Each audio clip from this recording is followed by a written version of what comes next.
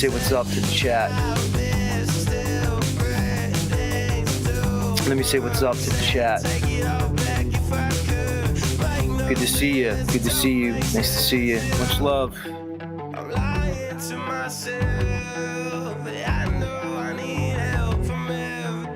Welcome. Much love.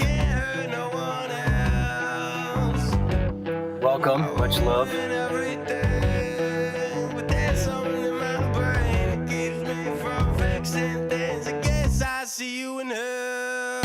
All right, guys. You know how we do.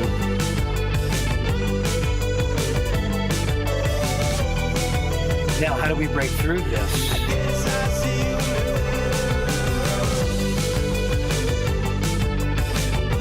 Now, how do we break through this?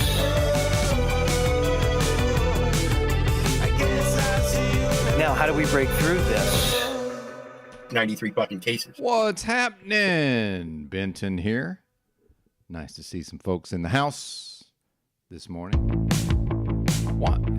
It's just you can't do anything. No matter what you do on this YouTube music, it's going to play more fucking songs. Wow, amazing. All right, let's not embrace the cranky old man energy just yet. Amazing. I think maybe every single time I need to tell it not to do that. Wow, shocking how quickly I can go from in a pretty good mood to old man yells at cloud. Oh, good to see you, Capricorny. Alec D in the house. I'm not yet familiar. Looking forward to getting to know you from the chat, certainly. It's bullshit that you're playing music. The Bex drops are by far the... Oh, I see what the problem is. See, I think I turned the autoplay on like a bozo and forgot to turn... See, I'm blaming the software. It was my fault. Goodness gracious. Yeah. Yeah, the Bex filter, the Bex sound drops. We could just sit here all day, I think. Are you playing music right now? I think we could just... It's fucking bullshit if you're playing music right now. What's up, Dom? Good to see you, sir. Continental breakfast. Backstage this morning. Fantastic. I already had 3 egg yolks, although I'm thinking maybe I got a little optimistic on stocking up on eggs. They've been in the fridge for a while. But then maybe that's psychosomatic. Felt slightly ill. The gallbladder area is certainly bothering me, but that's nothing new. Oh, but let's not complain about the health at the top of the broadcast. And no matter what I do, trying to take a picture of myself, I got the dark eyes and the black eyes. Of course, I'm not really well-versed in photography. And then look at me. I got one eye in the in the proper place, and then the other one, my left eye, I suppose, on the right side as you see it. Not quite in the right place, although the angle's not helping, certainly. Oh, well. Shout out to my Adam's apple, though. Looking pretty manly there, Bubba. Man, I don't know how much we have to talk about after yesterday's epic broadcast. It was funny. I got a few people contacted me via email and wanting to know, wow, we didn't realize that you had stayed live, and yeah, I said, hey, we went the full 12 hours, and people wanted a Cliff's Notes summary. I said, I don't even really know what happened. Maybe right when I end the broadcast, I could just make a few notes as to what actually occurred. I know Snafu went on and on and on for long periods of time. Tommy, 2 different appearances, I believe. 2 different long appearances. Shout out to Tommy. Although I'm realizing creatively, and this may tie into the thumbnail and the title for this stream, I really had nothing, creatively. That was just whatever I came up with and then went to sleep. But it's supposed to be, I think that song is Hot Child in the City. So I had that in my brain, and then that's how I got to that thumbnail. But then it's like, do I really want child in the word child in the... I mean, that's how cucked we are to the censorship, right? It's like I can't type the name of an actual song title from, I guess, the 70s or the 80s, whenever that song came out. Yep, they've got me trained quite well, do they not?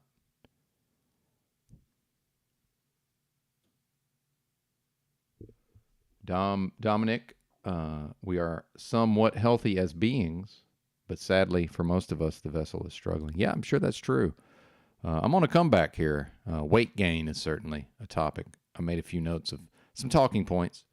But before I move on to weight gain, let's go back to creatively. I'm realizing that going very far beyond 6 hours is a mistake creatively, because then, realistically, I only really have time to take care of myself. And, I listened into a little bit of Unslaved, and also Ian, We Are Awake TV was live. Well, thank you, Dominic. I'm not quite sure what I've done, but I'll take that.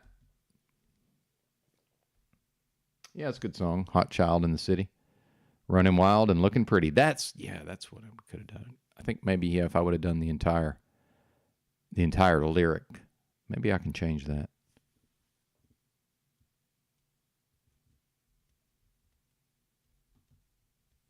But yeah, creatively, I'm seeing that it's a mistake to go past 6 hours. It's too quick of a turnaround for the next day. I'd like to work in time for some soundboards, make some sound clips. 93 fucking cases. Indeed, sir, indeed. And the subs have jumped up. And as soon as I said, well, what's going on here, the subscribers are going up. In spite of Christos and Paul and Slave calling for the mass unsubscription to the channel. And then Moose piped up immediately. Producer Moose said, well, I'm restreaming you. Well, okay. All right, Moose. But I'm starting to think maybe Moose bought 50 subs. I don't know. We were at like 685, and now it's like 737. So the subs have jumped up. Who knows? You never know, though. I would never buy subscribers, and I would never tell anybody else to on my behalf, certainly. And nobody asked me. If they did, I would say, no, let's not do that.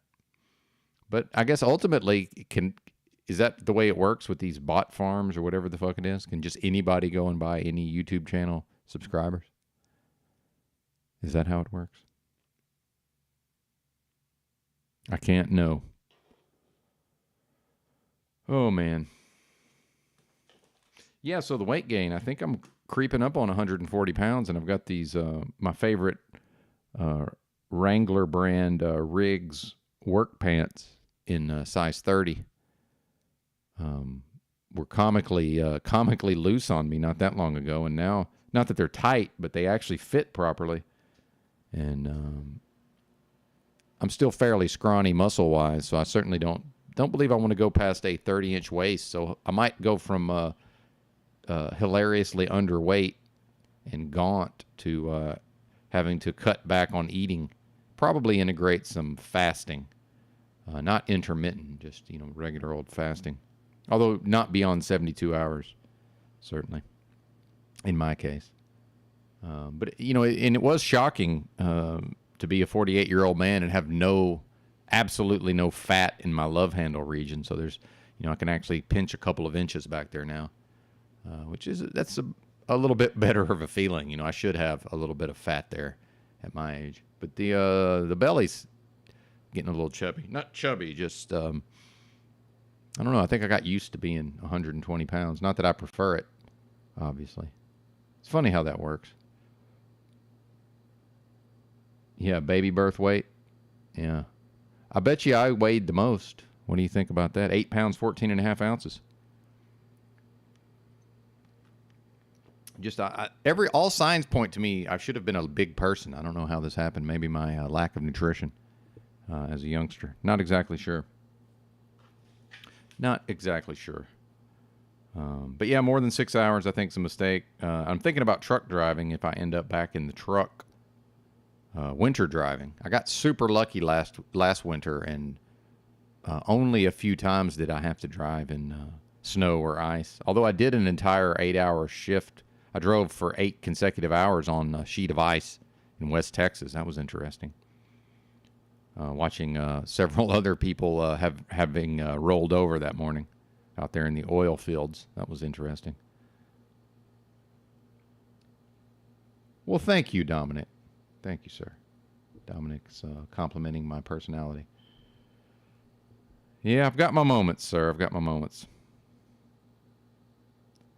Yeah, foolish enough to do this, certainly. I did want to ask Music Holds a Secret if he's still around, by the way. Good to see you, sir. My apologies for not greeting you individually. Wanted to see what he thought, if he's still around, about the metaversal chicanery here of late.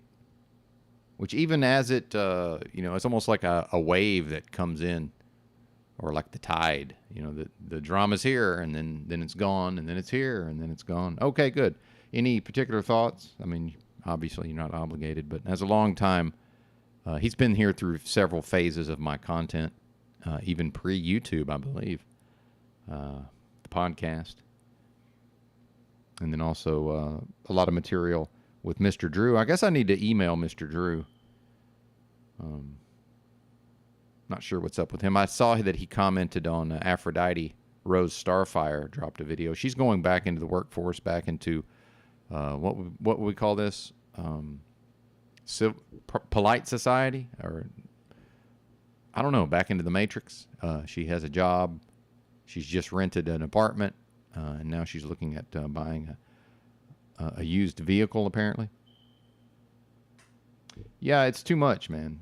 Well, thank you for admitting that you like it, and pretty much everybody does. Let's go ahead, and even the ones that claim to be above it. Now, there's certain folks who just won't be here. There's certain people that you know them by because they're not here.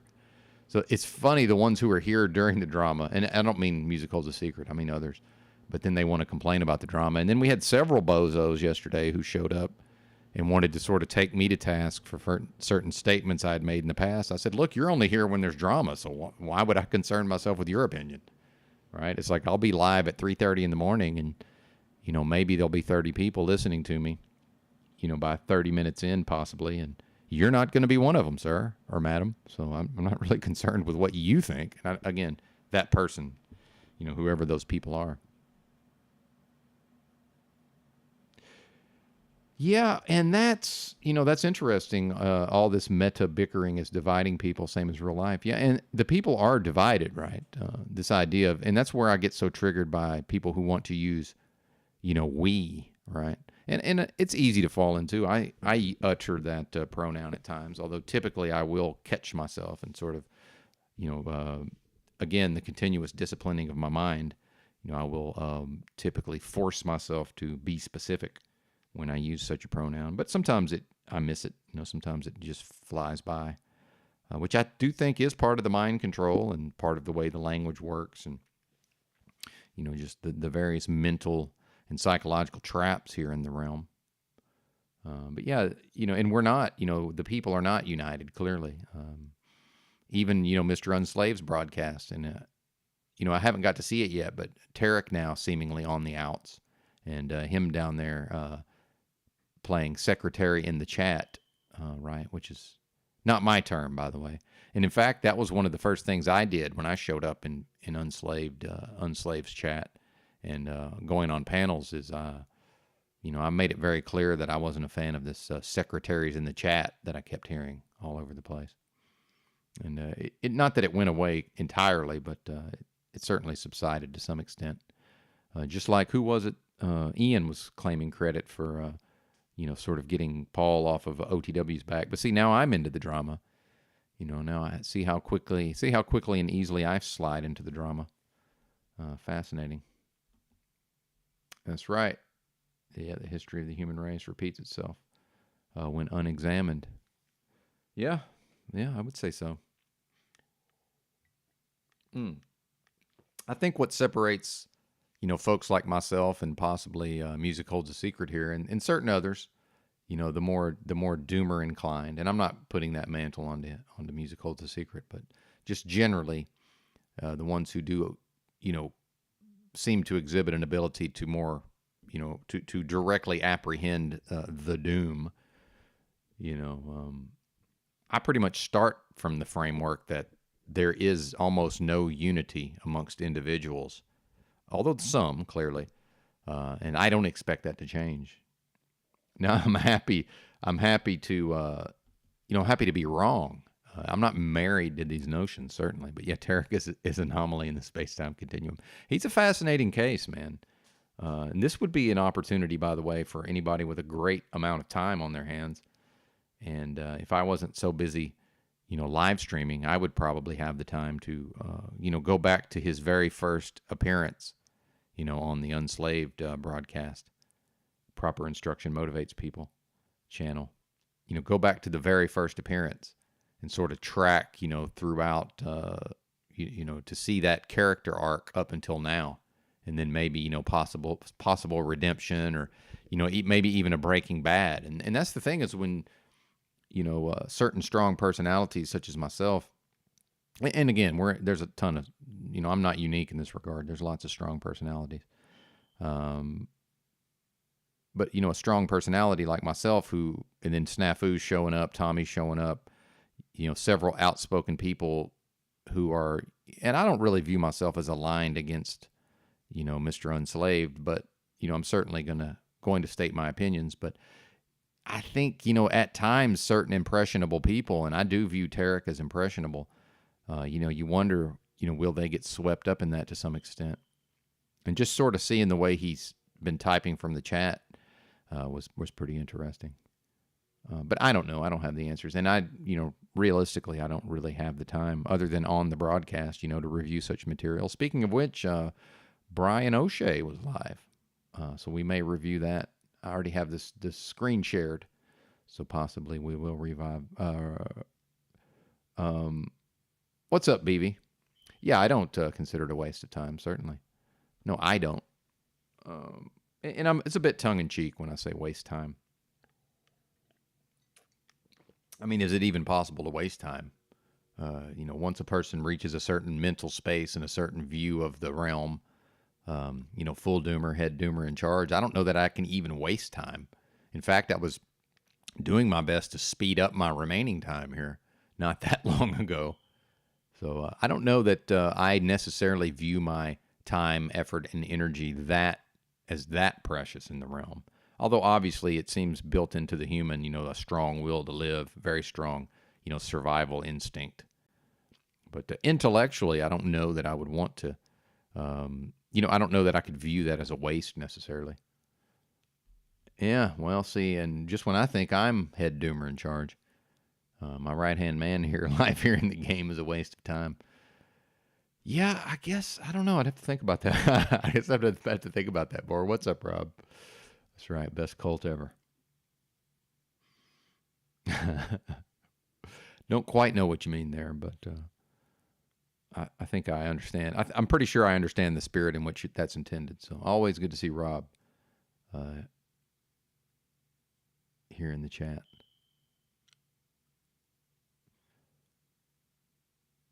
Shout out to the chat, by the way. And this is, I'm always going to push back when it's implied that I'm doing something wrong from, instead of coming up and talking, with my my visage or just my icon, right? Or my, some graphical representation of myself, a vibrating ring and then my voice, or just my actual camera. As if that's somehow required. Yep. Well, Rob's put his name on it, so I don't have an issue with it, clearly. And I don't know if folks listen. I know Rob listens to what he understands the words coming out of my mouth.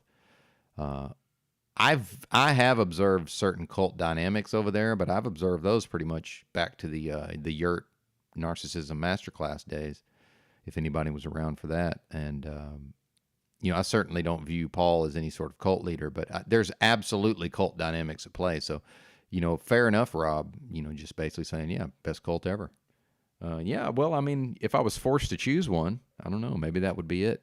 The Mormons made a pretty good case. They tried to keep me when I went out to Utah for work, the attractive young gals, and I was young at the time. Now I'm in a motel evac. My apologies. My apologies for the chirping. In fact, I guess nobody's bothered by it in this particular wing of the motel. So I think I will, there's no staff. Although actually that's not true. There's a manager who's certainly heard this thing by now. I'm not sure anybody cares. So I'll go, and I have a pretty good rapport with this young gal that works the front desk. So perhaps I will wander up to the front after the broadcast and let her know. And, the fact is, in, this day and time, the chances of informing someone of an issue and having it resolved in any, expedient fashion is virtually impossible. But some of these folks around here are on the ball from what I've seen.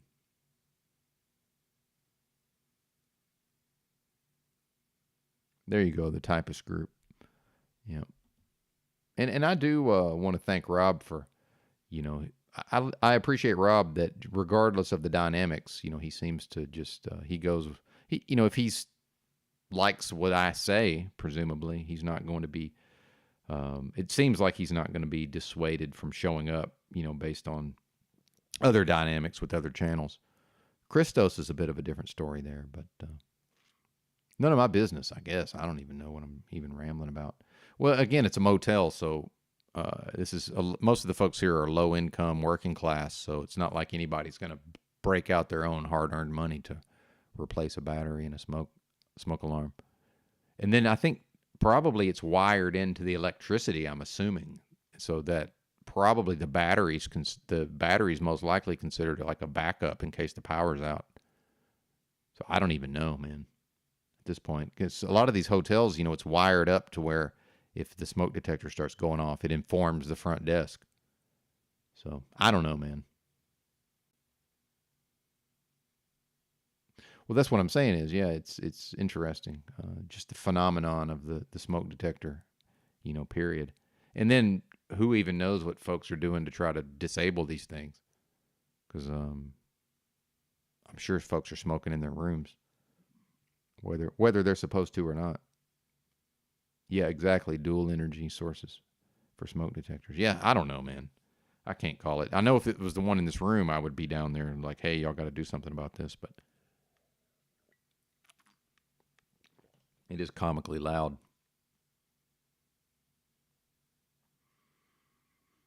I guess it's a bit of a mental, like a meditative exercise to sort of just be able to be okay with it, Yeah, I think so, man. It's like a Chinese water torture. Yeah, smoke detector chirping is a device to drive mankind mad. Yeah, man, there's something there. Certainly something there. Now, I do wear the earplugs when I go to sleep. That's one thing about going to sleep at, basically in the mid-afternoon some days. You never know when there's going to be some unexpected noise out in the hallway. And then truck driving, I learned to do that. Put the earplugs in and go to sleep. And then watermelon, man. The watermelon. Good Lord. Walmart actually, yeah, Slave Mart, I know. But I wasn't up to a full shopping trip yesterday, so I walked. And then I need the exercise, so I walked to the Slave Mart there. And I almost never buy fruit or vegetables there, but they did have these mini watermelons. And watermelons are becoming very difficult to find at this time. And found a couple of decent mini watermelons and ate both of those, man. And I don't want to go TMI here, but that's just about the only way I manage to use the bathroom these days is watermelon. I don't know what's going on. Everything else going pretty good with the old health overall, I would say, based on various illnesses. But man, it's powerful medicine. It's just hard on me. Had a lot of abdominal pain. Just it's a whole thing. Like when you go into a healing or like a detox phase, that's not a good time necessarily. So yeah, that fucked me up for a couple of hours yesterday. Fortunately, that was that was actually as the broadcast was wrapping up. And then Cage on the panels. That's an interesting person because, as y'all recall, been pretty well outspoken that he's the worst. But I figured I'd give him a chance. I saw him hit the link. We were, it was open panel style. All you can eat buffet. So why not throw him up there and see what happens? Oh, wait a minute. Yeah. Your thoughts, expert live chat. Your thoughts, expert panel? Oh, that's right. It's just me. Mm-hmm.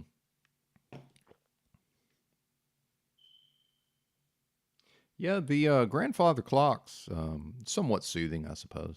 Yeah, train tracks, man. There's train tracks around here, but they never blow the horn at night. But in the daytime, sometimes it's just going off, man. I wonder if some of those conductors just like blowing the horn or what it is. Oh, I saved some folks from getting run over by the Amtrak in Santa Barbara one time because they, these rich folks in Santa Barbara, they don't want to be hearing fucking train horns. So there's signs, at the train tracks like, hey, there's no fucking train, no train horn. And, I'm familiar with the area. And, I walked super fast, especially this was back in the homeless days, hiking around on foot everywhere. And, I saw the train coming, right? And the thing's hauls ass, man. That Amtrak hauls ass through there. And so I sped up because I knew I could make it, right? But I think there were some tourists behind me, I'm assuming, and I could, in my peripheral, I could see that they were speeding up, and I had to just stop and be like, no, there's no way. Y'all got no chance of making this. Like, no chance. And then next thing you know, here comes the fucking Amtrak just like 60 miles an hour. And there's no like, the arms go down, but that's like on the road. We're off to the side, like not even a sidewalk, just like hard dirt. And maybe they would have seen what was up, but it's funny how people they see me speed up, and so they just start speeding up. It's like, well, wait a minute, I'm speeding up based on my proximity to the train tracks. Y'all are fucking 50 feet behind me. Why are you doing what I'm doing? It's what I'm thinking. Like, what is this? It does say a lot about humanity. And another thing, truck driving. Like, let's say I'm truck driving, like let's say it's like a 4-lane divided highway, but it's in like a like a southern area, like in the South where it's, I don't know, maybe 10,000, 15,000, 20,000 person town. There's like intersections with lights and then, country stores or whatever. And what'll happen is, especially if people are leaving work, there'll be like 3 cars waiting to turn, like make left turns, like to drive in front of my rig. And one thing about the rig is, I always leave a lot of space when I'm driving, for safety. So it's funny how so many people will not pull out in front of cars, but then they will just pull out right in front of a big rig. It's hilarious to see it happen. So what'll happen is the first car will go and they've got plenty of room. And then the second car will go and it's questionable. Like, it's like, hey man, it's like a coin flip on whether that was a good move or not. And I already start honking. I'm already on the air horn now because I know the third car's going no matter what. Because the first 2 cars went, that third car's going. But it's now not safe. So as soon as I see the second car go and I see that third car pull up, and get ready, I'm just already on the air horn, shaking my head like, nope, you do not have the room for this. But it's such a powerful thing psychologically because the first 2 cars went, which has absolutely nothing to do with if that third car can go or not. It has nothing to do with it. It's fascinating observing these dynamics. And people get killed that way. I mean, straight up do. But I already know when that first car goes and then I see the second one go, I'm like, that third one, they can't resist now. It's too powerful of a pattern has been created. What's up, London? Good to see you, sir. Yeah, man. Yeah, fast trains. And it's funny because, Santa Barbara, everybody's so rich, man. They're like, we're not going to hear fucking train horns in our town. If some bozo gets run over every once in a while, I guess that's their problem, right?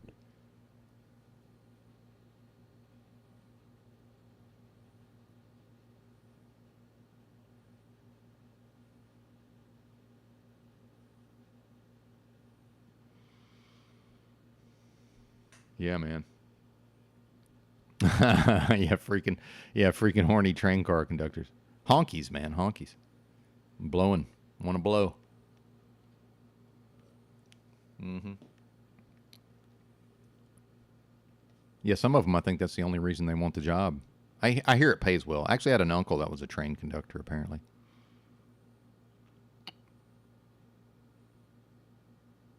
What's up, Sunshine Time? Good to see you.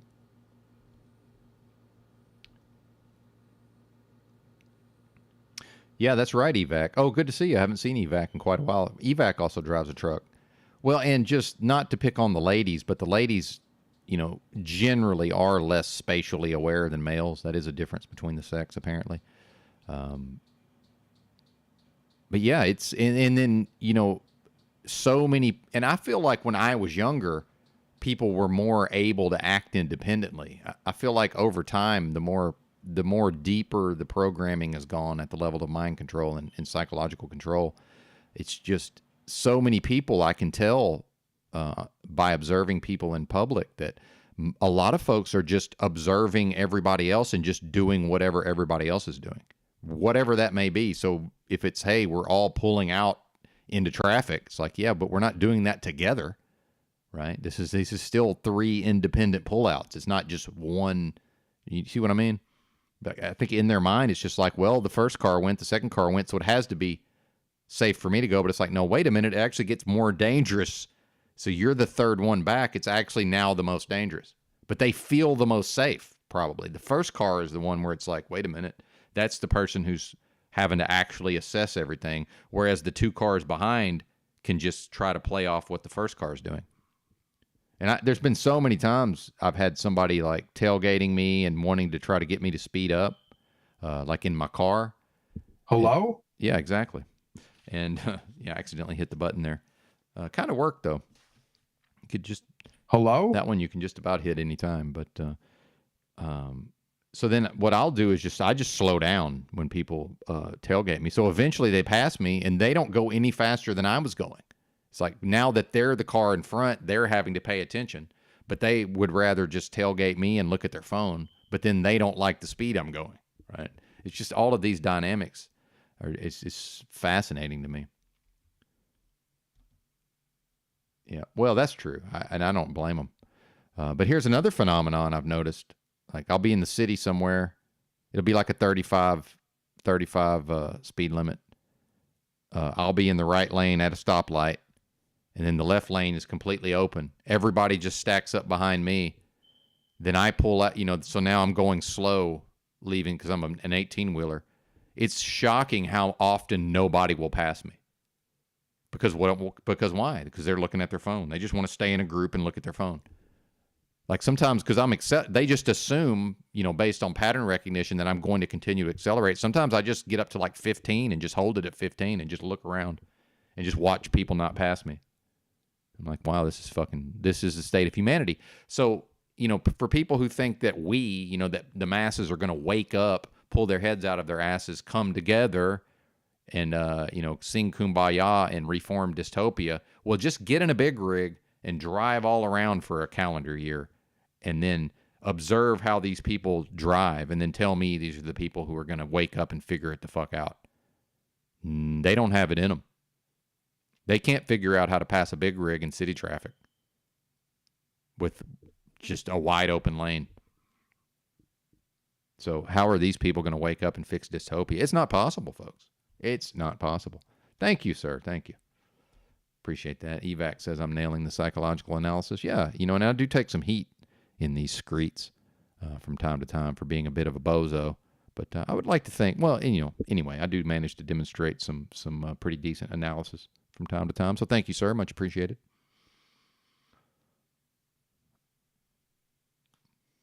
Yeah, small down instead of big ups. There you go. Yeah, small down.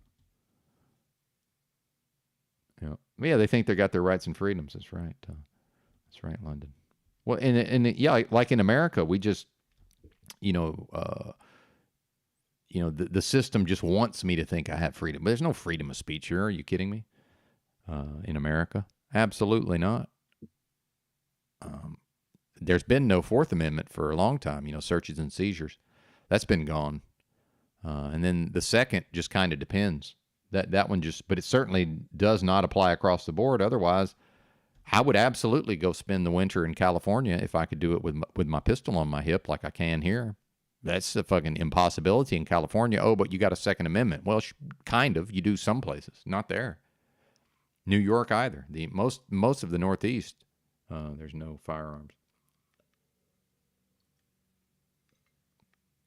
And I know people have them. I just mean the penalties for getting caught with one would not be worth it at that point.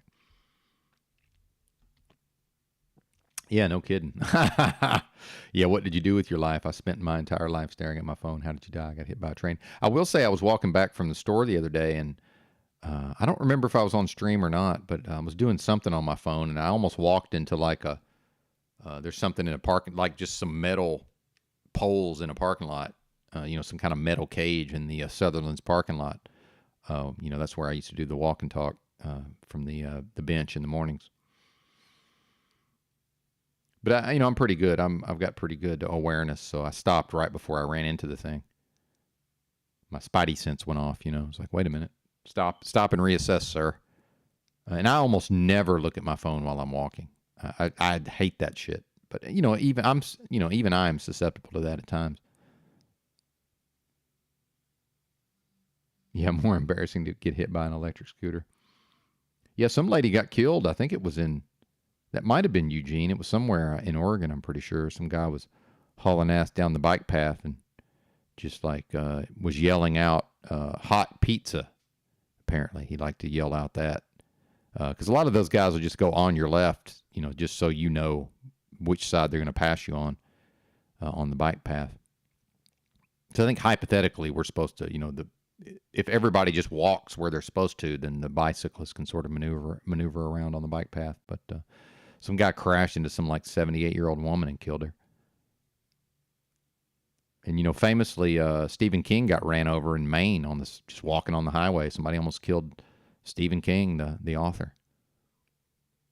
Yeah, runaway skateboard. Yeah, that happened to me in Seattle one time, and it crashed into some black folks. It was at nighttime, by the bars and shit. I think I got all fucked up on edibles and was skateboarding around. And I just was like, yo, yo, yo, but then I just had to apologize, right? It was like, yo, yo, yo, skateboard, skateboard, skateboard. Yeah. Yeah, Benton's bitter truth, indeed. What's up? What's up? Good to see you, brother. What's happening, partner? Oh, man. Oh, where are the notes, by the way? Oh, here they are. How long have we been rambling? 40 minutes, 39 minutes, 35 minutes probably, accounting for the song. Yeah, the bad eggs, man. I'm not sure if the eggs are bad or not. I'm a little bit unclear on what to do with those. I'd hate to throw away, close to $8 worth of eggs. Watermelon poops, we covered that. Winter truck driving. Yeah, and then that's just part of it. If I don't know, man. Going back to work in the winter, maybe not the greatest move, but again, it's beginning to look a lot like truck driving, but you never know. Oh, headphones. Yeah, I get to buy some new headphones. I buy these cheap, $25 headphones. These might have been a little more now that I think about it, but these aren't the greatest headphones, but what I like about them is the cable detaches. Because unfortunately, when I have it plugged into my phone and I'm just doing whatever, at some point I'm catching the cord on my knee, right? So I need the detachable cable because it typically just gets ripped out on this end. But these always break, man.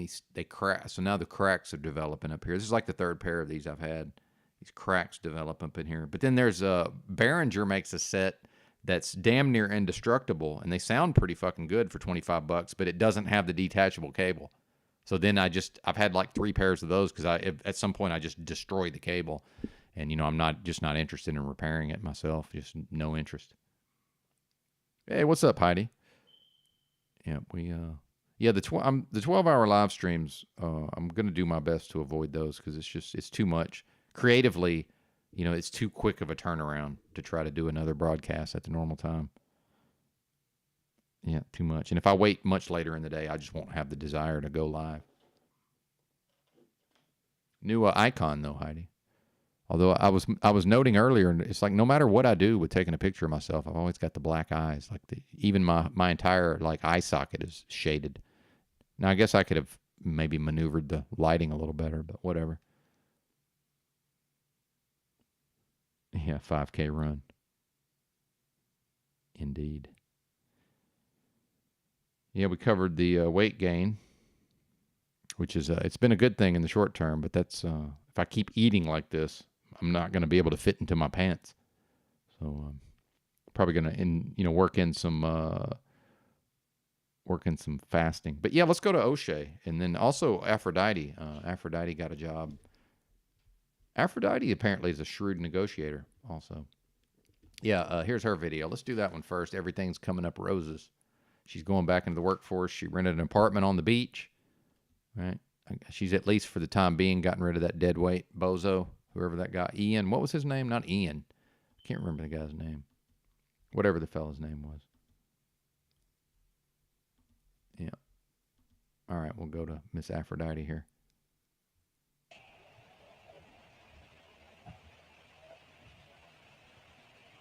Wait a minute. That's not what we wanted. Aha, there we go. What up, what up? That's all me on the weight gain watching. I got a laptop There's nobody around, man. from the library. Ah! Everything's coming up roses. How's everybody? It's been a bit since I checked in last. How's it going? I'm Aphrodite Rose Starfire. I was told that Aphrodite Rose Starfire equals like 80 and 8's not a good number. So I should just call myself Aphrodite Starfire. But I like the rose and I have a lot of 8's in me. What can I say? I don't know. Seems to work okay so far. It's not like it works like perfect. Well, it kind of does. It's like perfect with obstacles. Like there's like it's the most beautiful rose, but it has the thorns, and you have to like climb up. It's like yeah, it's like you have to climb up the thorns like a ladder to get to the bloom. But it's not that bad. So, how's everybody today? Hi, Madge. Thank you. Madge says, congrats, girls. You look great. How's your job? Well, I haven't started yet. We had to iron out the offer, but because the verbal offer I accepted over the phone wasn't the offer I was presented on paper. So I just wanted to make sure that everything on paper was what I, was offered verbally. And I just got off the phone with HR, and because the medical group uses kind of like an outside HR company, and they weren't going to pay me at holidays until after my grace period. Yo, big drink tea, and it's like which is like a 90-day grace period or something, and all the holidays are going to happen within the grace period. So it's like Thanksgiving, day before Thanksgiving, Christmas, day before Christmas, New Year's Eve. So that's like a lot of stuff. So I had asked for that to not have a grace period to get my holidays, and I wanted to make sure the medical was all right, the medical insurance and all that. And so yeah, I just got off the phone HR, and she made the revisions, and they agreed to pay me for the holidays retroactively after I completed 6 months, which I was like, yes. So after 6 months, I'll just get the holidays added to my paycheck, which is sweet. Yes, winning. And I get 100% medical, personal coverage, 100%. And I get dental, woo, which is nice. And they're giving me money for continued medical education.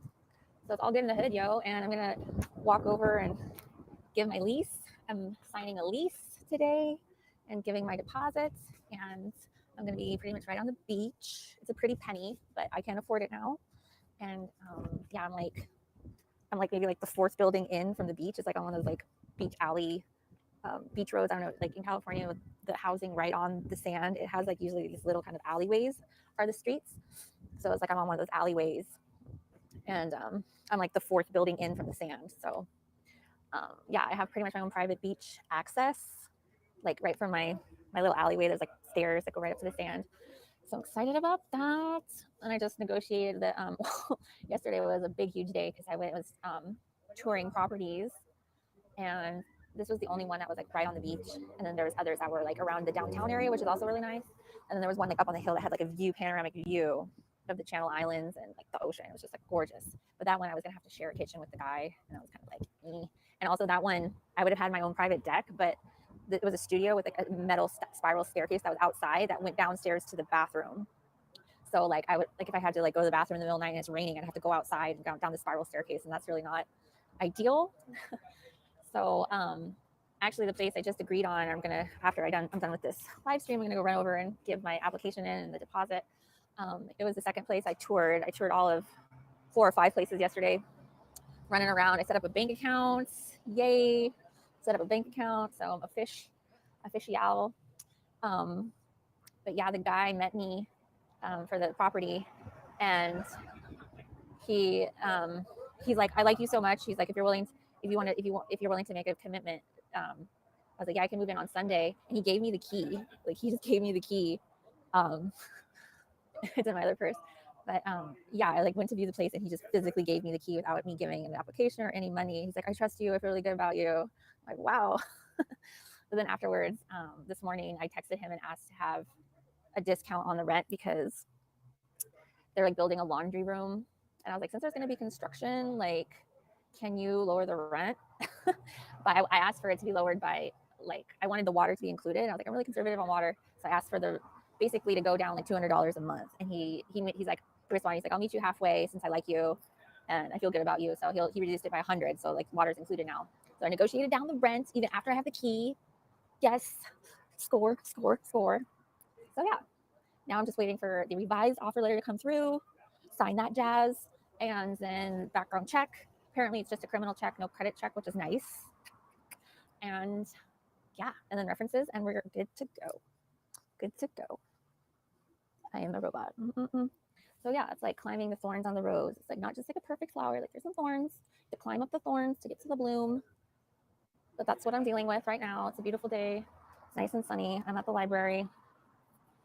Thanks, Love, Learn, and Grow. Hi, More Busker. Thank you.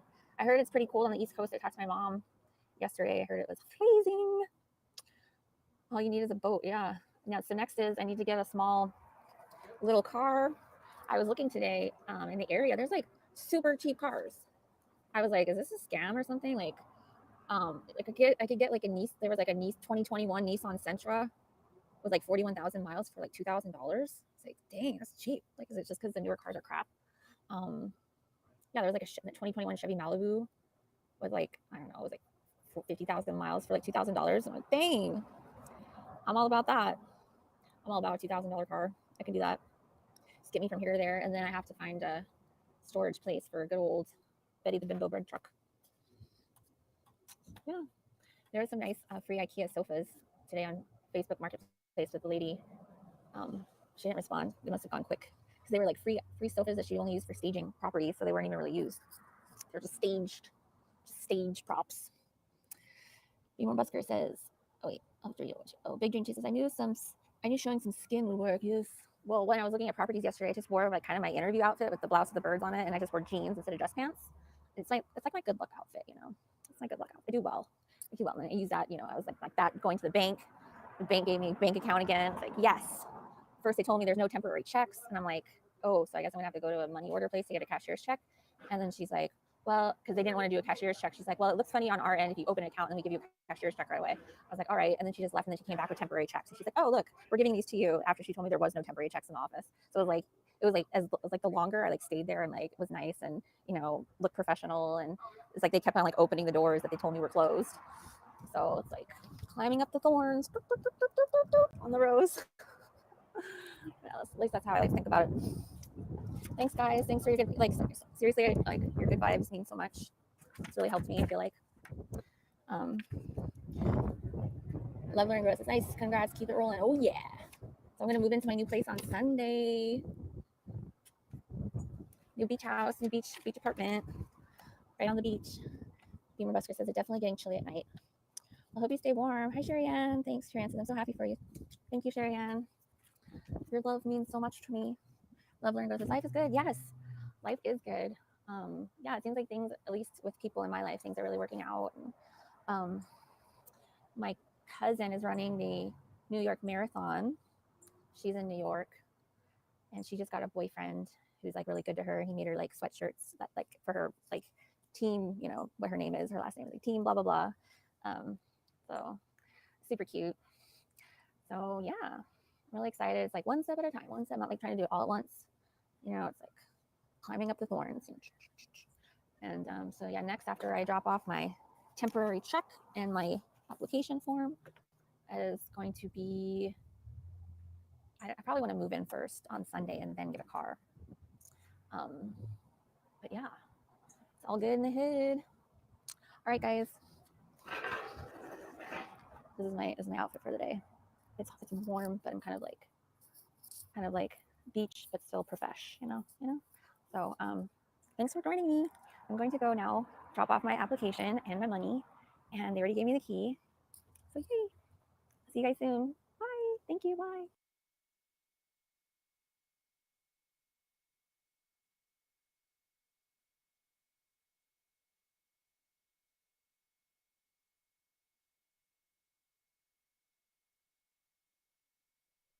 All right, we're here. Give me a second. We're finishing up the pour over on the coffee. We're going to go to Mr. O'Shea was live. I kind of need to hear what he's saying, though, so give me a second.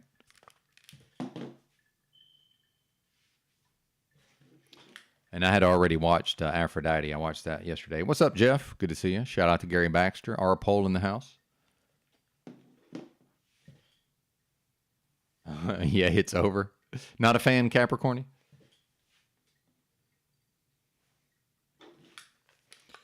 Yeah, some of these folks I find to be interesting characters. She's one of them.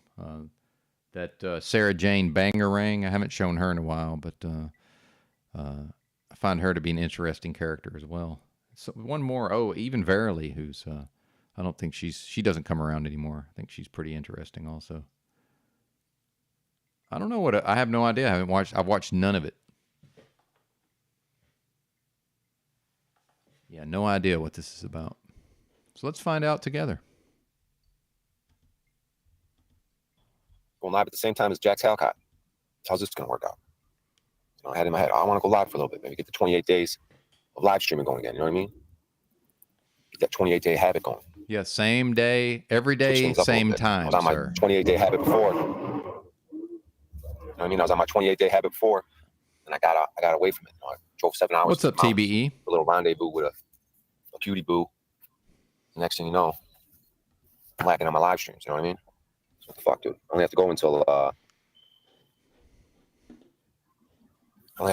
fucking computer dies.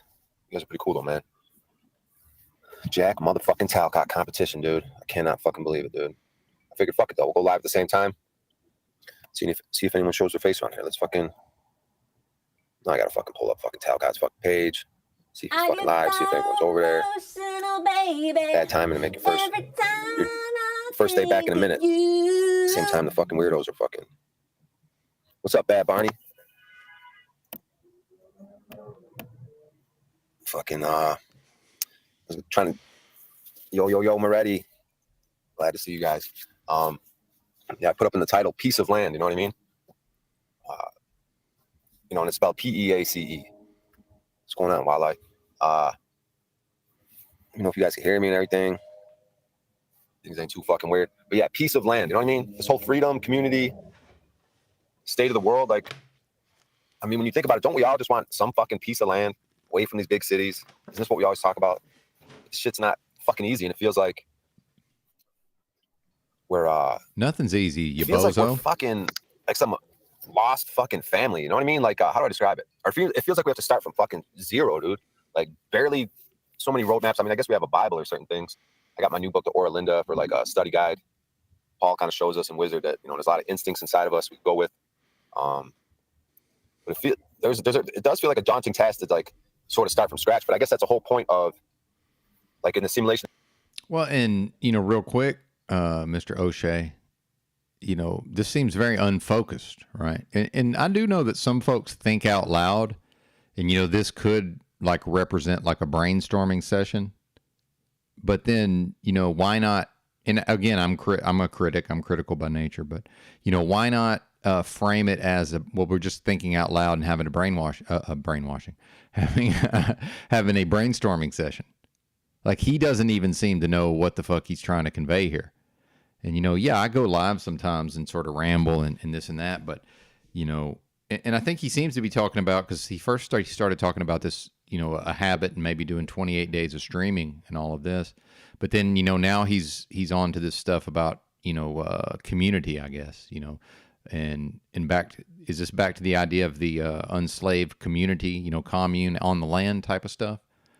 And here's the thing I would say, and I'm not giving advice, you know, he hasn't asked for it and I'm not qualified to give it, but, you know, I will talk about, you know, what seems to work for me. You know, just pick a thing and do it. Right. It doesn't really matter in my view. It's like, yeah, lately for the last however many months, I've picked live streaming, and this is basically all I do. Right. Now we can debate whether or not that's a good thing or a bad thing, or, you know, is it worth the time, blah, blah, blah. But the fact is, you know, I'm rarely off in this zone that he's gotten into where, you know, just kind of lost and wandering, which is, by the way, it can be okay to be lost and wandering. Been there, done that. But I knew that I was lost and wandering.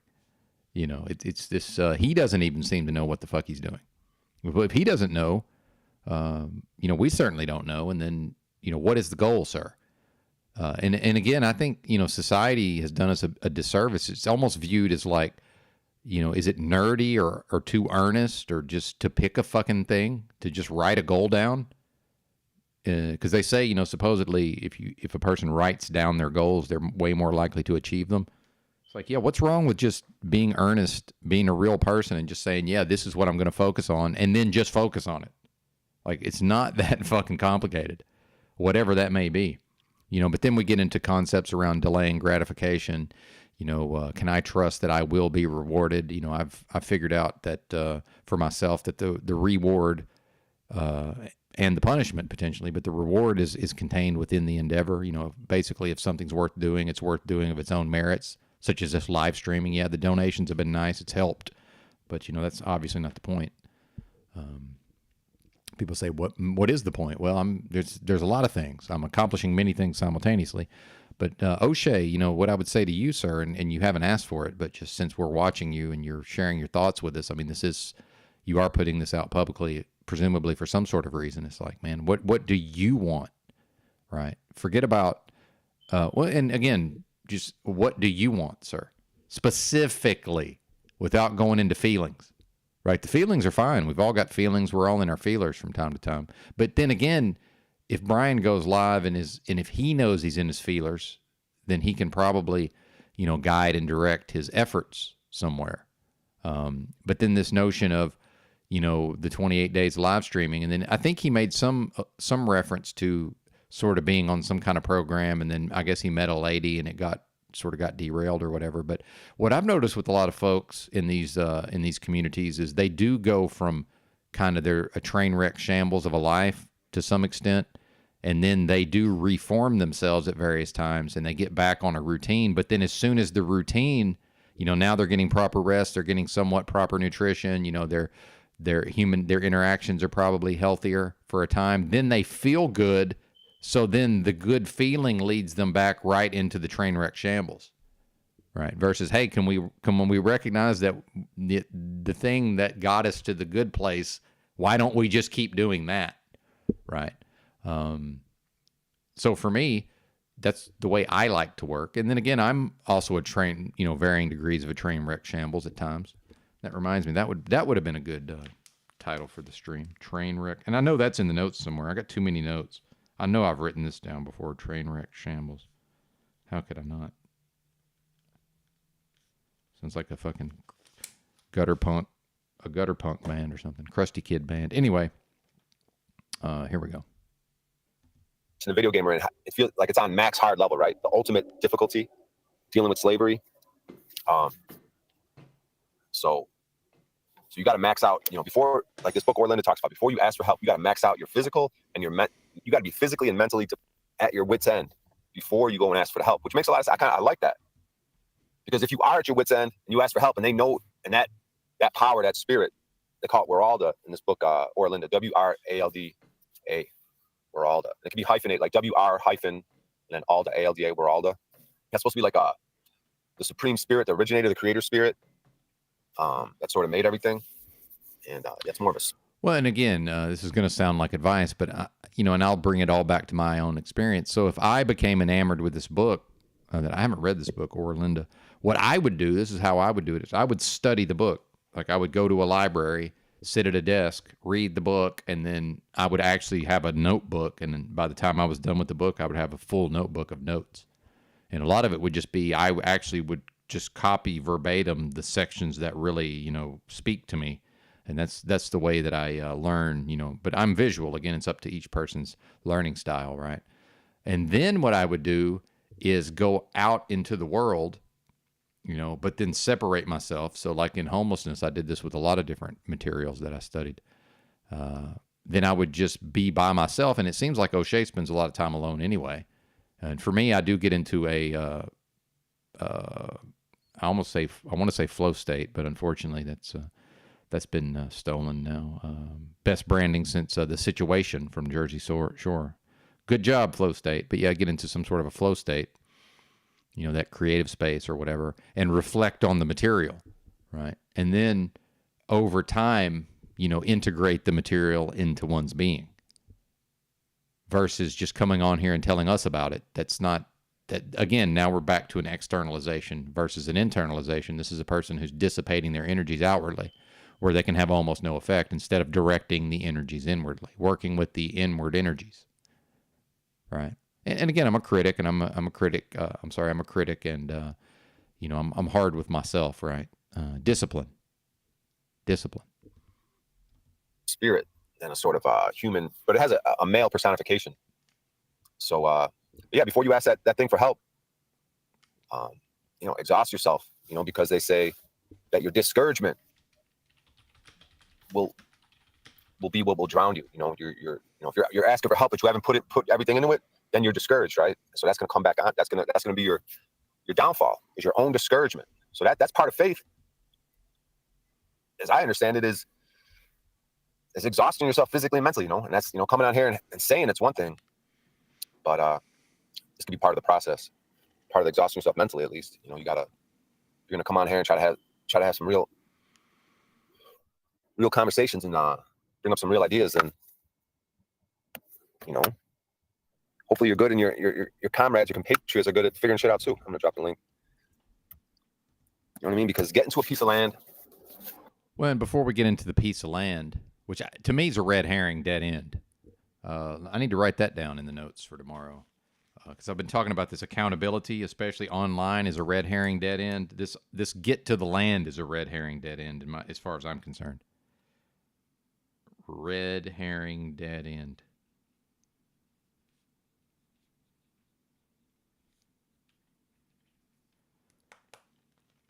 But what I would say for O'Shea, I don't think there's any scientific reason for sleep. That's interesting, Jeff. Feel free to expound upon that if you would. I got my own thoughts, but I'll hold them. I'll save them for later. But I have noticed, Jeff, we got a whole lot of up all night type of folks around here. And I'm one of the few who goes the other way. I go to bed comically early every night. So I'm sort of night crew in that way. I'm typically awake by midnight generally. But anyway, and then for O'Shea, listening to him talk this way, it's like, yeah, I understand these ideas that you're saying to us. I think, again, without knowing Brian's learning style, for me, what I would want to do is write all this down.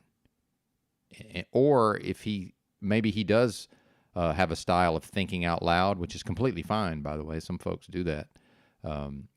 Then I think what would be helpful for him is to go back and listen to this again, maybe multiple times, and sort of analyze his own thoughts, right? Versus just putting the thoughts out there and not really, it seems like they're just dissipating again. To speak, that is that's the creative force, making these sound vibrations, and it's a dissipation of the energies. And what I've figured out about myself, and I think this is probably true for most people, is that, and this is why I say, generally I can tell someone's not going to do a thing because they're telling me they're going to do the thing, because I believe it tricks the brain into thinking, it tricks us into thinking we've actually taken action. In reality, nothing has changed. The individual's done nothing of substance in the real world to affect change. And again, that will be internal typically. Although, sometimes it's something that needs to be gone and accomplished in the world, right? And I know I'm probably not even making sense now, but anyway, let's get back to it. And feeling safe and raising a family, and like having your own little reset to this world, and really like building shit up from scratch, it feels like. But most likely when we're on that path and on that journey, like for real, like really trying, like just despite what, like the fucking obstacles you feel, like just fucking having a focused purpose and just moving forward, get to that land. Yeah, how do you do that, sir? That's the question. How does Brian O'Shea accomplish these things? Get some water, get some gardening, get access to food. Okay, what's the first step to this? Because, I was talking to Highly Suspect about correcting my status, and I've now changed my mind on that apparently, but eventually what happened was I had a notebook and I took notes, and I eventually identified this is my first step. And I know psychologically until I take that first step, you know, I haven't really committed to the thing, right? So whatever he's talking about here, there's a first step somewhere. Can we identify the first step? And then we will find out if the person has any actual intention of doing the thing, or do they just want to talk about doing the thing? Or are they sort of romantically in love with the fantasy of the thing? Which is okay, by the way. I've had fantasy. Everybody fantasizes. The thing is, I found it very helpful when I'm fantasizing to tell myself, yes, this is a fantasy. It's helpful versus just getting swept away in fantastical notions that are most likely never going to materialize. Like, how do we go from living in a car to on the land with water and plants and all of these things? I'm not saying it's impossible. Fuck, I went from underneath a tarp to driving a big rig, for fuck's sakes. You know, but again, that's a step by step by step by step process. Whatever Brian's trying to do here is going to be a step by step by step by step process. But what's the word he keeps saying? Feel, feel, feel. Well, guess what's going to stop you from being able to accomplish each one of those steps? Concerning yourself with your feelings, right? Courage is, hey, here's what the step is. Hey, I'm going to go do the step. Hey, I'm feeling some type of way about each step, but I do the step anyway, regardless of how I feel. Or, you know, some folks need to receive some sort of a positive reinforcement. They need to get some sort of reward at the level of emotion. Well, that's not necessarily going to be there each step along the way, although I do get a feeling of satisfaction when, you know, when I accomplish one of my goals, certainly. And I've demonstrated a lot of effectiveness over time in, you know, setting a goal and achieving it. I can't think of a single time that I've committed myself to an endeavor and not achieved it. There's been plenty of times when I thought I was committed to something, and in fact I wasn't. And surprise, surprise, none of that got achieved. And, you know, then that's that community process, which is fucking terrifying, as we see from these internet streets, of how we begin to understand how difficult it could be to live face to face, let alone metaversally. I don't know, a lot of that's fear, discouragement, but it's just another opportunity to figure out human dynamics, psychology, and all the things, and all the understandings that it's going to take to have a strong community. That motherfucker Talcott Live, I still want to check to see. Well, you know, and that's the thing about O'Shea wanted to meet Paul in person, and Paul was like, "Nah, son, I'm good." And you know, that's a bit hyperbolic. Obviously, it's not. That's probably not exactly what happened, but you know, it seems like that's probably a pretty good summation of the thing. Now, when I've heard Paul recently, you know, he's especially been impugning Jesse, and I don't know anything about Jesse. Don't care. Don't know. Don't care. Seems like a bozo to me, just based on first impression, first metaversal impression.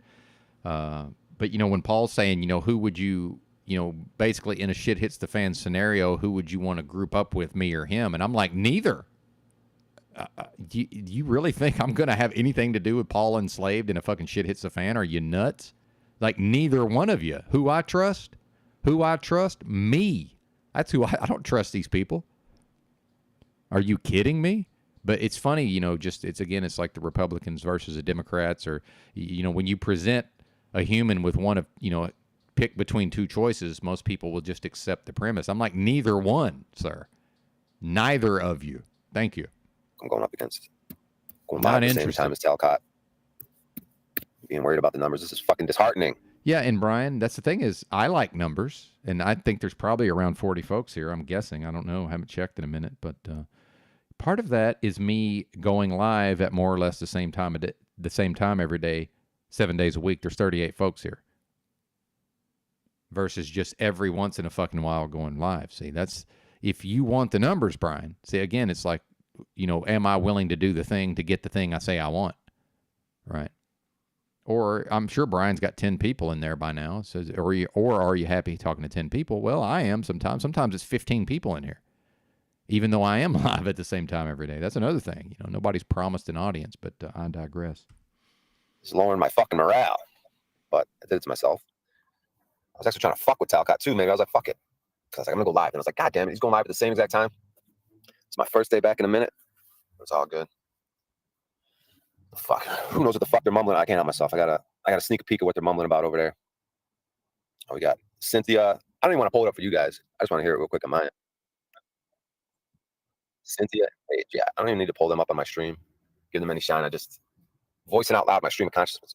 You know what I mean? The fucking silliness of these panels, man. Cynthia and Talcott, 2 homies now. Fucking Talcott Clip Collection nailed it though, man. And that video clowning him about her wanting to blow Talcott. Like, yeah, she's just using Talcott to get back at Paul. It's just sick, twisted, weirdo shit. And these internet streets all day. So, yeah, man, piece of land, some community, and being at peace, you know, and starting that process on our own. You know what I mean? Like, you know, it sounds like easy, but you just need land, start families, and reset this thing. But then it starts feeling daunting where you're like, damn, like we got so many obstacles. We got to figure all this shit out. Or, sir, can you spend some time with the concept that you just spoke on? Did he say reform this thing? Have you bothered to stop to think, is that a possibility? So again, this is where Benton, who's, you know, in IQ points is probably not that high. Very average, most likely. But I know to spend time with all of the fundamental concepts, at least as I can identify them. Why are you just assuming this is a thing that can happen, Mr. O'Shea? And by the way, I'm not saying that, you know, I've come to the conclusion that that's not a possibility. And I'm sure I spent many years just assuming that people could come together and reform dystopia. I now, for my own purposes, have come to understand that shit ain't fucking going to happen. Right? Again, very pessimistic when you lump everybody together in a mass group. You know, groups of people, I'm very pessimistic. Individuals, I'm very optimistic. In fact, too optimistic at times for an individual and their ability to adapt and overcome and, you know, to resolve whatever they need to resolve within themselves, you know. Because the fact is, Brian could be doing a whole lot of things. And I'm not saying he's not. Like, I don't know what his practices are, you know, but again, now we're back to the accountability red herring and the resolution red herring dead end, where, yes, sir, accountability within myself, for myself, on behalf of myself, for my own purposes. Same thing with resolution within myself, for myself, you know, on behalf of myself, for my own purposes. All of these things we talk about are possible within ourselves, individually, right? Now then, if we happen to, you know, find other like-minded individuals and group up, yeah, that's a different thing. And that's possible. I've seen that happen, although more on a temporary, just sort of ad hoc, loose affiliation. But I just think this is a mental trap. And I think this is a great illustration of some of the dynamics that Paul's community, you know, that Paul's broadcast works on, is this. A lot of folks just assume that this can happen. And then meanwhile, you know, when we look at the fake pandemic, you know, clearly a lot of what Mr. Unslaved is doing over there is in the context of the fake pandemic. And then, you know, the farther away in history you know, that society moves from that event, you know, now whether or not it comes back in the short term, see, that's up in the air. We don't know. And again, like I've said, it's never really gone away fully. But, you know, so I'm also seeing that as each day clicks by, some of what Paul speaks on becomes less and less relevant because of the context and the climate's now changing. And people's psychologies, you know, the psychological effects of the fake pandemic for people like Brian, myself, and others, you know, who now that we've seen more or less society, you know, for what it truly is, at least on some levels, you know, the farther away in time that gets, that effect begins to wear off. It's like when my mom, she'd climbed up on a chair or something, but she'd been drinking. And my mom never was a big drinker, but I've noticed that women almost always take on the habits of the man. So she had gotten remarried, her current husband, and I'm pretty sure they're going to stick it out for the long run. But, you know, he was a drinker, although no more. But so she fell off a chair and broke her arm. And then she quit drinking because as a result, and I told her, I said, yes, this is how the psychological mechanism works, is that, you know, you now have a strong association, you know, and that pain, you can associate that pain of breaking your arm, you know, with alcohol. But I said, that's going to wear off. And of course, she just didn't believe me. But of course, that effect did wear off. And in fact, she, went back to drinking to some extent, although financially, and then her husband had a massive heart attack, so he had to quit drinking, or chose to quit drinking. But that's not really the point of the story. Is, I understand and comprehend that, those strong effects of, aversion and just the pain of the fake pandemic, that wears off. That's going to wear off. But am I crazy here? Brian just seems to be more or less off in La La Land here. Not in reality. Just drink. Well, and that's, some people do that. I mean, it's not like he came up with that, Heidi, the piss drinking. If I had a reason to, I would. But I don't. I've never identified a reason to do that, and my kidneys have been so fucked up for most of the last year. I'd have to be crazy to drink that stuff. But yeah, I think we're probably down to the point where whatever that benefit is probably present. Yeah. Yeah. I don't know what I did Sunshine Time, but I got to, they say you got to, I got to dance with the one that brung me. Well, part of that is my telling it like it is. Oh, yeah. Oh, yeah. I don't know, man. I don't know what to say about that one, but let's just keep going in on O'Shea here. Might as well. Find the fucking land. Ba, ba, ba, ba. You know what I mean? I'm gonna check this phone real quick. Oh man, you guys are pretty fucking legit though. Get off the cot, brother. Yeah. Right? It's like some get off the cot. It's like some sort of spice fucking bath salt fucking drug. Some fucking weird psychedelic. Yeah, it's like that LSD that was going around with the Grateful Dead. Like, stay away from the fucking brown fucking square, whatever the fuck. Yeah. Michelle Moretti, getting on a piece of land with Moretti. Pregnating her, you know what I mean? Starting a family. Seeing how it works out. Fuck. Getting away from these big cities. I mean, it's just what's on my mind, but it's not like when before I started streaming, it's like, damn, this is so simple, but that's the path we're on, man. And I'm just curious. Now I'm in anticipatory mode of what the next months and years are gonna bring, and that being tested spiritually, I got in there. That's the whole point of this, right? Like we shouldn't fear our physical body. We should be here in the mindset of how can I ascend my spirit, my soul, and not worry so much about the physicality. Because it feels like you bring something, right? When the physical body dies, like you still hold on to your essence. Like whatever that is, the mind, the brain. That's why all the individualistic personalities may not be so important, right? You go back to the one self. If you just have an essence, when the human body drops, then you're left with the essence of what you were, right? Like you got the Akashic records that might have everything jotted down in an exact detail, but do all the details really matter at the end of the day? You want does God sift through all the details of our day to day? You know what I mean? Or is it more like the essence of what's going on?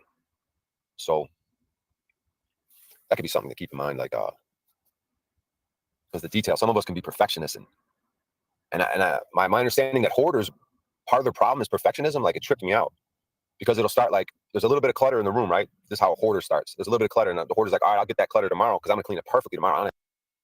Yeah, I read an entire book about this because I was fascinated with that TV show Hoarders. So yeah, it's actually OCD. It's rooted in OCD, believe it or not. But anyway, time to clean it perfectly today, and then tomorrow and the next day it builds up more and more, right? And then they're like, well, I'm gonna hold off till Sunday because I'm gonna clear my schedule on Sunday, and because I don't want to just clean up the clutter and not have it be like fully cleaned and organized.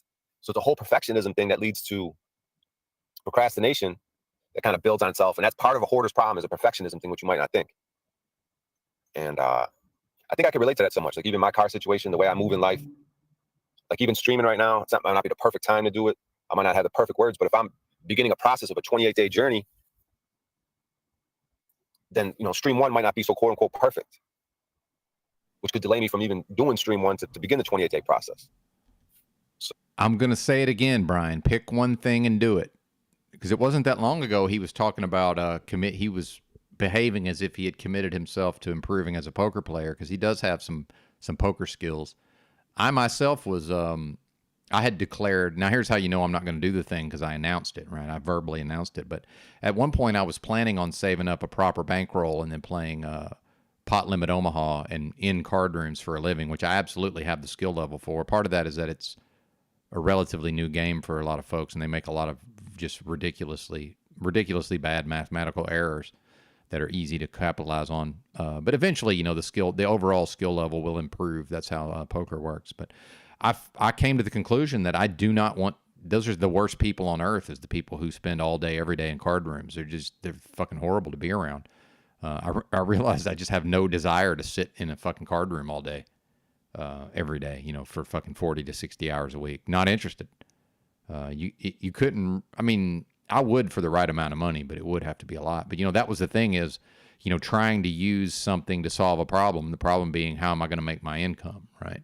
And then, maybe have some freedom in a way, right? And then there's always the possibility of going on a big winning streak. But then on the flip side, it's possible to lose like half the bankroll and then be like, okay, well, I had 20 G's, now I got 10 G's. What do we do now? Because that's mathematically very much within that's only 20 buy-ins. That's going to happen, by the way. But yeah, and I didn't mean to get off on a poker thing, but, it's not the rest of my life, but at least for now, I've picked live streaming. I've been doing live streaming. This is what I do. This is just about all I do.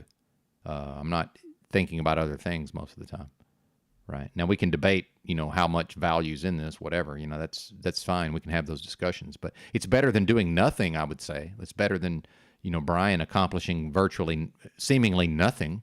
At least I'm accomplishing some things here, arguably, right? And I'm not trying to be hard on Brian. It's just like, hey man, and I'm not giving advice necessarily, but it's like, yo, how about just pick one thing and do that? And I know Paul's told him that before, in his way. I've heard Paul say basically that, right? It's just not rocket science, folks. This is not, does not require a high level of intellect to figure these things out. But it's fascinating how, it's very easy to see when I'm observing somebody else. The trick is, can I observe myself and figure out what is the move? That's the trick, right? So, even going on stage tonight, me sort of self-sabotaging. I showed up at a venue yesterday where I had to fucking pay for parking. And then I signed up, and then I left, right? Started walking around. And by the time I came back, they had called me. And I do forget that, yeah, he actually does stuff. And see, I shouldn't imply that he does nothing. I just forget that he does comedy. So he actually does go perform comedy. So there's a thing, right? Right? And I thought they were just going to put me up. But now they were going to make me wait around for round 2 or whatever. So then I left again, and I never even went on stage. And I was all blown out high. But there's an opportunity to go on stage tonight. And I'm like, oh, well, I don't want to do the old stuff, and I don't want to really improvise. So maybe I'll hold off on going off on stage tonight because it won't end up being perfect. But now maybe you get up there, get your stage time, maybe write something on stage. Maybe be willing to bomb and go just throw everything out that you have that you kind of already know works and just try something new or just try a new idea. And fuck it if you bomb. Because that's going to help with it not being perfect. That's hilarious. Musical secret. This trail yeah, it does. Right now. So it does, doesn't it? And how, like, one way or another. People that you see that you might not think that perfectionism is a problem. Especially people that have like a disorganized or like hoarding type presentment. Fucking London McLovin. O'Shea, you ever come back to the middle of the map? You have a place to chill. Oh, I appreciate that, ascending ancient. Yeah, I got a bunch of family out in Illinois. My sister just moved back there with my nephew. My nephew's a fucking beast, dude. My nephew's fuck. I'm kind of estranged from my family. I don't know his exact age. He's got to be like 10 or 11 now, maybe.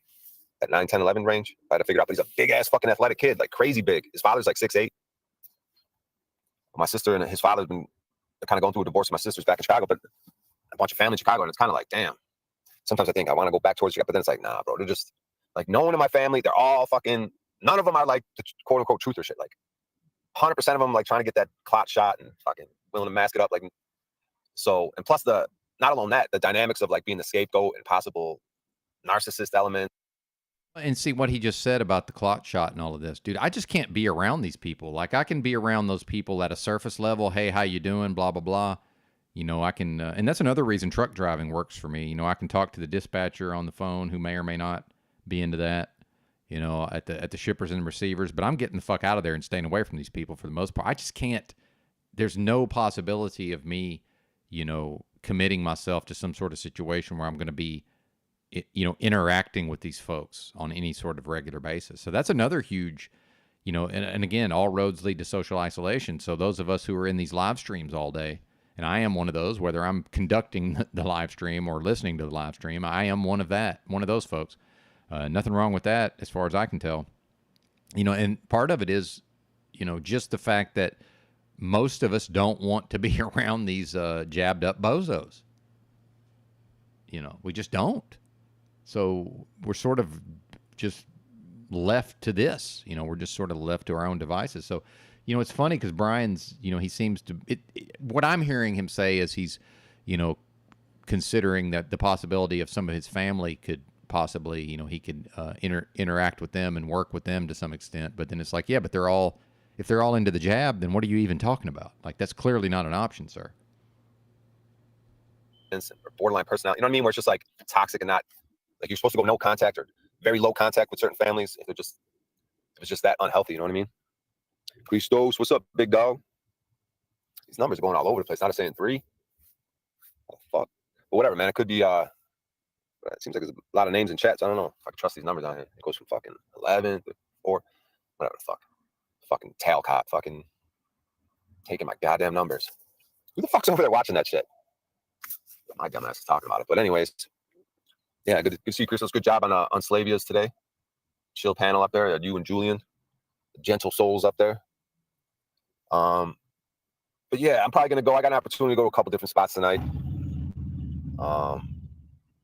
So yeah, I just got a little bit of anticipatory feeling what I want to do on stage. But yeah, I was all trying to relate it around to getting to that land, not things not being perfect.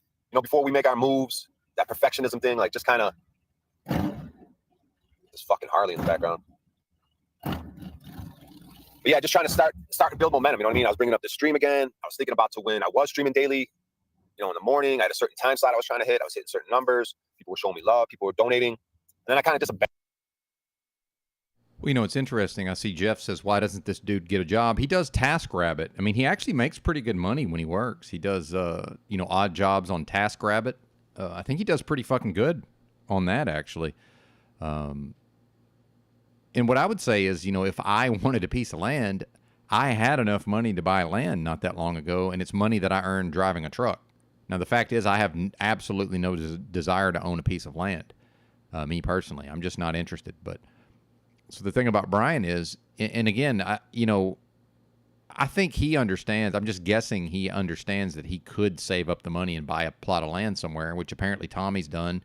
I know Mitchell claims to own 2 different pieces of land on 2 different states, as he would say, you know, 2 different U.S. states. You know, it's possible to do this. I think the thing for Brian is he's not a hermit. Like, he's going to need community. He needs people to interact with, right? You know, what's the point of just going and by the way, it's just a piece of dirt somewhere, right? You know, I guess trees and, you know, maybe a stream or whatever. But, you know, assuming it's unimproved, there's nothing there, right? And in fact, you know, I could have bought like a pickup truck and a travel trailer. I'm not interested. You know, I know me. I know what I respond to. You know, I'm back and forth on even owning a car, for fuck's sakes. You know, even that was I had more or less was just, you know, very undecided on even buying this car that I now own.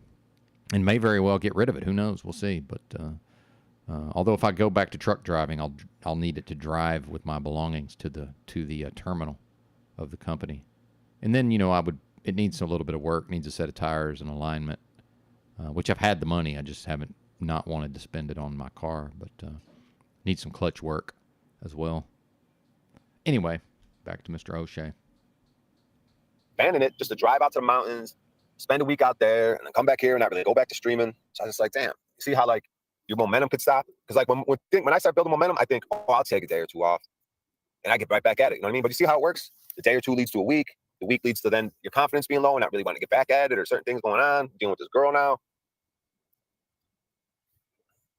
So I'm just sort of thinking out loud. Spark this up real quick. Just light those stuff. But yeah, man, this Aura Linda book, dude. What I've been thinking is I just want to fucking read and study this book.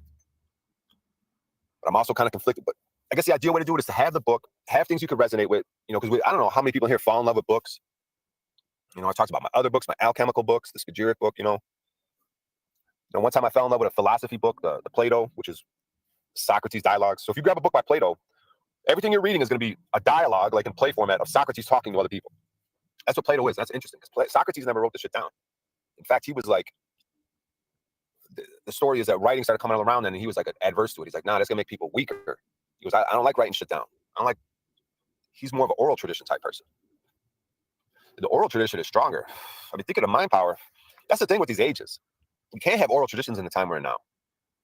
It's like you literally can't be that smart. But people, I guess, in the higher ages, the more gilded ages, it seems like you could be. Thank you, Gary your brain Baxter, could for hold a your lot more, man. donation. They Much have oral appreciated, fucking sir. traditions, dude. From the East, those Vedic volumes, the Upanishads, all this Eastern fucking religion, the Hinduism, Advaita Vedanta, what do they call it? Yeah, the Hinduism, fucking yeah. These what are now massive texts and volumes of work that are written. These things were passed down orally, dude. Like, what the fuck, dude? How do you even wrap your brain around that? Of an oral tradition of an entire religion, of an entire ancestral lineage. You know, and that's the thing of these habits, man. And that's the thing. That's what they say. Tell your children morning, noon, and night. Like those quotes I was putting up there about not, you know, what do you do if someone sells themselves to be a slave? You exile them and their mother, and you remind your children morning, noon, and night about these weak people. You know what I mean? Tell them, like, look at that slave idiot. If someone were to do that, we'd exile them. That's how important it is not to be a slave.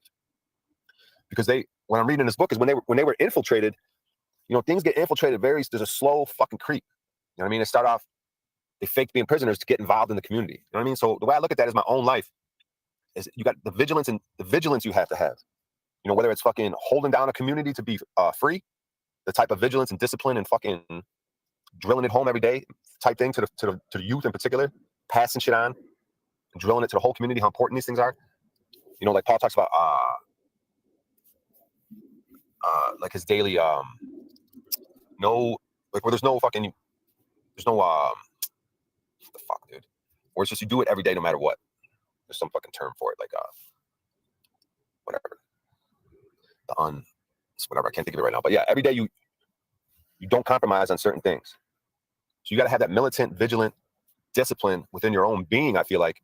Otherwise little things will creep in and fucking take away your own freedom, right? The addictions, like you think, oh, I could fucking fuck with this girl, get on some lust shit, and let me get me off my shit, or I don't know, man, just a little, whatever the fuck it is, the insidious things that you can't even see how it's gonna fucking, you know, you're letting things in through the gate. Like, you got to keep shit fucking militant and locked down, dude, of your own fucking conscience. Or I feel like I want to start being like that, or at least thinking about it, being aware of it. Like, how many times throughout the day do I allow little things? So I'm allowing each little motherfucker in through the gate, start a family and start fucking, you know what I mean? Who come from a blood lineage where freedom isn't as important. So eventually you're gonna end up a slave. So it's the same thing with thoughts and different fucking negative things and ways you move that you allow into your life that over time just fucking destroy you and make you a slave of your own, to probably addictions. You know what I mean? Because either you're a slave to your addictions or you're an outward slave being controlled by other forces. You know what I mean? In a Taurus with books. Yeah, man, it is crazy. But that's really all I want to do is read the fucking, just become like a scholar of that book, talk about that book, resonate with the book, apply it to my life, use it as like a blueprint for these communities to start families and just to have it as like some sort of guidepost, because they were just all about freedom. Freedom is the number one fucking thing to them. And I think it's just so apropos to how we're moving. You know what I mean? You know, how we're moving as like a little online community, you know, what's important to us. And it aligns perfectly with these Aura Linda people. You know what I mean? And they talk about these three women in there, you know, and this is like most religions and most things all have similar stories, but they talk about these three maidens. One was like a white redheaded, like a pale skin white, and she was like the perfect one. Then there was a black one, and she was less than perfect, but she was like very volatile. Like they said she would steal from the rich. She would like basically murder the rich, like slaughter the rich, and then feed and give it to the poor. But then she would go back to the rich bodies and cry over them. Like, she was kind of crazy a little bit. So that was like the black, and they were talking about the races. This is how like the races started. So the black one was kind of, you know, the wild, and then there was a yellow one. So they had like, you know what I mean? That would be more like the Asian people. And that one was kind of not as perfect as the white maiden. So I'm not trying to say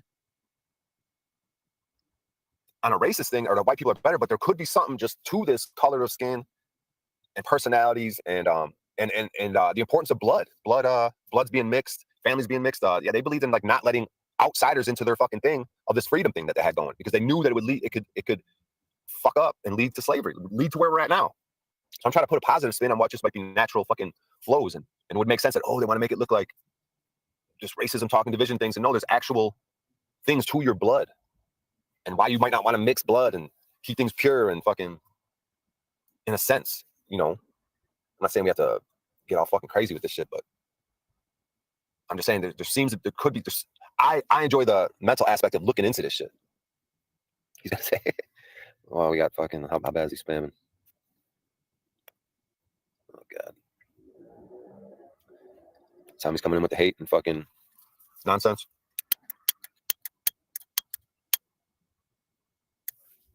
It's like a miracle every time I see lights. I don't know how it keeps lighting. It's been out for like ever. Tommy, should I time him out? That means I'd have to go to my own fucking YouTube page, right? Didn't have that set up. Fucking Tommy, you fucking scumbag, dude. Oh, that's a cool little thumbnail I got. See, that's a piece of land. That piece of land. And then what did I put as the description? I put land, family, and freedom. See, and community and family is kind of, interchangeable there. Land, community / family, and freedom. Land, family, freedom. See, with that nice thumbnail. Piece of land, Peace. You're peaceful on a piece of land. Because think about that, dude. If you're on a piece of land, you're stewarding that land. You're fucking out in the middle of nowhere. You made your own fucking well. You got some gardening shit going on. You got some access to foods or maybe trees are fucking growing some fruit and food and shit. Maybe there's a spring or some natural water body. And you're just starting up a family and a community. And then people come there to fucking slave you up. And what does Thoreau say? They'll come hunt you, even if you seek solitary in the deepest forest or something. A group of men will hunt you down, desperate to make you a part of their company of odd fellows. You know what I mean? That's how people roll. Like, you know what I mean? You're just like, I want to be alone. I'm gonna start some shit out here. No, they're gonna come. No, you're gonna come back, be with us. Be part of this society for your safety. Like, get in the hole, boy. Should I time this fucking? I will totally time you out. So what's up, Tommy? I really don't want to bring you up on stream. Well, you're not trying to come up. I think I dropped the link anyways. But kind of trying to come up and spurg out and shit, dude, and lose your fucking shit. Like how Tommy just comes in fucking retarded. Right, let me find my fucking StreamYard in these million tabs. All right. So, fucking rambled. This is whatever, Tommy, I don't know what the fuck you're talking about. Tommy. Just instead of fucking having some self-confidence, just doing your own channel and get your mind fucking half right, getting some sleep, getting off the meth. No, you just gotta be a little fucking panel slut. Just fucking putting your little outfit on and fucking getting all wasted and showing up and just being like, hey, I'm Tommy. What's up, bitches? And just fucking pounding shots and just fucking taking your shirt off and dancing around in the bar, jiggling your fucking tits and shit. That's Tommy, man. Just shaking his ass, strutting around the bar like, you fucking suck. Bunch of bitch-ass motherfuckers. No, shit. Yeah, I take the bus something like, I don't have a car, but whatever, man. I'm in the hood. I'm rich, bitch. I don't know where that came from. Anyways, I gotta get ready for this fucking show tonight. I wanted to come on for a few minutes. Fucking going up against Talcott. Battling against Talcott. My fucking 10 fucking numbers. 10 fucking people. I was gonna force myself with let's do a short stream because I can only go as long as this battery and this laptop lasts. It's like, fuck it, man. It's like that 28 fucking day process. You go up against fucking Zetetic Warrior and OTW and Benton in the morning, Maybe just fucking release a little 20-minute video every day. Just like something I edited, something I put together about whatever. Who knows what? Could be me walking around the streets. Could be me quoting something from the Orlinda, something philosophical. All types of fucking shit could be going on. Hey, Tommy, I might have to block you down there. Maybe I'll let you come up for a second and spurg out, I guess. Or I don't know what the fuck you're all fucking angry and delusional about, but you're really not welcome. But I mean, if you're going to be in chat fucking yelling fucking stupid shit, I guess you can just come up here and yell to my face. I don't know what you got some sort of issue with me, something you don't like about my stream. Listen, Brian O'Shea, you're all coated up. You're going to go to jail. I was telling you, you're going to go to jail. Listen, O'Shea, motherfucker. I don't know what the fuck he's going to say. What the fuck's this? It ain't. Oh, God, here he is. I didn't hear him. Oh, fuck. Here we go. All right. Hello. Spurg, loud, Spurg. Is you spurging? Loud, rage. Well, what's up, dude? You're down in chat spurging out, then you come up here all fucking bipolar, dude. What a different personality. What are you spurging out about down there? I don't want to use the P word that everybody, and I don't mean the pedo that everybody wears out. I mean the projection word that everybody wears out. I'm not spurging in your chat. I'm having a couple razzes, having a soap, having a laugh, listening to some just ear to hear to see what Brian O'Shea's saying. Is this not what your channel is for? I don't want to be like your daddy and say I do my channel. It does average 500 viewers who are all hate watchers. I did not earn them or like them. They just show up. But I I got that land. It's on that water. They tried to keep me from paying the taxes on it to own nothing and blah blah blah. But I got through all that fucking bureaucratic shit. Tommy, But fuck family. Like I'm trying to hear some bitchin' ass woman crank out some fucking crying out Tom, babies to die with me in the apocalypse.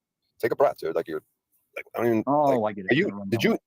We're gonna run down I that. barely hear you. part. You need to speak up. My computer's all the way up low. So I need to speak up and. I mean, I'm just saying the Wow. audience might be able to hear you fine, but I could put some headphones on. But what was I gonna say? Probably something deep and insightful. See now you're you little fucking miscreants. You shouldn't. I shouldn't. This is bad optics to even have you to fuck up here. Oh no, you have company. That can only be good optics, even if it's Calcott. Wait, if it's not broke, go back to that line, reposition and start. Flat Earth fucking parade. Now expand. I'm still waiting. Expand. That was the perfect. Tommy's referring to a hit piece I did on the Synthetic Warrior and the Flat Earth fuck community, and just was fucking having Oh, fun. Cynthia. It was Taiwanese fucking gay parade, and I was saying it was a Flat Earth festival, and it was silly. Tommy liked it. I don't hate my Discworlders, but it's fucking retarded. And the only thing more retarded is Paul is on the fence because he can't explain either. He can't explain globe. He can't explain flat. Only one of those is correct, and you only need 2 eyes. A little bit of logic. A little bit of.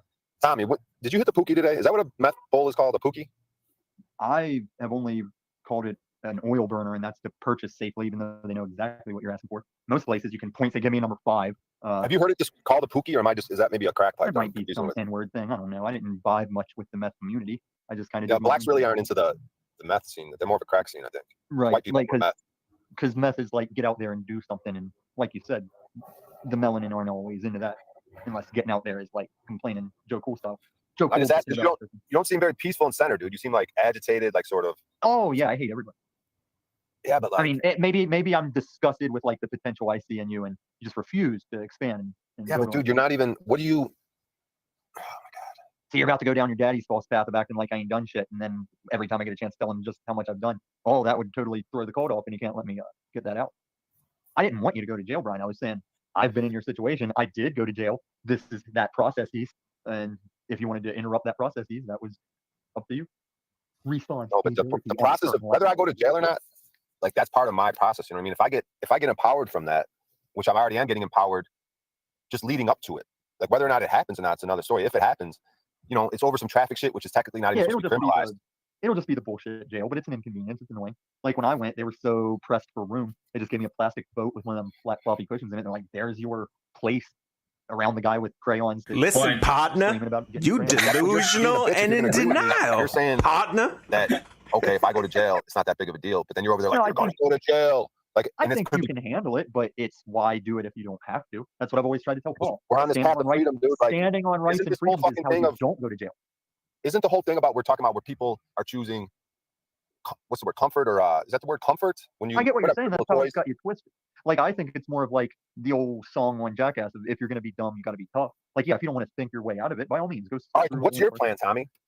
For one thing, I've digressed on my avenues of getting arrested for things. Like I said, I'm not on the Pookie, and if I was, I'd be very careful about its purchase and transportation. I haven't been manning vehicles, and when I do, I keep those legally excusable if I were to get pulled over. And I'm not cucking. It's like navigate, bro. When in Nazi Germany, bro, I'm trying to work on my conversational skills, dude. And no, give it up. You can farm land without conversation. Bro, you fucking loop, dude. We all know what the fuck you're on. I hear this loop. I don't see the loop. I see the loop over there at the head of. I might be better off just talking to the fucking screen, dude, because you're like talking to a wall, anyways, bro. I admit it's probably a challenge for me to dumb my language down to your level for you to get the most out of what I'm saying. I'm trying to get down to brass tacks here. I mean, whatever benefit you've gotten from that man has far been outweighed by you and many others who get looped in as utilization of degradation. Bro, what you even bring Paul up for, bro? Like, see, this is what I'm talking about. You just loop and you go to your hatred, whatever the fuck you want to talk about. Bro, well, okay, that's what I'm saying, man. I'll sit here and listen to you talk. I want to see what Brian O'Shea is up to. I hear the spirit of him in everything you're talking about. Yeah, because maybe you're hearing like the spirit, you know, just like a man. It's not the man, it's a man. I wouldn't even give him that much credit. He's a guy. Just like all of us are. That's the beauty of this fucking thing. I'm a grown-ass man. I think you're a grown-ass man. I see you doing some shit to CYA. And we can't all be blessed with my sharp intellect and wit. But at least I'm not against you. At least I'm not out to get you. That would be more dangerous. I just kind of make it sting a little in the hopes I'll get through. We were cooking that one time on London, man. We were starting to cook on your it was either the furniture thing or you were changing tires for bitches or something. I don't know. I would just like to see you in a better place, Brian, and I don't think you're going to get that from those culty ones. And if Michelle is still doing it, it's photoshops. She's getting a little lazy too, but I understand. Thrill is going, passion fading. Slowly achieve getting most of the community to understand exactly what he's about and how he's going to do it. And by the time they got it, Again, you're trying to steer a course to a conversation about ball, but no, I'm just explaining. You're saying I just wanted to minimize his damage on the unwitting people subject to his influence. Bro, I mean, when I found him on High Impact Flicks, I was already like, some flags were raised. And then, there's like a year plus of interacting with him. Bro. But we've got him past the whole idea of like trying to ruin a stand-up guy's chance at a career. No, I'm just getting in a grifter's way. I think he's cost you more time and trouble than you would have had to go through with a little bit of just straight up proper instruction. Bro, I'm trying to fucking compose myself and just fucking spazzing out on you. Go ahead and get it out. That's what we used to do. Remember when we used to spurg out the first hour or two of a stream and then like we were all like got it out of our system and just fucking vibe? But Tommy, you're fucking. I might just have to boot you, dude, because you fucking. I might have to boot you, dude, because I can't fucking get. I'm trying to get in touch with something, right? I'm trying to be at a certain energy, and I can't fucking. Okay, and I just bitched that we are awake people. I think the energy term is a little broadly used. I'd like to narrow that down, get more. Like we don't say fucking shit every other word because we know that's sacrificing our vocabulary. I think energy is starting to do that to this community. Like, ooh, your energy is off. Are you calling me an asshole when they say my energy is off in a Talcadian way? Or are they just saying I'm an asshole? No, because I'm trying to come from a peaceful, empowered space, right? Where I can fucking, as I'm talking, like I'm talking to the screen before you came up, right? I'm trying to do that while you're up here. I was going to give you an opportunity to fucking, you're down there. I wasn't even reading your shit. So I was like, fuck it, come on up. See if you're going to fucking yell at me about something. And then you come up. I don't even know what the fuck. You're jumping topics, dude. You're fucking tweaking me out, dude. You're getting me the tweak energy in me, dude. You're fucking tweaking me the fuck out, dude. But she said, say what you will, but part of your heart is, I think she's talking to you, dude. She's talking about, I guess I could say my origin story to this panel verse would always fall in that season of comics. Some comic. Well, start. It's the same way we call it Unslavia and Talcadia and give it realm names. It's just another aspect of that. It's just context. It's lore, bro. It's write a comic book about it. That's your thing. Yeah, that is my channel, dude. Did you not see the Conspiranotti trailer where I go into the portal and? So you're a comic book nerd. You collect comic books? No, I used to go read them in the shop and play D&D and shit. I got a box that I acquired from somebody somehow that I don't even remember them, like waiting to find somebody that wants them.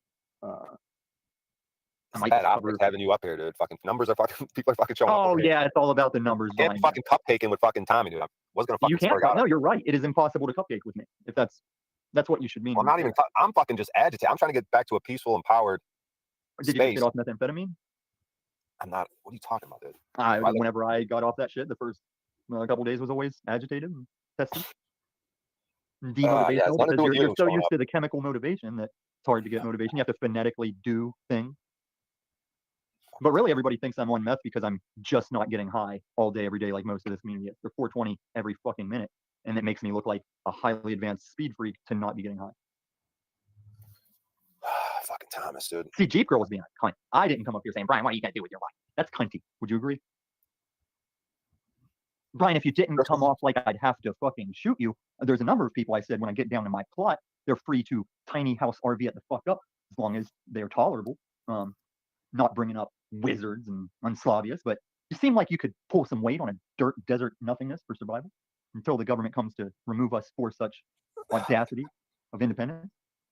I mean, that's a good question by Jeep Girl. Like she's making me fucking. What is the purpose of government? Impossible fucking time. I gave you a chance. What is the purpose of government? Dude, I got limited time with this fucking laptop. I got ready to get on stage tonight.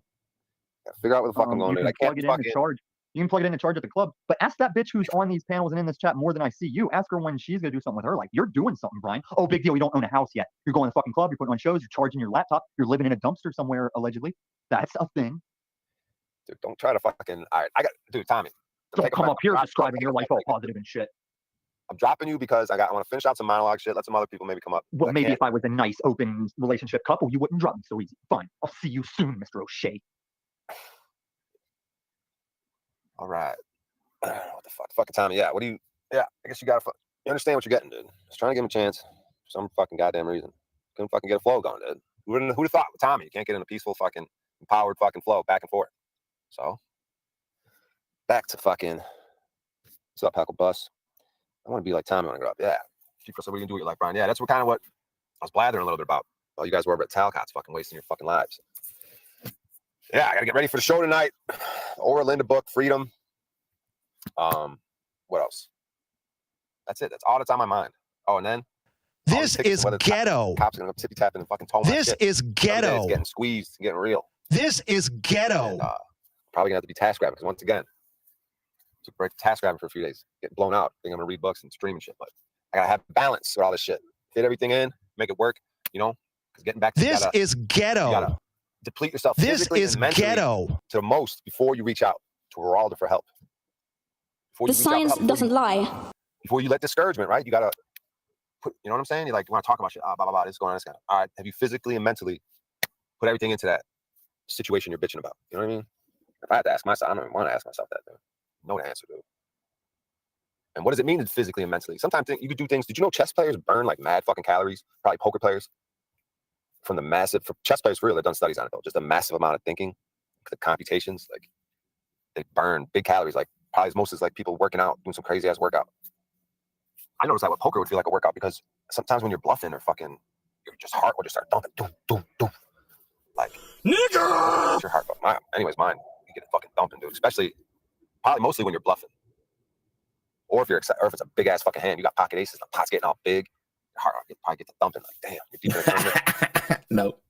But no. Going with this fucking time. No. I think that was what I said. Yeah, I don't know. Tommy, man, I forgot you were up there for half a second. You love me. I'm trying to get back to where I was before you came up. I was trying to completely forget that you were up on my panel. I guess I was able to forget about there for a second. Then I realized, oh fuck, Tommy was just there. And then it brought back like some sort of PTSD. I was trapped. It reminded me of like family, being in a car with a family member or something. And they're just fucking blathering on about something weird.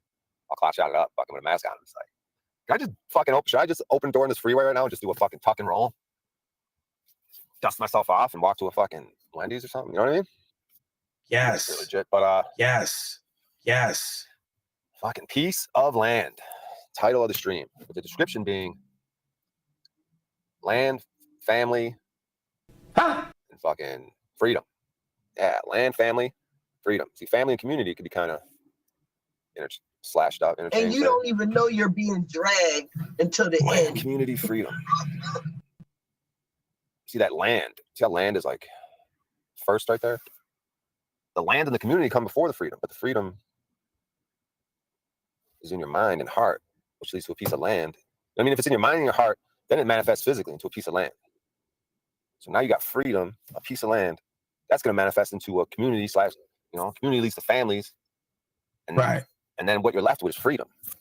It don't have shit to do with me. I gotta get to this fucking, I gotta start preparing for this open mic. I can't be on this fucking stream with you guys all day, fucking playing games, having miscreants coming up like Tommy. Just fucking. Bozo.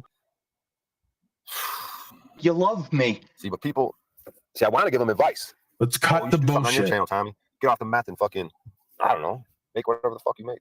I'm watching myself. All right, what was I gonna look at? I gotta look at with open mic. All right, I already looked at it. The open mic time doesn't have the times, but today. All right, I know what mics are going on today. I got prepared for the open mic. Maybe think of something different to work on. Come up with some shit. Why? Is Tommy down there fucking splooging all over my fucking? Should I fucking time it? God damn, bitch! Fuck, dude, you're about to get fucking wrecked. Let me give him the old fucking time out. Just the fucking. Was it 3-5 minutes? You love then all me. Shit disappears. All right, clean up the chat a little bit. You know what I mean? Gotta sweep the floor a little bit. Even though it's not perfect, you gotta start somewhere, dude. Take these floor mats out, dust them all a little bit. You guys are all right. I feel like the numbers just fucking popped. Welcome to the internet. Let's get a ball rolling. But we're gonna have a computer dying down. Welcome to the internet. It's supposed to be a short stream. I gotta prepare for a fucking open mic. Maybe we'll get a 28-day process going. I wanted to talk to the fucking screen. Listen, partner, think about that. Maybe someone you delusional and in denial, partner. What's going on? Tommy. And Tommy up here for 20 minutes. People are gonna click on that shit. See what I mean? That's why you gotta fucking. This is ghetto. Orlinda. Resonating hard. Freedom. Maybe because the you're a ancestral fucking faggot. story of these people, you know what I mean? And the different adventures and things they put importance on. They put importance on telling the children, the family, the community at any opportunity, out in front of the fire or any time about the heroes and the sea journeys and the heroes And if they're all about freedom, what are these people's heroes for? For what? For preserving freedom, right? There's a smidgen of truth to what you're saying. Free society, because there's a smidgen of truth to what you're saying. They were just free people. There's a smidgen of truth to what you're saying. And these were a group that were free. All these fucking bricks. I don't know what the fuck they have slaves make all these mountains do. There's fucking bricks everywhere. So praise God. What the fuck was I gonna say? Yeah, freedom, dude. Freemason, free. What it takes to be free and having heroes, dude, and stories. Maybe we're creating those stories for the land and the communities that we're developing. Can anyone even track the cognitive dissonance again in just this because paragraph? they talk about can anyone even track the cognitive dissonance again in with just weapons at a young age, and then, at a can anyone even track the cognitive dissonance again in just this paragraph? Expert, then you get given the weapon, and then once you're given the weapon, then you can go like 3 years, like as a warrior, whatever that meant, like whatever that type of military type position, I guess, depending on how active I guess times are, whatever's going on. But then after those 3 years, you get to come back and like. Now you're more of a, you're ramping up to more of adult things, like where you get a vote, you get a say and shit. Okay. You could be the person voted for, families. When someone's getting married, like that person gets to have a house built for them and a little piece of land. I think it's in the rear maybe. And then if you're like like an exceptional person in some way in the community, you get a piece of land in the front. But these were all noble ideas, right? To where now things are sort of inverted, obviously. But yeah, there was a lot of community. Don't never have to be validated by ignorance. They were dug out of the ground there for the community, the forest type shit, trees and shit was always. You had to like talk to a forest commissioner, but all in noble ways, not like now where like this community guys really resonated. The way the respect for nature. Let's go, man. Freedom, Let's do it. And who knows what the fucking validity of this? I have to think that like some sort of chat GPT might have wrote these fucking Bibles, dude. Or this book of Orlando that I'm, this chat GPT shit, because you never know. If we have chat GPT now is out to the public, and the military is at least 7 years ahead, or they're way far advanced, and I suspect there could have been technology in our very near, past, you know what I mean? That we think, oh, these are supercomputers. They might just leak that out to the public. Who knows what the fuck they got behind the scenes? Probably free energy. Things way beyond these laptops that we think are all dope and shit, and these phones, these cameras, they probably got shit that they can do with their fucking mind, bro. They could probably be telepathic and telekinesis, dude. See, I didn't think about that, but the evildoers could probably do that, dude. There's techniques they probably train yourself. They're probably powerful difference, probably illuminated their fucking pineal fucking gland, probably glowing in their fucking head, dude. Evil motherfucker. Imagine that. Just smart as fuck. Pineal gland activated, telekinesis, telepathic. Telepathy. So they'd be telepathetic. What the fuck? I'm not getting said. Fuck, I'm gonna get some fucking cops going. Creep mobile, dude. All right. I agree, Brian. I don't even know what I've been fucking rambling about. We got a few people here. I gotta get prepared for this fucking awkward open mic. Figure out what the fuck to say. Maybe roll up a doobie or not. Jot a couple ideas down before I hit the stage. A couple places, 2-3 places I could go today. So, but Google what Alien movie was made in 1992. All right, just looking at the chat. Yeah, I might end up popping off. I think what happened was I wasn't breathing while I was talking, and then when I yelled, I almost had a heart attack. Hold on. Yeah, I just want to hop on for a little bit. I don't even want to bring his name up, or fuck. You got other people live streaming, but nah, man, it felt good to just say my voice a little bit. I don't even know how long I went live for. Oh no! There's so much opportunities though, man. With this laptop I got, and I came up on a bunch of shit like these HD cameras. Talk to a bunch of brainwashed dum-dums out there. Most of them are just completely gone. You know what I mean? Came up on a bunch of shit like tripods. I felt bad cleaning out this house. They were just like throwing away. Seems like they were just throwing away someone's shit, someone's life. You know what I mean? I'm coming up on a bunch of shit. I'm just like, damn. And then I put all the shit on the curb, and then it just starts raining. They put it out. All those, a lot of the stuff was good. It was useful. Like a keyboard. It came up on a little electronic keyboard. I already got way too much, too much clutter as it is in a car. So these fucking moving jobs, though, people are always trying to give stuff away, furniture, all types of shit. So you guys are legit, man. I appreciate you, come hanging out for a little bit. I just wanted to come say hello. Why? Maybe in the morning. Maybe I could talk myself into. Why? Maybe doing this again tomorrow morning. At some point. Why? Even if it's just for a little bit, or maybe even have something ready, or a combination, having something ready, and go live with it or something. You know what I mean? We'll figure it out. But you guys are pretty cool. Why? And I just wanted to. Why? I appreciate that, Jeep girl. I just wanted to speak a little bit, even if it was just at a screen. And yeah. And that's another thing that reminds me as I close it out. I feel like I inspired myself a little bit. You know what I mean? Because I sit here. And that's what happens is like I got too much energy. I need to be moving. Like that's why if you're on a piece of land, you'll be out moving, doing shit. What the fuck is your problem, dude? Doing physical. Man, I was just lost in the sauce. Just be because you. Man, I was just lost in the sauce. Man, I was just lost in the sauce. And for me, no, I'm just relating it to my current situation, man. I want to be moving around, so maybe going live is a way of get me moving around. So, man. man, I'm fucking rambling, but no, my point was that inspiring myself, dude, and it could lead to inspiring you guys. Because sometimes I could come up here and I could like be a motivational coach to myself. In some ways, like just call myself out, just talk to myself, like I said, talk to the screen, like what I want to hear, what I need to hear, like even just to get riled up for the night. Stop with the psychobabble shit. Stop with the psychobabble shit. Think of some new ideas. Stop with the psychobabble shit. Motherfuckers love me anyways. They want new shit. Just like when I was doing music, two people were like, "Damn, people are waiting to hear you." I could say the same about you. Like now we want to come see hear your written shit, your own day, because they give everyone their own day here and there. So Gary donated to me, people but know you got something. They want you to build on it. Any love from excellent. Don't just be mediocre. Especially if they could sense you got something and we didn't waste it. That piss people off even more. So piss myself off. So I'm a stupid drunk. And then get prepared. Just prepare to get upgrade this all situations, no matter what they are. I found a dude with this car. He bought one of these cars. I want you to look at yourself. Upgrade. You find I want you to look at yourself. So I'm just here to motivate myself and put it out, speak it out loud. These are the final words. I gotta get the fuck out of here. Well, Ben, that's your problem. See? I'm like, oh, I thought I did halfway decent job. Well, Ben, that's your problem. Incoherent. All right, you guys are legit, man. What I'm explaining back tomorrow is the truth. This shit.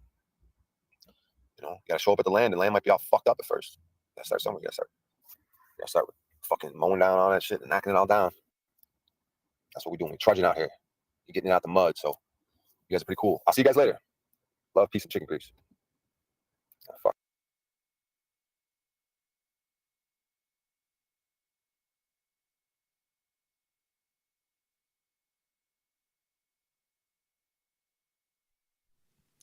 Why doesn't my internet work? What the fuck is this? They never can. It's the weirdest thing. Okay. Let's get back to this because we're going to hear from the Fed. Sorry, I cut this guy off. He's very important. No, not the news. Watching this unfold, that here we go, yet another mass attack. They go off. When you watch movies, they throw a grenade and a big fireball blows up. People go flying. It's not how a grenade explodes. He's probably talking by now, by the way. That's what causes the power into that. Right? So, and then there was like, the Punisher guys on the street with the little labels on their teeth. Oh, I'm glad you said that, Sophia. Now I could live in a van. Yeah. I hate to say this. Find a man with a van. That's what my ex-wife number 2 did. I, blessed her into this traveling gypsy style. That's what she calls it. Gypsy style of life, just vagabonding, traveling around, going new places, meeting new people. So after me and her parted ways, she found a fellow with an RV, right? Let him pay for it. And now she lives in an RV. The thing about vans, and I've noticed that ladies, and I hate to pick on the ladies because I'm sure guys do this to some extent, but ladies seem to just not even factor in the cost of like insurance over time, gasoline over time, possible parking tickets and such, repairs, tires, right? All of these things, oil change. It's very expensive to operate a vehicle. It just is. It's prohibitively expensive to operate a vehicle.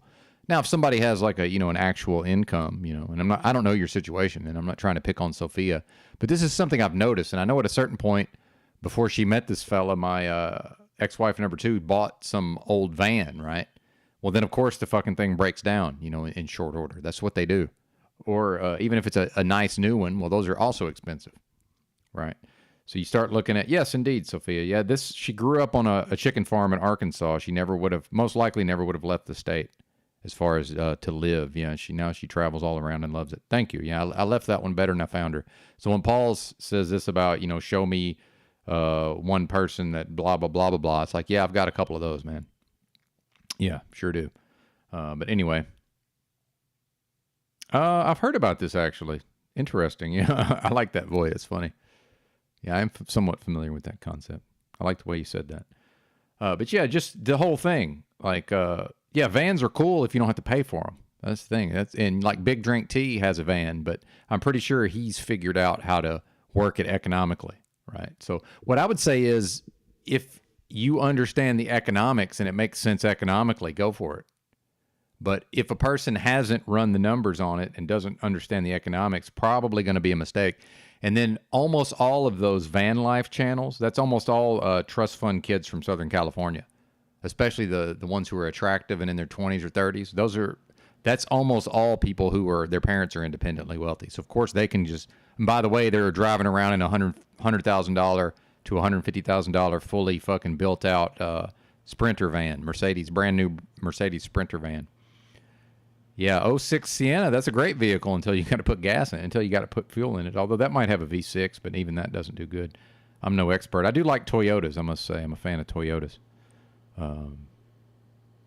But I know Mitchell used to have a Tundra, and that thing was eating his ass with the gas, man. Those things get the fuel economy so poor. And just figure the fuel's going to be $5 at a certain point. And it might already be based on where you live, right? It's $2.87 here. That's one of the things about Arkansas. It's Oklahoma City's pretty much got the cheapest fuel prices, gas prices, but we're not that far from Oklahoma City, so it's $2.87 here. Yeah, V6. Hell yeah, dude. I love Toyotas, man. Big Toyota fan. Yeah. Yeah, especially if you can work on it yourself. Not that they need much, but yeah, I love Toyotas, man.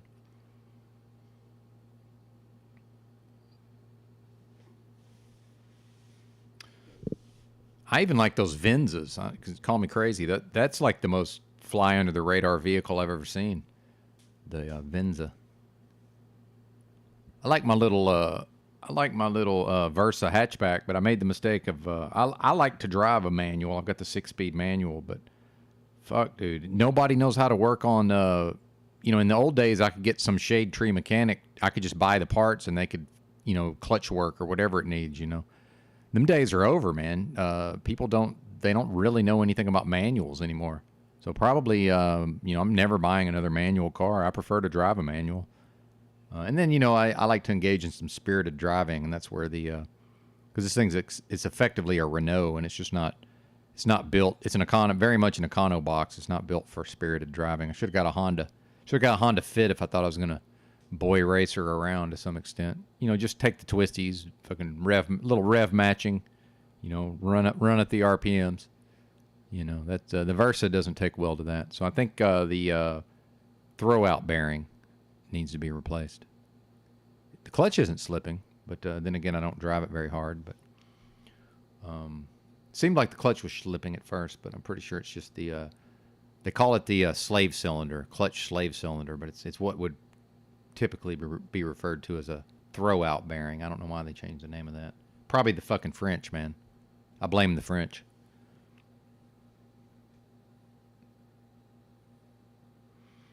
Yeah, CRV, that's the car nowadays, they say. That's the one. CRVs kind of used to be a joke in a way, but that's apparently like the best car now overall, supposedly.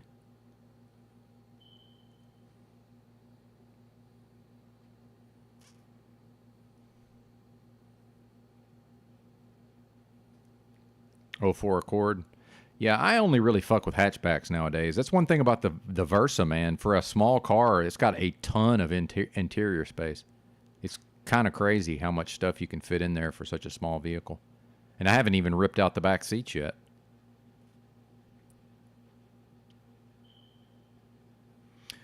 Well, and since y'all are talking about miles, I'm sure you know what's the king of high mileage vehicles, right? That would be the Volvo and the Volvo 240. Specifically, there's more Volvos over 1 million miles than any other make. I don't know if y'all are aware of that. Volvo's the car if you want to have it forever. Not particularly reliable though, I must say. I drove a Volvo 240 for 6 years. There was always something wrong with that thing. You couldn't kill it though. But yeah, there's a bunch of Volvos over 1 mil. And that Irv Gordon, before he passed, he had an old 1800 he drove. I think he put like 5 million miles on that thing, but he liked to drive. He drove for fun, apparently. Although I guess that could have been a psyop.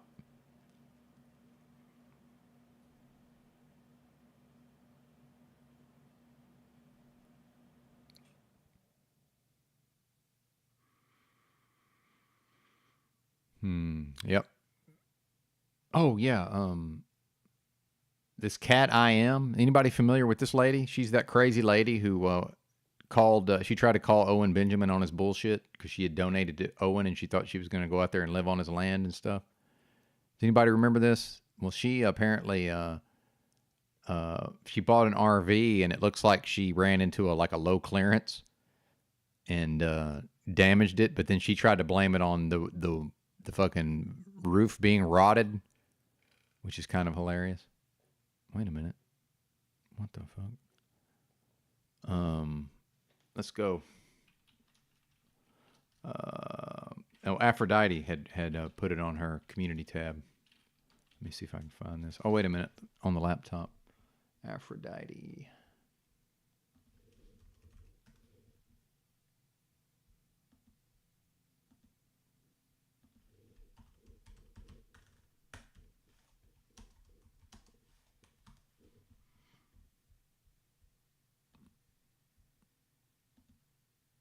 Yeah, community. Yeah, this, I don't know. Wait a minute. Okay. Boy, this is lagging.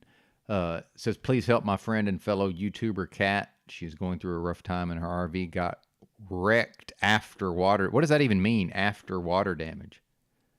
Like, that doesn't even make sense. The guy lied that sold her the RV. So the Kat's video says, water damage in my RV I just got from a guy who told me no water damage. And I haven't actually watched this video. I haven't listened to it, but I've watched it. And this just looks like she crashed into something because as a person, a truck driver, you know, that's a big thing they taught us was to always look at the signs for the clearance. So when a person buys an RV, they need to, first thing to do would be to make sure they understand the height of the vehicle and that they can't just drive it anywhere. Hey guys, look what happened to me.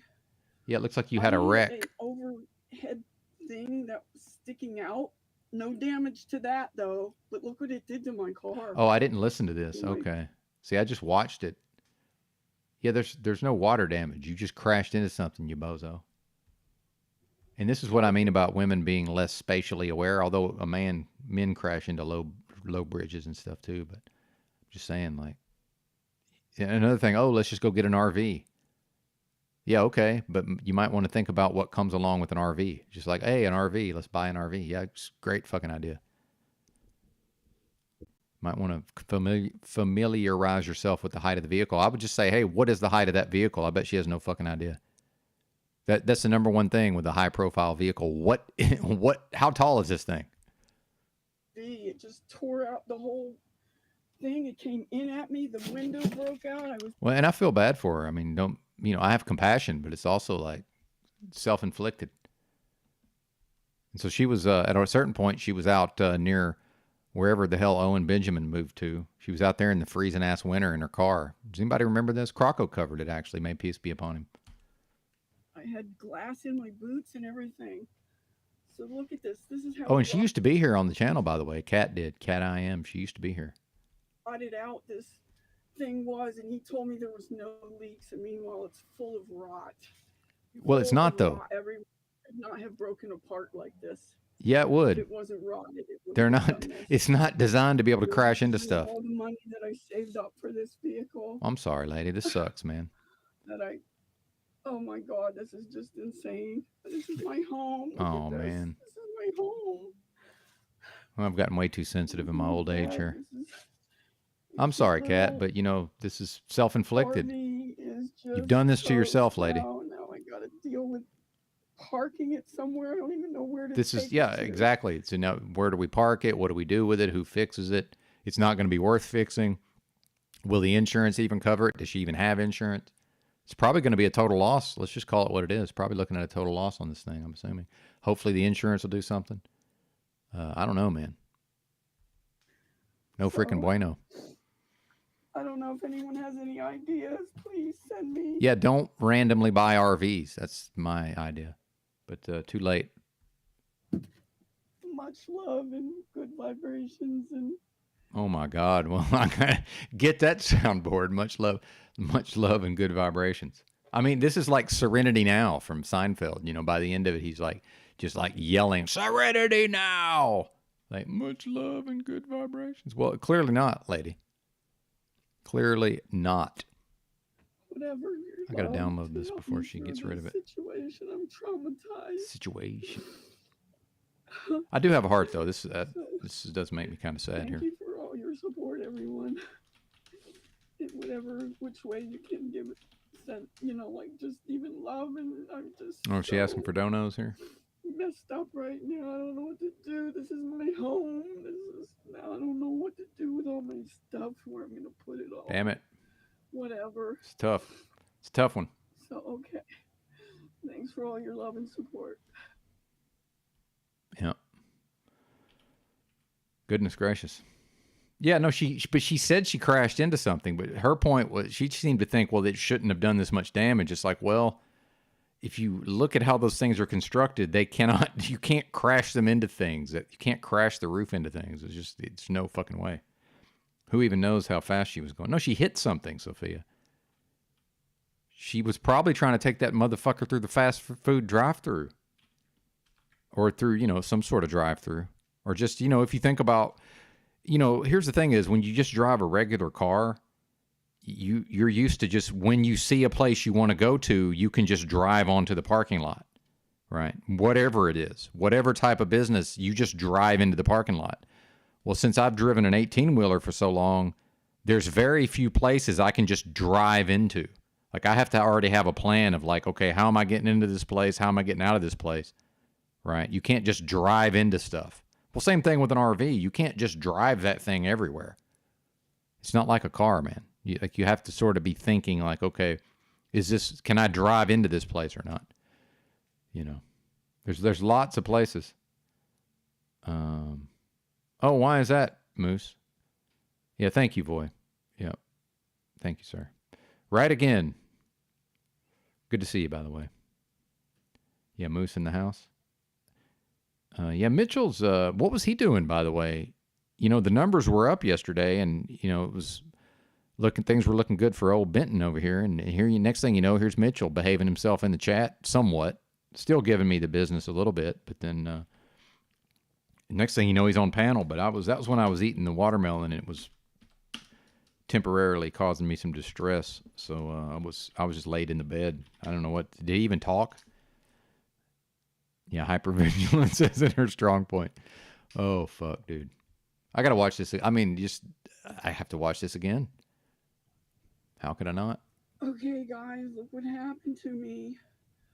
I hit an overhead thing that was sticking out.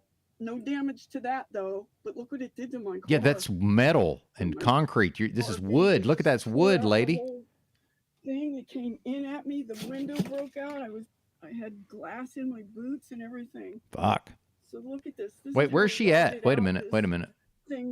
She looks, what is that behind us? That looks like a car wash or something. What is that? Like what? See that overhang? Yes, basically she probably just got too close to an awning like that and hit the fucking corner of it. Yeah, shit happens all the time, man. This is a common occurrence. So look at this. This is how rotted out this thing was, and he told me there was no leaks. And meanwhile, Dominic's out of here, time to put on his working persona, obtain the fiat. That's right, indeed, sir. We'll see you later, hopefully. It's full of rot. It's not full of rot. Everywhere. This should not. No, this is how these things are built. If it wasn't rotted. No, that's not true. And now I've given up all the money that I saved up. Delusional and in denial. Oh my God, this is just insane. This is my home. Look at this. This is my home. This is my bed. This is a cute little. Listen, partner, you delusional and in denial, partner. I gotta deal with parking it somewhere. I don't even know where to take it to. Well, you probably can't even drive it at this point. I don't know if anyone has any ideas. Please send me. Not legally, anyway. Much love and good vibrations and. Fuck, dude, I hate to laugh, but that's going in the soundboard. The much love and good vibrations. Oh my God. Yeah, wait a minute. I got to download this thing. This has got to happen. Yeah, there's clearly something wrong with me here. But it's if she's gonna go through this traumatic event, I might as well. Whatever. It is what it is. at this point. Good, bad, or indifferent. I can't help myself. Oh, shit. That's not a good looking link. What the hell?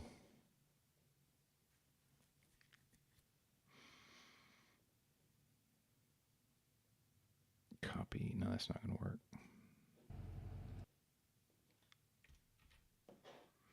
One moment. Downloading the video.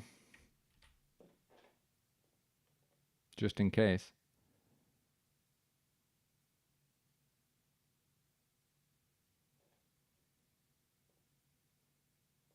I wish I had the footage of when she was, when Croco used to cover her, you know, freezing her ass off out in the winter, wherever the hell Owen Benjamin lives, because yeah, that's right.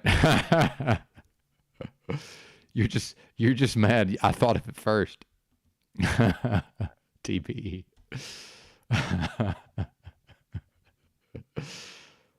Yeah, a little bit of fiberglass and a man, and she'll be fine. That's right. Yeah, somebody could fix that. I guarantee you somebody could. Yeah, JB Will than epoxy. I'm not handy. Just, I mean, shocking, right? I'm one of those people, like, if I see you do the thing, I can probably do the thing. And, you know, I know how to do basic shit like pop a hood, and, you know, I understand, you know, basically how a car works and all of these. I know what to sort of check and this and that. But, you know, I'm actually pretty good at diagnosing what's wrong with a vehicle, but I'm not particularly handy. But yeah, somebody could fix that. It's worth money. I mean, you know, but I'm assuming, I don't know, did she pay cash for the thing? Somebody, you know, just the drivetrain's got to be worth something. Yeah, what's the, yeah, she went and found Owen in town. Yeah, at the post office. Yeah, see, I remember all this, Carl. Is this documented anywhere? Yeah, it was fucking hilarious, dude. I felt bad for her, you know, in her car in the winter. She seems like a pretty tough lady, though, I have to say. But batshit crazy. She used to be here. I don't know if you were here yet, Carl. She used to be in the chat here. And I don't know what, I did something one day, and it was one of the times I ran all the broads off, and she left and never to return.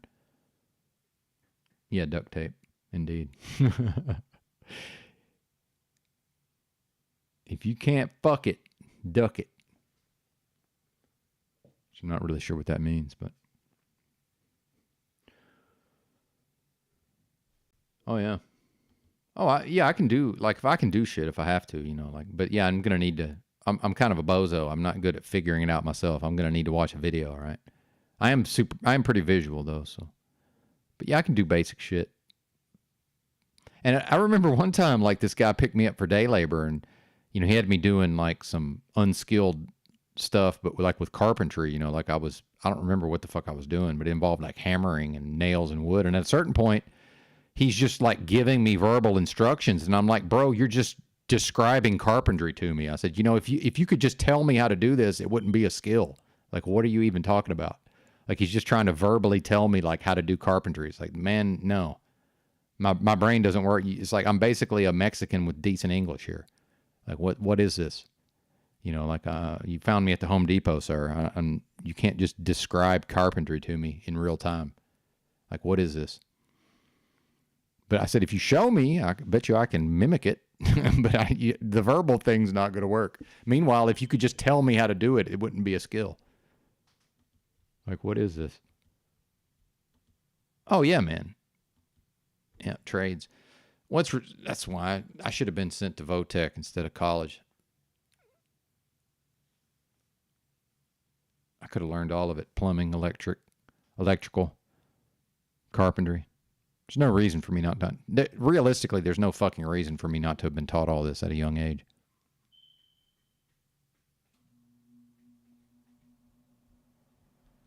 I was done a disservice. Oh, yeah, he definitely... I remember him describing this. Like, Owen was telling the story on one of his streams. I remember all of this. Yeah, dude, he freaked him the fuck out. Yeah. Yeah, exactly. That's basically my memory, Mr. McGee. Yeah, Owen apparently panicked and told her to kick rocks, allegedly screamed at her, if he gives her money, will she go away forever?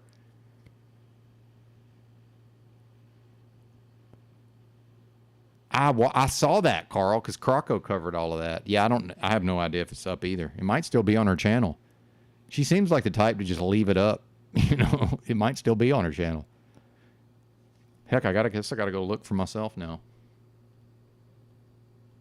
And you know, I just take people as I meet them. You know, she seemed okay to me when she was on this channel, but then whatever I said to run off the broads that particular time, she was particularly incensed. So I was like, all right, see you never. Don't let the door hit you. I used to promote her channel and everything. She has more subs than me, though. Not that that matters. Who cares? But although we're creeping on the come up, I'm starting to think Moose bought 50 subs, but I don't know. Wouldn't put it past him. He's going to deny it either way, right? Something happened, Moose. Whatever you did, maybe he just streamed it to what's that place he used to talk about? It wasn't Telegram. It was one of them. Minds. Yeah, maybe he streamed me to Minds. Yeah, this would have been like a year ago or more. This was a long-ass time ago. Yeah, never trust an old lady with a bowl cut, by the way. Hey, there's her and Aphrodite. Wow. I'm going to have to watch that. Live from Oregon, straight out of Screw Tube Jail.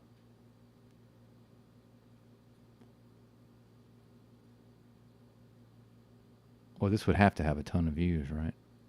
I don't think it's on here. It's definitely more than a year ago, though.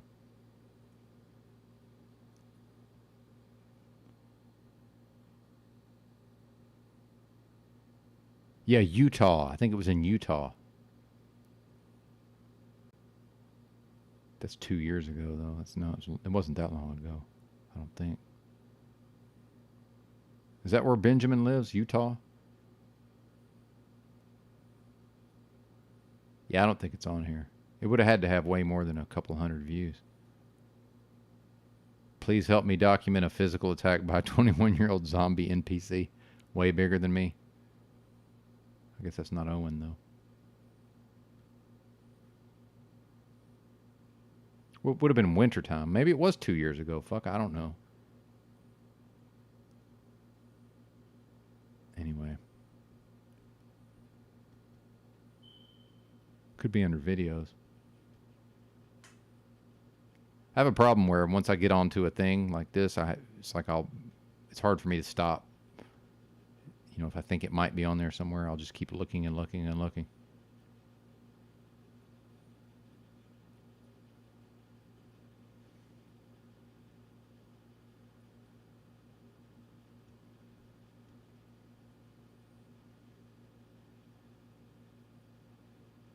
Anyway, I don't think it's on here.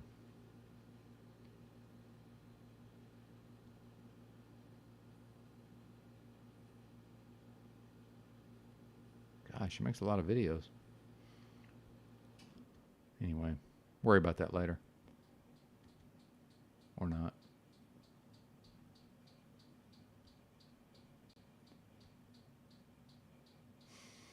Yeah, at least 2 years ago. Okay. Gotcha. All right. Yeah. Hey, what's up, Hoop Dreams? That's one of my favorite documentaries, by the way. Good stuff. Arthur Agee and well, I can't remember the other guy, the main guy. What the fuck?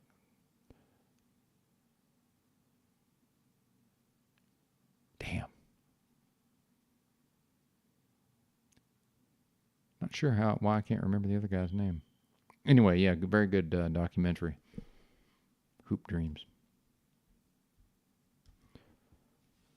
Okay, back to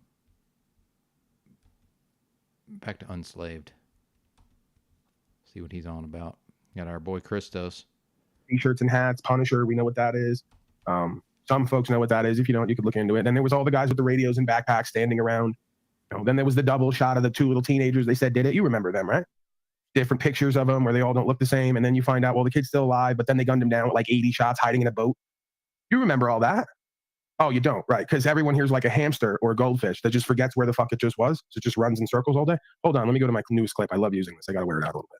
Because there's a lot of looping that goes on. A lot of looping does go on here. Right.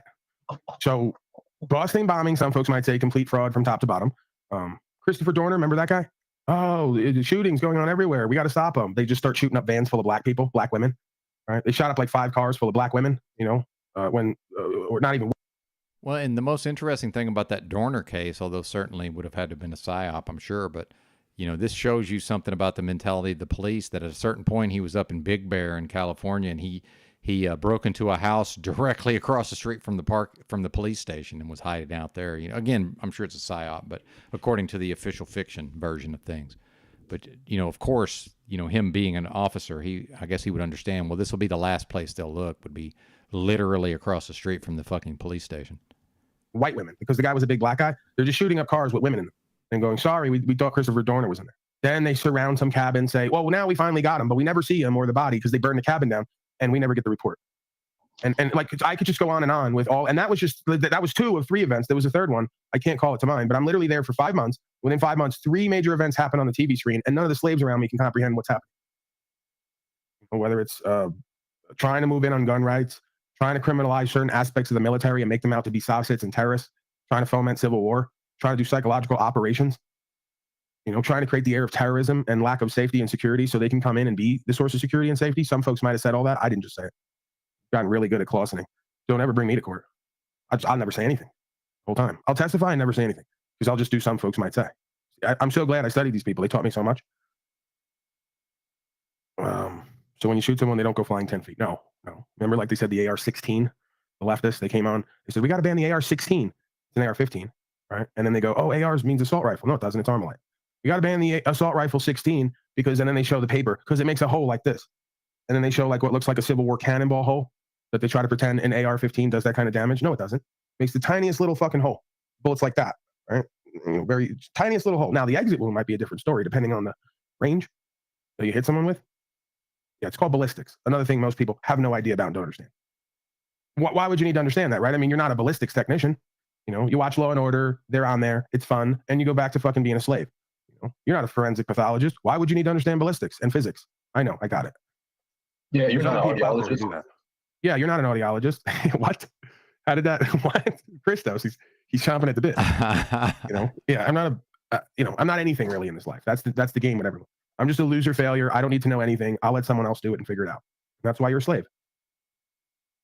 God forbid you took out 6 hours of your fucking horrible week, lying, cheating, stealing, arguing with people online, and fucking studied ballistics and physics. God forbid, right? You might learn something. You might become a better person. You might become more discerning, perceptive. We wouldn't want that. Then you might not be as easily led, gullible, manipulatable, suggestible. Well, we wouldn't want that. Your thoughts in general, expert panel? See, Carl, this is why you can't hang with me, troll boy. See, Carl, this is why you can't hang with me, troll boy. But it looks like Julian just came through, so if he has something, he can go ahead. No, go ahead, Christos. Don't do this, man. Don't be so polite for your own good. It's the only audio I have about Carl. Why don't you fucking get in where you fit in here, man? You got something on VD? You caught some kind of syphilis or something? Get into it, bro. When I first hit the link, I mean, I'm not just saying this, but it occurred to me, it feels good to be free of miscreants. I mean, a couple days ago, we're talking to Tark about just hit the unsubscribe button, just have some print. By the way, Christos, this entire broadcast, I'm pretty sure we're 2 hours and 13 minutes in. Paul obviously has purposefully chosen not to mention myself, Z, and others. And then, here's the thing is, Christos, when you reference the miscreants, you're actually bringing it up. So talking about, wow, it's great that nobody's brought up the miscreants. No, you're bringing them up, number one. Number two, there was, 12 hours of drama. It was like, 9 plus consecutive hours of drama over here at the Benton channel. Good numbers yesterday, by the way. And, at a certain point, if anybody remembers, I did a super chat over at OTW and I posted, it was like Benton 67, OTW 25, the concurrent, the viewers, live viewers. And then at a certain point, he was down to like 20. So I just went over there and typed into the chat, stick a fork in this channel, it's done. And he put it on the screen for like an hour, I think. Well, probably 20 minutes. I think he was hoping that would be the bat signal for Paul to show up. And Paul popped in a couple of times, but I don't think he ever said anything. I saw his icon show up. I was, of course, I was on the lookout to see what was up. I think he probably understood I would immediately start simulcasting. Although, who knows? I don't know what he might not even care. Who the fuck knows? But the point I'm making is, Christos, obviously, can we just face the fact that almost all of us, with some exceptions, do enjoy the drama? I mean, it is, while it's not the main reason folks are here, it's certainly baked into the cake, as I like to say. I think isn't it just okay to be like, hey man, did you see all the drama at Benton's, right? Oh, but you got to call me Bentard. That's right. So of course I'm going to come up, and I'm the miscreant du jour, here of late. Principle, don't maybe check in a little bit here and there, but don't overexpose yourself to it. Keep it under 30, 20 seconds. Like I checked in on Benton's this morning. I haven't looked at that since like over a week or whatever. Sir, please, could you use the official monikers? Everyone? Oh yeah, he just said my name, by the way. You want to talk about rent-free in people's heads? See, I don't like that concept. I've never liked that when because it's, people have said that about, to me sometimes. It's like, well, I mean, yeah, I think of people, but so I don't really like to accuse other people of that. But I'm living rent-free in their heads to some extent, right? But then again, Mitchell's living rent-free in mine, right? So it's just like this is kind of a two. Nobody's immune to these dynamics. And then JG, that's Clint Eastwood is JG. JG's character arc, especially, he, as far as I know, the first time I ever saw him was in the early In a Yurt with Books broadcasts. Me and JG and maybe like 2 other people. When every time Yurt went live, it was like 4 viewers, maybe it'd get up to 7. Me and JG were there pretty much every time, and then he was on my channel early on, and that's when he had still had the wet brain. He was still recovering from the alcoholism and all of that. Although I was as well. But to where he is now, it's interesting, man. It's an interesting character arc, certainly. Everyone has their own official moniker. I think you mean Bentard. Oh. Yeah. Right. Yeah, we don't want to indirectly promote folks who like to hate and play games. You're doing and not that come now, up certain by the way. places, but go up other places and insulate them. We don't like that. I don't like that. Yeah. It's okay. I get it. You don't, you're not like in show business. No, I just hate to see it. That's all. I know. It's upsetting. So yeah, I mean, there's Bentard. Well, and by the way, we're up by like 50 subs in like 2 days. Maybe that's just because I'm getting talked about on Paul and OTW so much. I mean, that it may not be some conspiracy. I think maybe Moose bought subs, and I have no evidence of that. That's just, he's just a likely suspect in those dynamics. But he hasn't done anything to bring suspicion on himself in this particular case. So, if Moose, if you hear me talking, I don't know if I even mean that. But yeah, slimy bunch indeed, London man. But just them talking about me's probably run the numbers up, I'm assuming. Pathetic warrior. So thank you. That's not upsetting. I come to upset. We Are Asleep. Right? We Are Asleep TV. Oh man. There's Slave Cop. So you gotta use the right moniker. Slave Life. Yeah, I don't know. It just occurred to me earlier today. I remember how one of the times I came on here before, I was talking about Yeti Life being suspect and trying to undermine Unslavia. Yeti Life is a bizarre individual. Yeah, no doubt. Well, but then again, now we're just going to talk about people, but while pretending like we're above it all, by the way.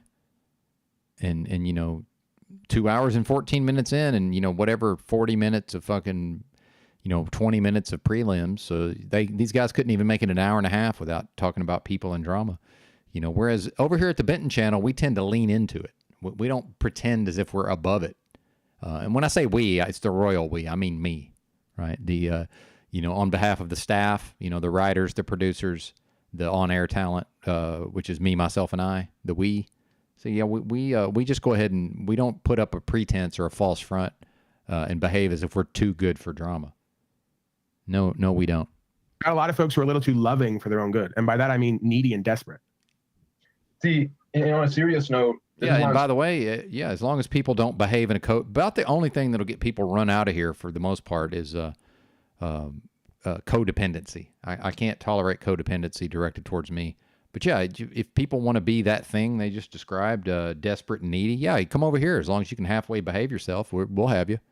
We're not picky, man. This is a very egalitarian thing we're doing. Just, no codependency towards the broadcaster. And, as long as the rest of the chatters can put up with you, come on down. Still coming over here. This is why I'm always showing up to the broadcast to see the value here, because if Paul didn't come along when I was over at We Were Awake TV with, Pioneal and OTW and Z and all that, I would be probably getting myself wrapped up with nonsense and webs of people, like we already named some earlier, but, people across the seas in London and whatnot. I'd be wrapped up in a web of people. And the London girl. The London girl. Could get manipulated probably still. be completely honest by people on here, if Paul and this community didn't come along. Wait a second. You're culted up. You're culted up because somebody revealed to you that you've been caught up in an actual group of cults where nothing actually. You know, I wish I had the clip ready, but I know I was in my car the other day listening, and I don't even know. Maybe we were on a live stream. Maybe we weren't. I can't even recall, but it all blends together. But Christos was talking something about, shit, now I've lost it. God dang it. I took too long on the setup there. Paul was basically saying to Christos, what are you doing on these panels all day? What are you doing in all these different channels all day? You know, you're however old, 25 or whatever he is. Like, why aren't you out there in the world, you know, doing what a 25-year-old historically would do? And again, we know the answer at the Benton channel is because all roads lead to social isolation. And that's not me being nihilistic. That's me observing the dynamics. So where is he going to go? What's he going to do?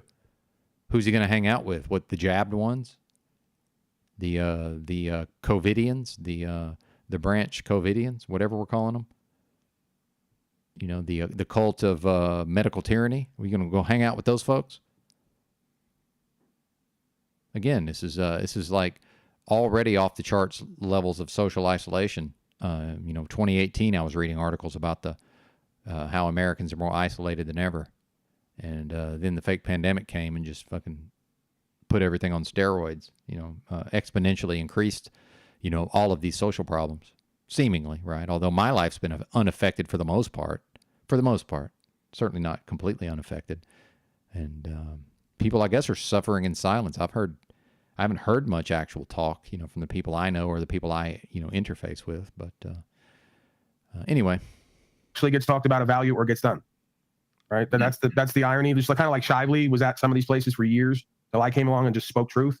And then he just moved it along and never went back and started contributing value and receiving value in his life.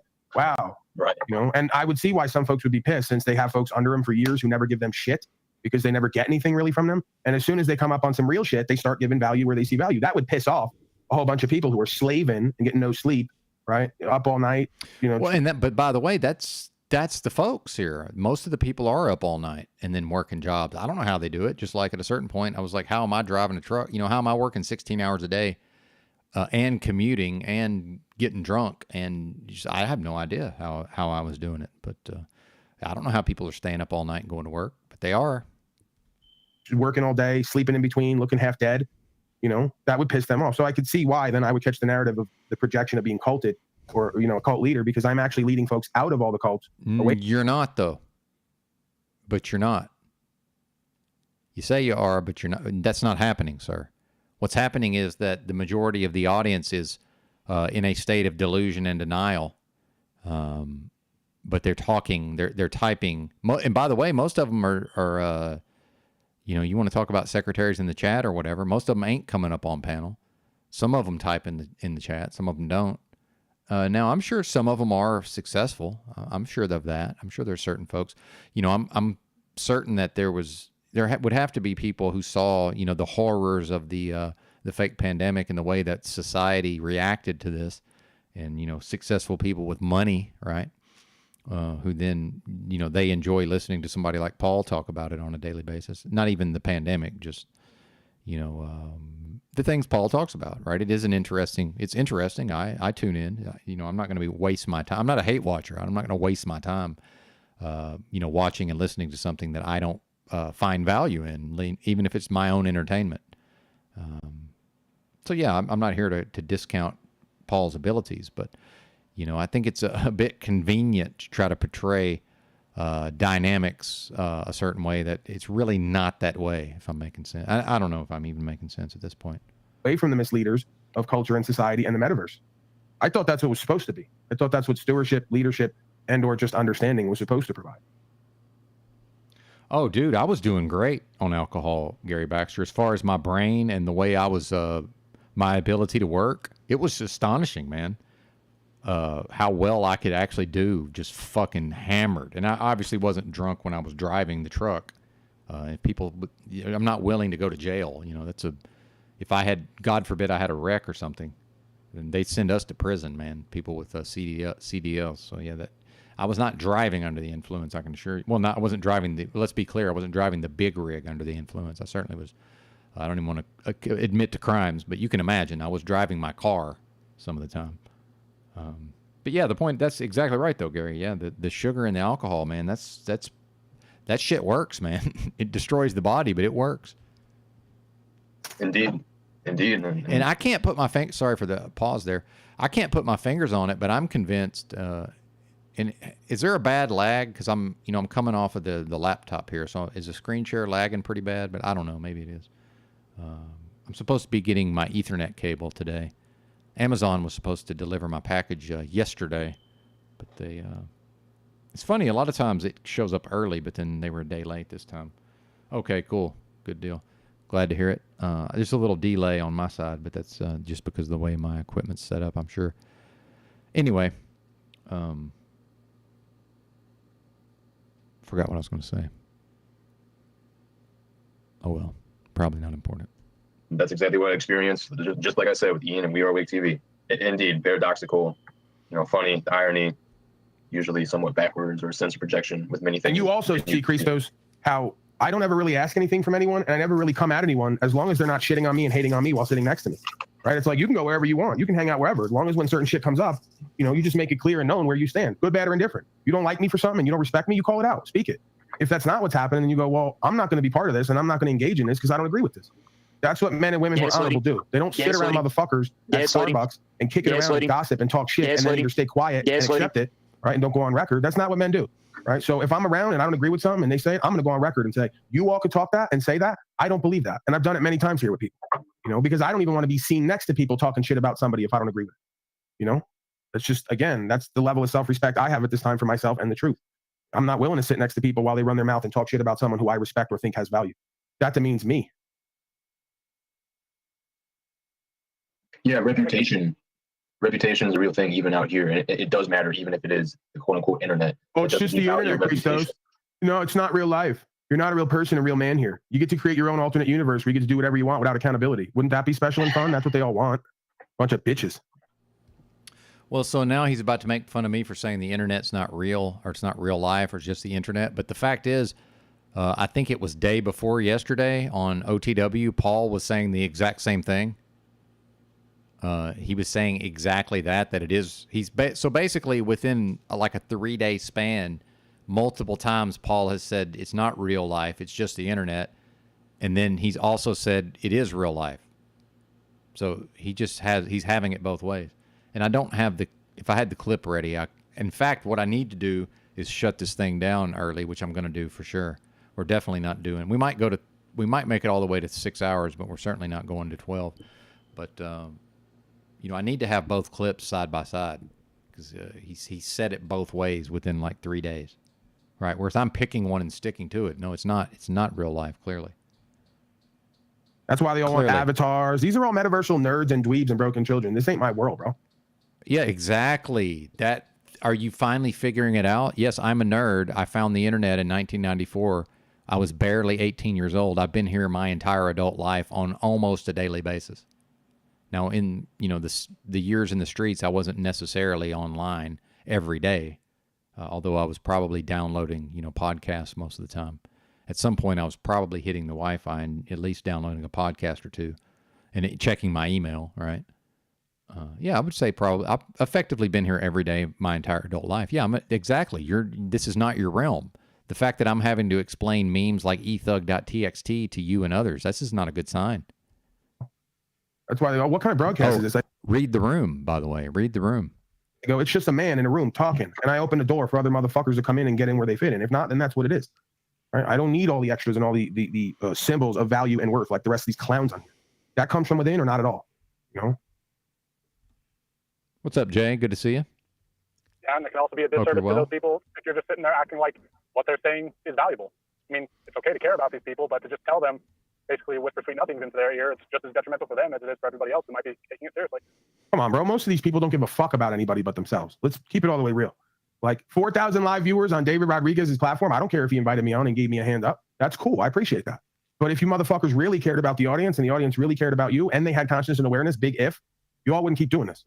you'd hold this motherfucker and the rest of them accountable and say, you've been coming on here for a year telling me about QAnon and Wano Saving and all the rest of it. Trust the plan. We're watching the currency be devalued. We're watching them pop World War III after 2 world wars they planned, all on record. And we know it's going to lead to the destruction of nationalism into a state of globalism, a la United Nations, which was created 30, 40 years ago. That's all already on a happened. timeline and a plan. You want to tell me trust the white hats who we can't see and touch, who we don't know who they are? You want to tell me storm coming and get yippy about it like you're happy? You're getting duped and gamed and played and pimped. And if you or your audience gave a fuck about yourselves or each other and the truth, you wouldn't continue this bullshit. Well, I know you don't mean me, right? I don't do any of this. Right? Your awareness is lacking and you're shameless. Folks who come on here for false communities, false contributions, false value, false connection, all the rest of it. And you're going to be in your house with your goofy family and friends in the dark at some point and nothing but your wits about you and the connection to that spirit and what the fuck you prepared for along the way. You don't even see that as a reality or possibility. So I got to talk about it like it's inevitable eventuality because you're a little bit too comfortable for my liking. A little bit too comfortable in the ignorance, a little bit too comfortable in the codependency without interdependence and true communion and community. Deal with it. A little bit too comfortable in the fake love, fake hate shit, all of it. You know, this economic system, these motherfuckers are a little too comfortable for my liking. Either don't got nothing or got it all wrapped up at a bank with a MasterCard that just told everybody you ain't going to buy shit other than what we deem you to be allowed to buy. What world are you in still? Can't do nothing about any of that, sir. Yeah, that's a terrible life. Can't do nothing about any bro, of that. it's the best of times, worst of time. I could speak in a way that makes everybody resonate and vibrate that feels negative and tell you immediately right after, I'm thankful to be incarnated at this time, to be challenged and tested and be able to have the opportunity to rise to the occasion. It's not boring. You know, I love excitement. I love gambling. I love the game. What better cosmic gamble and game and test and challenge than something like this? It's an amazing time to be alive. If you are conscious, aware, empowered, inspired, know yourself. Yeah, and you have by the faith. way, It's a great time to be alive. none of If your you audience don't have any of that, are those you're in things, quiet Paul. desperation. You know it and I know it. And your fake online communities of love and light aren't going to get it done. Just like your online community is not going to get it done. That you just described your own audience, Paul. That, like it or not, that's most of the folks in these communities. That is what they are. Okay. The difference is I acknowledge and accept that some of the folks who come here do fit into those categories, and that's completely fine. At least I can talk to these people. At least we can have human, as close to a human interaction as we can have, through the internet anyway at this time. And, what we all seem to share in common is that we cannot, get our social needs met outside the door anymore because of, what the general public has been exposed as, which they were the entire time. That's the sick part, is realizing how many of us had these close relationships with people, friendships, romances, whatever it may be, work relationships, all of it, with people who we now see their true nature, right? But I don't need the audience to be on some self-improvement. I don't need them to be on some self-actualization, right? We can all communicate with each other and do a thing here and get some of our needs met collectively and hopefully have an interesting, and by the way, fun. I feel like yesterday was a lot of fun, right? I'm pretty sure a lot of folks had a lot of fun. I know I did, especially for my age, right? And, we don't need to attach it to a cause. But if I was trying to make a living here, if I was trying to stack cash and get a bunch of donos, well, I'm going to have to pretend like there's a cause and like, oh, now we're going to transform the world and we're going to make the, we're going to make the dystopia slightly less hellish. It's like, no, we're not. That's not going to happen. Nothing is probably going to be changed for I can't even say better. I would say for the less bad, but then again, head doomer in charge. Right. So and by the way, I also don't expect the audience to be full doomer. There's effectively almost nothing required of the audience here. And I think that's important. I really do. We're not enforcing accountability.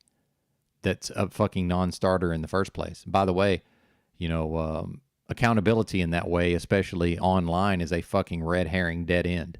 And intuitively, I knew this from the first time I started listening to Paul, but I allowed myself to fool myself into thinking, and I understood that, well, this isn't a movement I'm joining.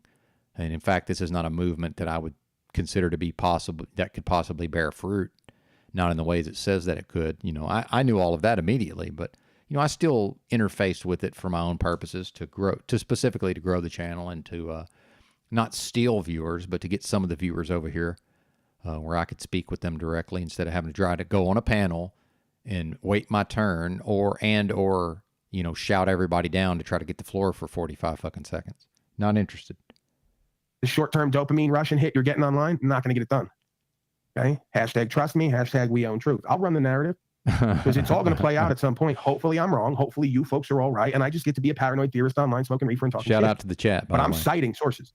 I'm showing too you many patterns. comments for me to I've respond been right to them for all. 5 to 10 years before all this. I'm the guy they put in Vice documentaries and say is a terrorist, shut him up. When they do that to you, you know you're over the target. I don't care if it's 3 seconds in my image. That's a Sicilian message. This is a They bunch say, of out of nonsense. everybody on here, we're looking at you, boy. Stakes is That's high. what they're saying. And we know vice means slavery and bondage. So when a corporation, a dead entity filled with demons who give it life, call themselves vice, and they put your face on their Decade of Hate documentary, that's their way of saying, like the mob, we're watching you, boy, and you're one of the most powerful motherfuckers in this venue right now. I love it. While other people would shake in their boots and wonder what they're going to do next, I say, thank you.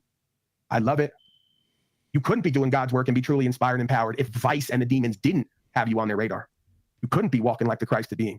That's why I tell Pathetic Warrior and Slave Cot and all the rest, go away from me. I never knew you with your egoic bullshit games. You ain't going to get put in anything because they don't know you. You ain't on their radar.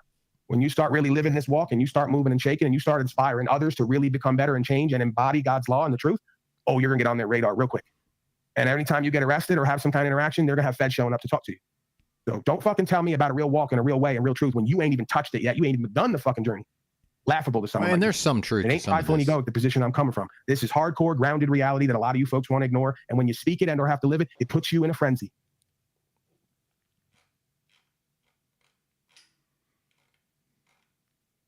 So this is really just all about preparing to die. There's a smidgen of truth to what you're saying. About reconciliation. There's a smidgen of truth to what you're saying. If you're not a violent person and don't have a penchant for violence, you tend to choose to be loving and caring, knowledgeable of self, empowered, inspired, and then forgiving and surrendering of the outcome, ultimately. Doesn't mean you fail to prepare or to live in the world and generate change and value and influence while you're here and have an opportunity. So it's not this or that. It's usually this and that is what I find. What else do we got here? Any comments? Panel members? I just wanted to say, with some of the things you were saying right there, I kind of mentioned just here a little bit earlier, feeling that I've been led and there's synchronicities that I'm now here watching Paul and understanding and learning from this community from being at We Are Awake TV. Another thing that confirms that for me is actually when the plant, hey, 1 second, I'm on a stream. When the fake pandemic hit, I was watching Alex Jones again, and I used to watch him a while ago, and then I figured, okay, shill, controlled op, propaganda. But I ended up watching him again during CVID, and I ended up coming to that same conclusion again. But after I stopped watching him, I kind of just stopped listening to or watching anything on the world stage, anything New World Order, anything Pineal Power, Gematria, anything like that. So it was almost like I knew when I was doing it, maybe it was too much of a pendulum swing, or not too much. I wasn't making that judgment. I knew it would come back, but sure enough, you keeping up with some of the things that are going on, the trends, the news, the slave news, like, I'm glad that you do that, because otherwise these other communities or venues that I was going to or still go to, even OTW News is not covering the news really anymore. So it's good because I can still keep up and be grounded with what's going on in the world and not just act like, if I don't pay attention, I don't need to worry. Right, I do that for a reason. The narrative is I do that for fear pointing and ego and to give myself some status above others. I do that for precisely that reason. One reason. I have multiple reasons I usually do shit. One reason is to refocus all of us to a unifying point of what we are facing and living through and dealing with. It's supposed to cut all the fake controversy, right? The fighting, the competing, all the online metaversal bullshit back down to size and refocus us on the fact that we live in a world. We don't have to be of it and shouldn't be of it, but we're going to have to prepare for the consequences of what comes about in the world. We know that. We've seen the last 3 years, your life and your world is not separate from the world. They have to coalesce. They have to coincide, right? So again, folks on here want to live in their own world with a bunch of other people in their own world. And I'm going to bring it back to the world we live in and the consequences that are going to come from the way we live in that world. And I would think that'd be a positive thing for Citizen Slave of the Year award. Unity, co-creation, standing for something, and preparing for what's to come. What are you, crazy? That would be a unifying concept and force in a truth community. What are you, but crazy? Again, it seems to me you got a bunch of folks on here calling themselves truthers and living a lie pretty much moment to moment, hour to hour, day by day.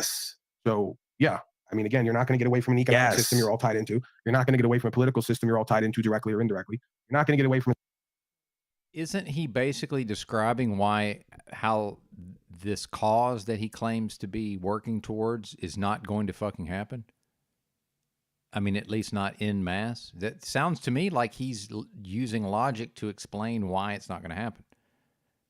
Because I basically agree with what he's asserting here. My thing is, yes, and that's okay.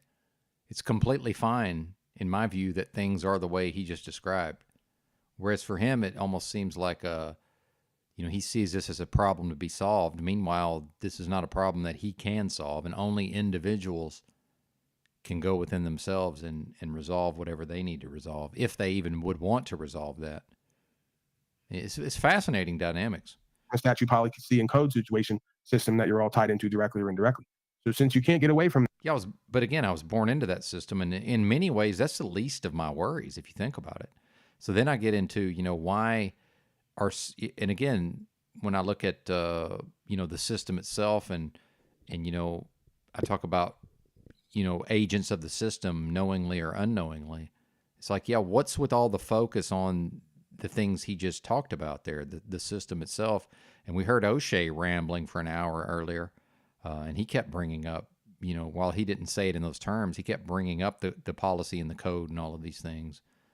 Like, and it all sounds good, right? And I've been interested in those topics for years. In fact, way before I ever heard of Paul Enslaved. But like, I guess I'm confused by the focus on these things. It's just bizarre. And I guess when I initially found the broadcast, I guess it was entertaining and it was engaging enough that I just sort of listened and didn't think too much about it. But more and more, I'm just like, and as more and more I see Paul, and I have interacted with Paul, obviously, and more and more I'm just like, what is this focus? Like, what's behind this? What's the purpose? From that, and it's probably not going to change from the beginning of time. How can we change ourselves and change with each other to avoid the inevitable consequences we see happen over and over again that we seemingly never learn from the annals of history?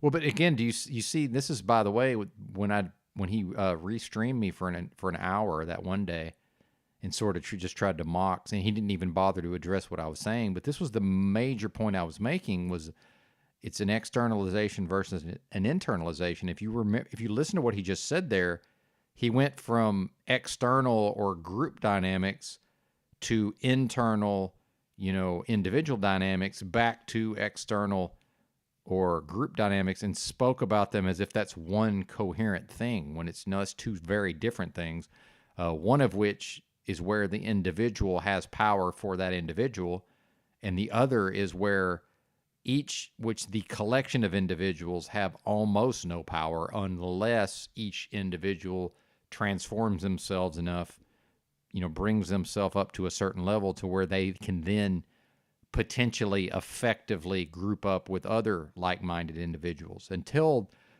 enough people have done that work and are willing and able to get together in the real world, again, things I don't see happening, but just as a thought experiment, like, what are we even talking about? And why? And it's, by the way, doing a broadcast like this every day, as Paul does, it's easy to fool one into thinking that a person, it's easy for a person to become fooled into thinking they're participating in a movement or a cause, because I know Paul doesn't like the term movement, but that people are participating in a cause that's actually day by day working towards, resolving these issues, when nothing of the kind is actually occurring. Nothing is being done.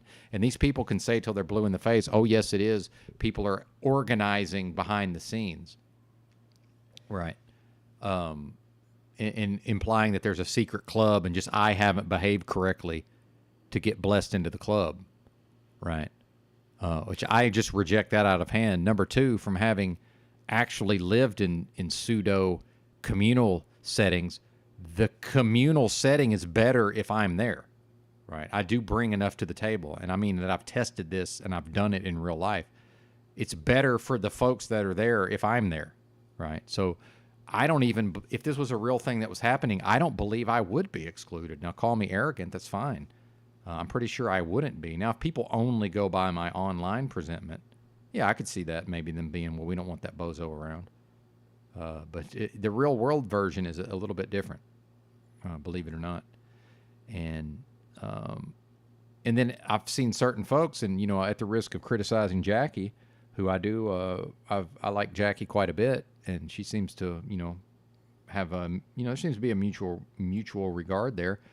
Well, I haven't seen her around here much. I haven't seen Mr. Phoenix around much either, Mr. Fox. But then I saw Jackie, I believe on Paul's panel, say that she said she's done going to these other places.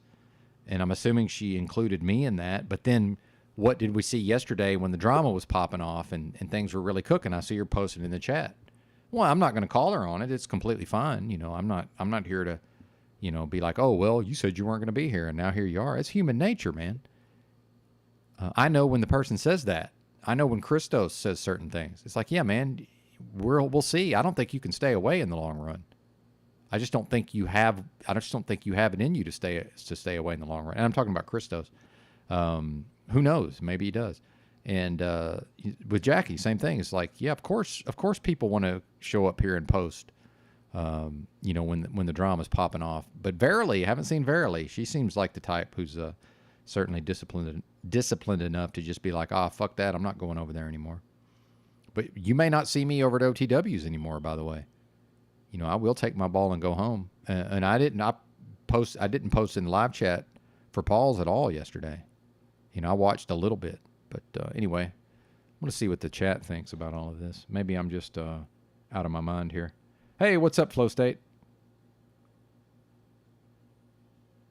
Oh, I just mean that I'm talking about how people react to me, Flow State. I just mean that I know that I bring a lot to the table in a real world dynamic. And I mean, what I mean by tested it is I've spent months at a time with the same group of people in a pseudo communal setting, right?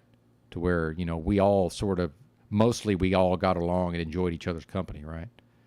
But I am an effective person, when some shit needs to get done, I can actually do some things in the real world. So it's just not a high metric to clear, by the way, Flow State. It's no huge thing.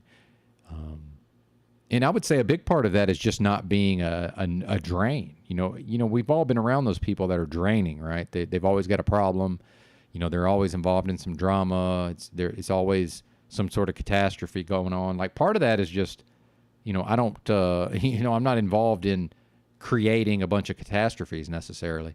I am pretty calm and chill, believe it or not, most of the time IRL, especially in an environment like that where I was on cannabis all day, which certainly helps to some extent. But then, there's always going to be conflict at certain times with certain people.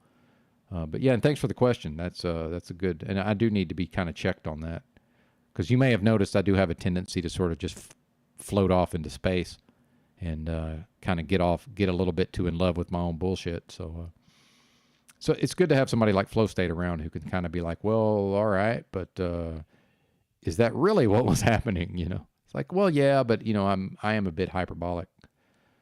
And now Woody's here, so I'm selfishly got to wait a minute. What happened? I've selfishly got to check out his comments. Oh, I accidentally ended the screen share, didn't I? Oh, what a bummer. What the fuck? Very strange. Oh, it's still full screened. No wonder. Oh, I see what happened. I accidentally closed the entire window. Bear with me, folks.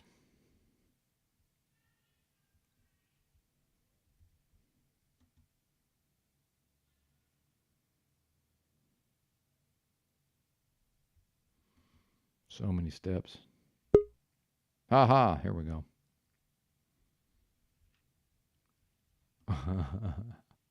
Yeah. Why did he put that on the screen, by the way? Yeah, put a fork in this channel. It's done. Yeah, thanks. I did, man, yeah. I couldn't resist, Gary. I am a bit mischievous from time at times. I'm a bit mischievous.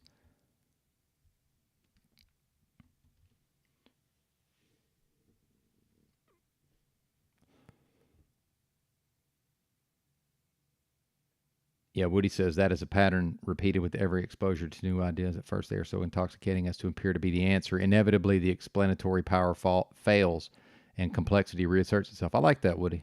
Yeah, I think that's yeah, definitely. And Voice says, once again, my dad actually never had a driver's license and hardly ever paid any taxes. That's why we escaped, immigrated to a country without civil register. Huh. Yeah, I think I know what you mean there. It's interesting.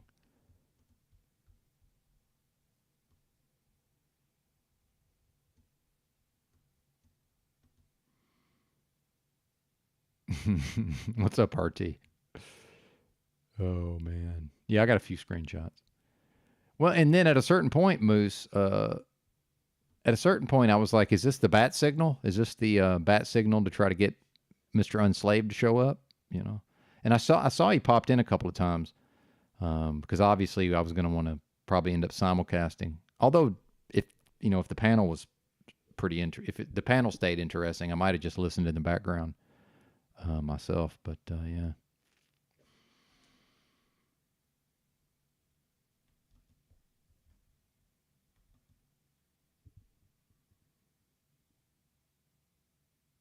But yeah, to answer Flow State's, what Flow State asked, I would just say it's not a high bar to clear. Flow State, just being able to show up on time and, halfway be halfway normal, whatever that is. Hey, how you doing? All right, let's get these this brush cleared or whatever the fuck we're doing that day. It's not a high bar to clear, man. Well, and that's the thing. Yeah, there is a bit of that duper's delight. I've certainly noticed it. He does it in a kind of way, though, where there's certainly some plausible deniability worked in, I would say. That's sort of, and you're not doing this, Sterling Ray, but because you certainly have, you're able to decode those messages. But certain people just aren't very good, I've noticed, at picking up the nuance, like that M. Davis. I frequently see him in Paul's chat saying that I said things that I never said because, I know how to speak specifically and sort of give myself wiggle room, but he just removes the wiggle room. It's like, well, Benton said this and Benton said that. It's like, no, I didn't. I said maybe, possibly, potentially. I didn't actually say that thing. Yeah, it's not a very, yeah, there you go. Yeah, indeed, Flow State, indeed. Well, at a certain point, you're just, one will either take my word for it or they won't, right?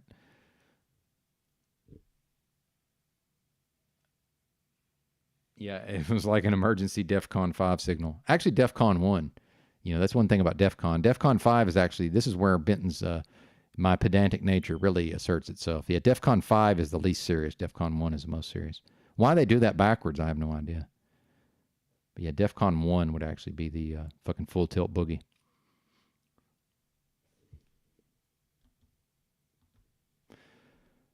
Well, and yeah, that's the thing. And see, that's almost like Sterling Ray. I used to get, I sort of had a big battle with Drew and others on the old CBO Discord because he had this meme. He had a meme like pinned that was basically like, you are not your triggers, it's basically this whole thing about triggers and what the trigger means and, it's basically something you need to work on. And I agreed with everything except for I said, I don't agree with the part where you guys are doing this for my own good. I was like, if you want me to believe that you're triggering me because you care about me and you want me to do better, I don't believe that, right? But yeah, everything else, sure. So yeah, that's the thing is, I can accept that. And in fact, Sterling Ray, I've asserted that as far as I can tell, manipulation is actually at the root of almost all human interactions. Generally, both parties are trying to get something specific out of the interaction, whether they know it or not. And then so-called manipulation, which sounds bad, but it isn't always bad in my view. But again, case-by-case basis. But yeah, it justifies using manipulative tactics to draw out the best in others. Exactly. But again, now that comes down to intention. I'm not willing to accept that he's doing it altruistically. Right. I think it's a mistake to impugn pure motives to people just based on nothing. Right. Yeah, Drew was tough on me. Yeah, absolutely. Definitely, Gary. Which is, I'm a big boy. You know, I can choose what to interact with and what not to interact with. But I certainly enjoyed working with Drew, and we were somewhat, you know, I would say, you know, we're pretty close to becoming actual friends at a time. I don't know that it fully ever took, but we were getting there.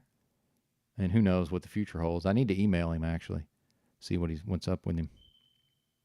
I'm just have to assume he wasn't too happy with the way things turned out when he came on the channel and duked it out with Machine Lies that time. And that was, you know, of course, Paul had the keys and all of that. That was my fault for not just saying, "Hey, man, maybe come back another day there, Paul." That was my mistake. Not that he would have listened to me, but you know, whatever. But yeah, he's welcome around here anytime, obviously. That's true, TBE. Yeah, I mean, of course. Yeah, by the way, I should have, you know, that was kind of in parentheses. Yeah, absolutely.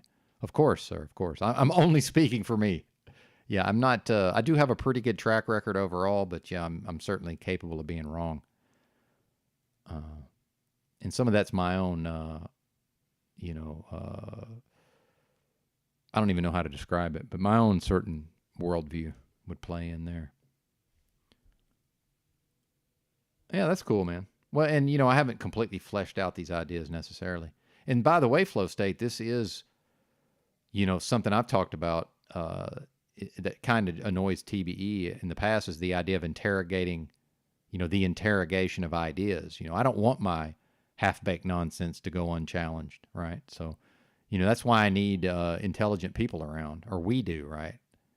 So if I'm halfway thoughtful and intelligent, that's clearly a benefit, you know, when it comes to to being able to scrutinize ideas. Well, the same thing, when I'm out here shooting my mouth off, you know, I already know there's going to be certain folks in the chat who are going to try to pick apart what I'm saying. And then also we're going to get down to how much energy do I want to put into defending myself here. So I might be willing to just let you carry the day based on, well, I'm not really trying to put a lot of energy into this right now. That's also a factor. But yeah, manipulation implies the subject's acting out of sync with their own best interest. Well, that's a bit of see, you're going to have to show me your work on that. But, you know, I would like, hopefully you'll cover that on your broadcast at some point if you haven't already. Although I miss a lot of them because I'm asleep, but I wake up and you're still live a lot of the time. Implies this. I'll have to think about that. I'm not really smart enough to figure out what that means right now. Huh.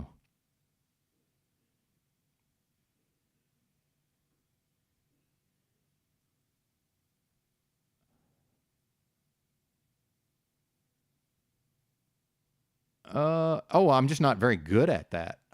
It's not my wheelhouse. That's why. Because I'm lacking, sir. That's why.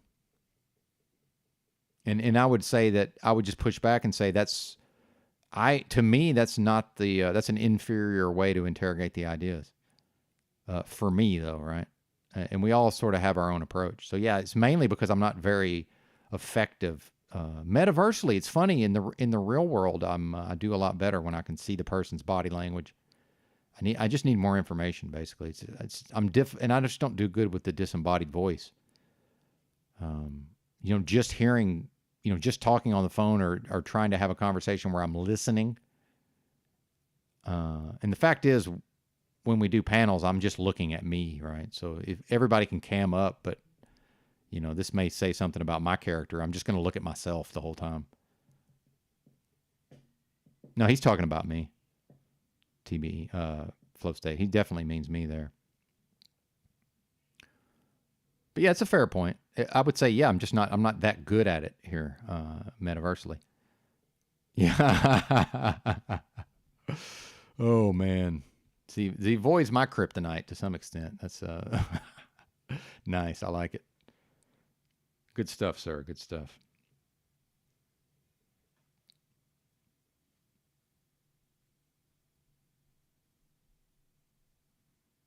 Well, and by the way, you know, I don't, you know, part of this style of broadcasting is, you know, I am foolish enough to just go live and start talking and just kind of have to deal with whatever happens and without becoming too defensive, right? But at a certain point, I'm happy to let you guys run the fucking ship with the ideas. I can just go into broadcaster fucking game show host mode or whatever. You know, let you guys duke it out. Now, I would say this also to TBE.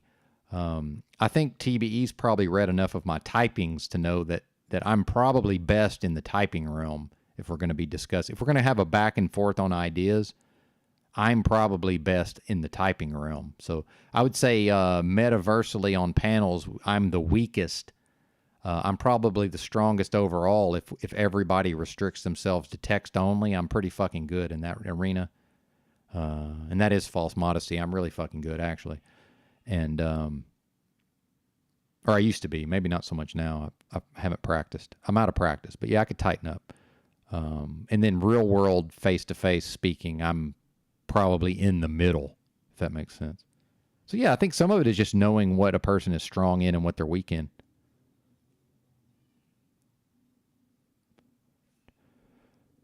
No, me and we have a lot of history. We've communicated with each other over the internet a lot, Flow State. Yeah, way before we ever started showing up in the Paul enslaved arenas. So yeah, we both know each other's style quite well by now. So yeah, I'm assuming that would be the reason. I'm just guessing. I'm not even going to say anything, by the way. I'll just let. But basically, this was just if anybody wonders what the old CBO Discord was like, this would just be considered a nothing. This is just a neutral statement, more or less. Like this is just this style of typing at one another this is almost a zero, if that makes sense. So I don't know that he's even coming at you with that. That would be that's considered a love tap, basically. Yes, I don't think folks that weren't there will never have any idea what that was like.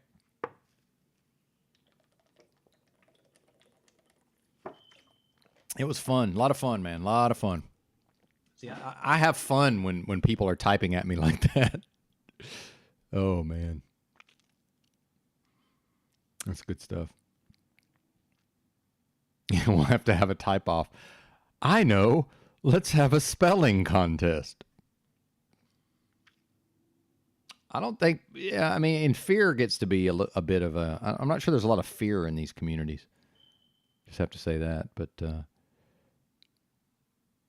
yeah, 85 words a minute. What's up, Crumley? Good to see you. That's right. Well, I'm probably down to about 75 by now. Let's be clear, but yeah, world champion of one-hand typing.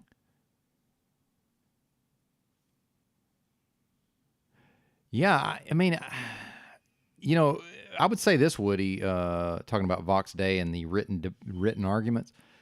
You know, if people could actually agree to take turns and follow, halfway follow the rules, but it seems like people just can't do that, right?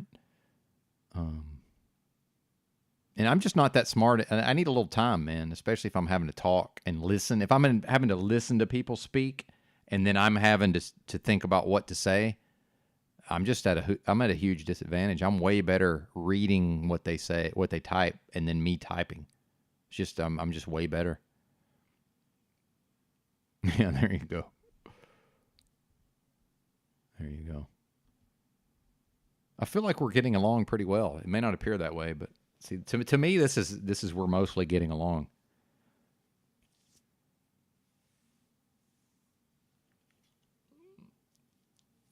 Well, and at the risk of shitting on your point, London, I would say that that's probably true, but I don't think it's most people are just almost completely incapable of having an actual debate. So the fact that and I haven't seen Flo do any debating, but I'm assuming he can halfway cover. I'm assuming he can halfway. Well, no, I've seen him be able to just listen to the other person and then respond. So just being able to do that will put you a cut above.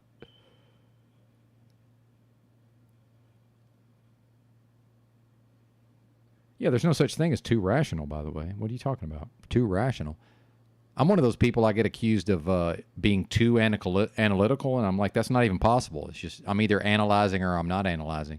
It's just analysis is either present or not present. You can't have too much analysis. Now I can, get involved in a paralysis by analysis, but there's no such thing as too much analysis. What are you talking about? Although, it's up to me to know how to use the analysis clearly. Well, again, I would say there's either analysis or the lack of analysis. Well, okay, but here's where I get people to shut up about this is, so basically, what you could say about analysis is like, so people might say to me, well, you think too much. And I say, well, would you ever tell somebody that they feel too much? Right? Because they're basically, the same thing. They're like opposite ends of a spectrum or a pole, I would say, thoughts and emotions. It's like, so how is it possible that I'm thinking too much, but nobody would ever be accused of feeling too much? I have thoughts. People have feelings, right? It just kind of is what it is. Now, what I found, though, is that my thoughts frequently trigger people's they annoy people. So now they're feeling some type of way about my thoughts. But it's like, yeah, well, I'm thinking some type of way about your feelings, but I don't know that means you feel too much because I'm having some thoughts about your feelings. Like, when we listen to O'Shea repeatedly talk about how things feel, or like Mr. Pie's on a panel and he's all emotional about something. No offense, Mr. Pie, but you do get emotional at times. Although I do as well. But, I have thoughts on the matter. I don't know that that's negating his emotions, right? It's not like, okay, well, his emotions are now fucking excessive and inappropriate because I have thoughts. Well, that's probably true, Voy. Yeah, definitely. Yeah, I definitely talk too much. Yeah. I just don't think it's possible to overanalyze. That's just my opinion, Voy. Yeah, my opinion. There you go. I like the way you said that, Flow State. Yeah, that's a good way to... And I don't even need to be right here, folks. I'm the type, I enjoy the actual discussion. I don't, this is what I do for fun, is have these type of discussions, if possible. And if I have to, by the way, if I have to service a whole bunch of drama just to finally get to this, that's okay with me. If your paradigm is self-contradicting, you don't appreciate people trying to fix the absurdities you are emotionally attached to. Yeah, there you go. It's well said. Yeah. Very well said. We went a little too much, we might have went too much love fest for TBE. It's always interesting to see, although he does work, like he's actually at work right now. Oh, there he is. He's back. Good deal. Yeah.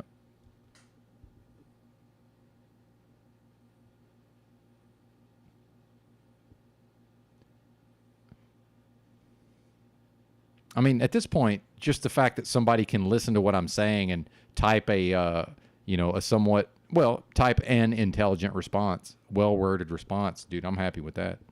I'll take what I can get at this point.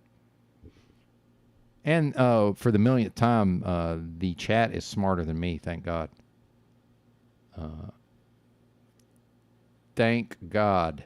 This would not be a good time if I was smarter than the chat.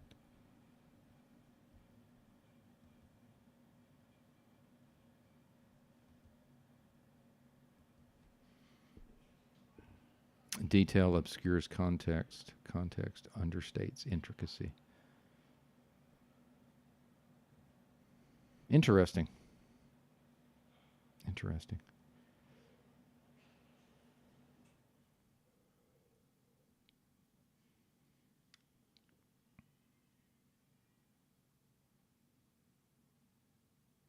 All right, we're going back to... kind of want to hear what Timmy was saying on OTW yesterday, but I'm not sure I can deal with how annoying he is.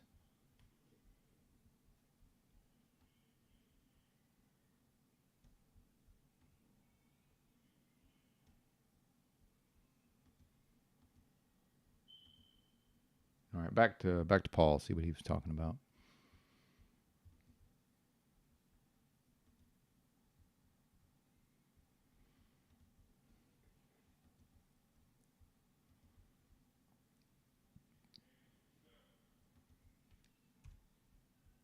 That you probably can see in code situation system that you're all tied into directly or indirectly.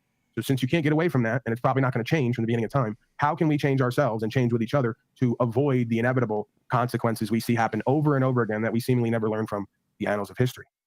Okay, because history will repeat until you learn its lessons. And apparently, some of us have not learned the lessons.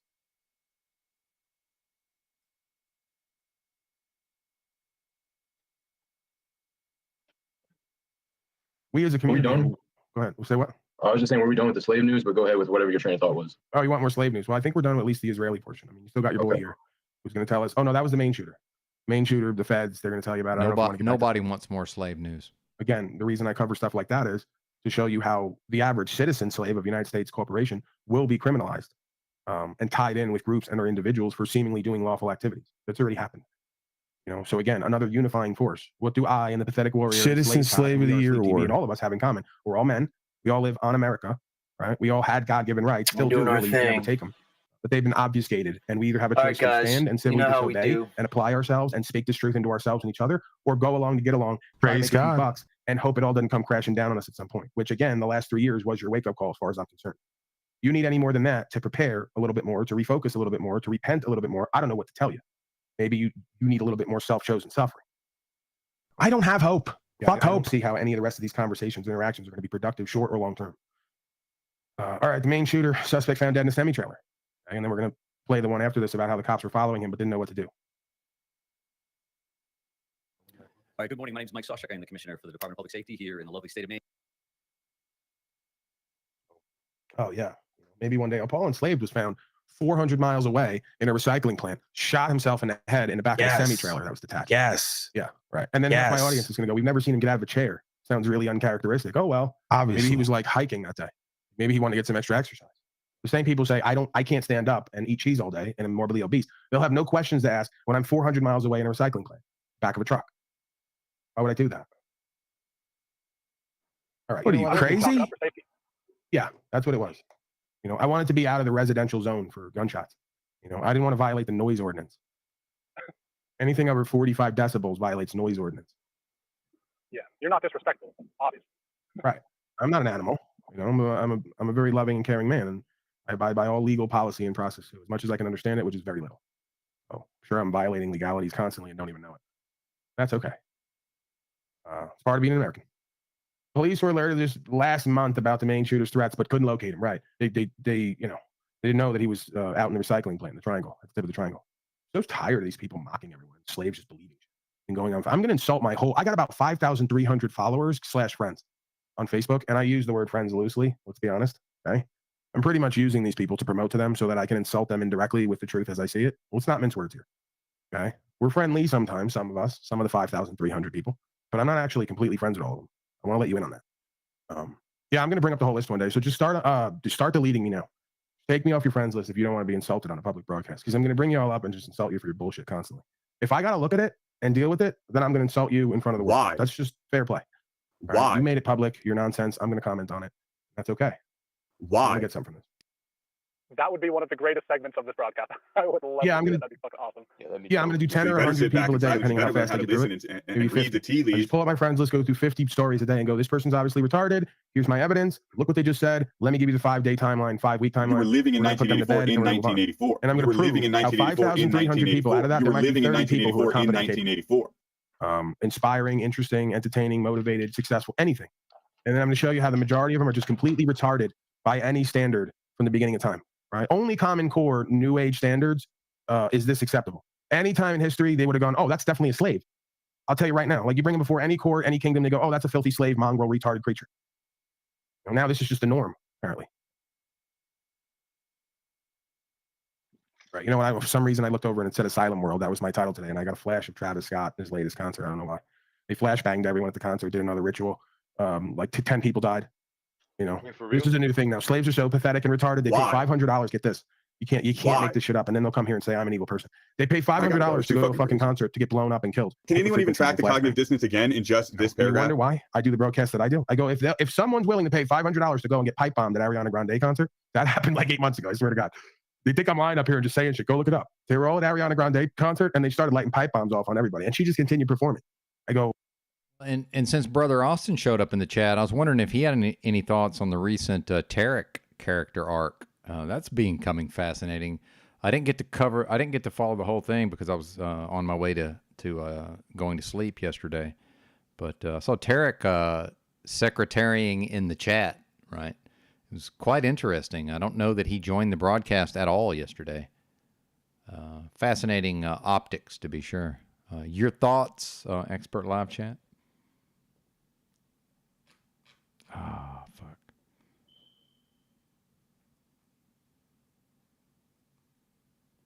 Your thoughts, expert panel? Oh, that's right. It's just me. Oh, anybody think that maybe she's in on it?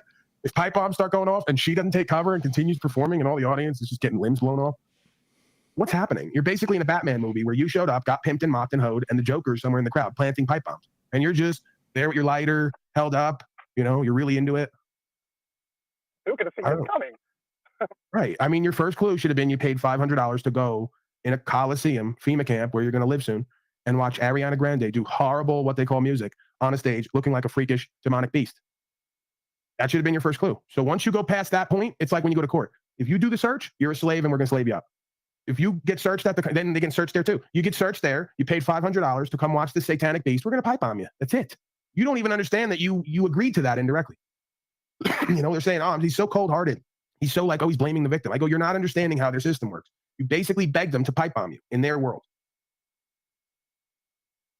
Your thoughts on any of this expert panel? I know this is shocking. Oh man. Your thoughts, expert panel? Pretty good trains of Hello? through, but they just fly right by. They're not even stopping for me to hop on like JG. You don't go to Ariana Grande concert, do you? Hell no. All right. You've been saying some things that have inspired me to, you know, I was going to build off a couple times, but I feel like I'm not interested. It was something with that. Yeah, I probably would have interrupted you anyway. I'm not interested. Yeah, nah, it's not important. No, I yield. Go ahead. You didn't go to Travis Scott concert where they hit you with frequencies and people just fell over. I'm not interested. You didn't go to that. Motherfucker's overrated. Overrated. I mean, come on. These people are horrible people. Terrible people. Yeah, right? Demon. You don't go to Post Malone concert where people just overdose on cocaine and fentanyl. I'm so sick of this shit, bro. It was a small ass, you know, here in Missouri, a little bar, local. Yeah, what kind of a loser failure listens to music and spends money to go watch a guy cry on stage about women and be hooked on drugs? Yes. Like, how much of a simp loser failure are you? I mean, half you guys bring your girlfriends to the shit. You know, all the broken little girls that you deal with, you bring them to the shit so they can idolize and fuck the guy on stage who's whining about a woman hooked on drugs. So now you're like, you're simped out, you're tricked out, you're pimped out. It's just, you're preyed on by your own emotions. Let's go watch Post Malone, who the guy who you think is more valuable and more of a hero than me for nothingness, hooked on drugs on a stage, whining with his whole body tattooed. Just completely demonic, right? $500 they're going to pay for this. Look it up, Ticketmaster right now. $500 to go see Post Malone cry on stage about being hooked on pussy he can't retain and hooked on cocaine that he can't attain enough of, apparently. Did you see that video of him when he's like doped out and he's like saying hi to somebody? Yeah, these people are pathetic. And what's more pathetic is the system gave a bunch of broken people a stage for everyone else to come idol worship and get mocked at and pay for it. It'd be bad enough if you did it for free. It's really a kicker to the universe when you give your energy exchange for it. Like, you work all fucking month to go death worship and idol worship and be part of the collective cult hallucination. They taking your energy. They taking your energy. They taking your energy. Damn, it feels good to be free and ghetto. And not this is ghetto. In mocking rituals and bondage and vice and false co-creations and corruptions. I think that's they taking your energy. Right, so that's why. Well, yeah, and it goes back. And to that's the double truth. Rude. You know, forgive me for the sarcasm. I don't really use sarcasm too much. Maybe because you're a fucking faggot. It never translates well. You got to do an Illumitami, like really get the inflection going, the intonation. Too flat. Yeah. Give me a little bit of holy. You were talking about something, and it made me They've been successful in pushing everybody into these little ghettos. They've been successful in pushing everybody into these little ghettos. I'm not on Facebook. Yep, he's in it. All right, give him like 10 minutes, 10, 20 minutes. He's just going to kind of sit there and stare off. Like when you get high to the level that I am right now. Before you move forward, I'm going to wrap up soon. Coming up on a third hour right now. Like when you get high to the level that I am right now. No, not too much to add. Are you good? I thought I saw something about that concert flash bang or something. Did you have that clip for Slave News or no? What the Travis Scott slavery event? Yeah. I guess I could give that to you if you're really into it. You know, I'll fucking, you know it. I'll give you some. In person, obviously. Might as well do it virtually. Right. All right. Well, I wasn't up, but I'll with special request for Julia. Praise God. Travis Scott mockery slave ritual.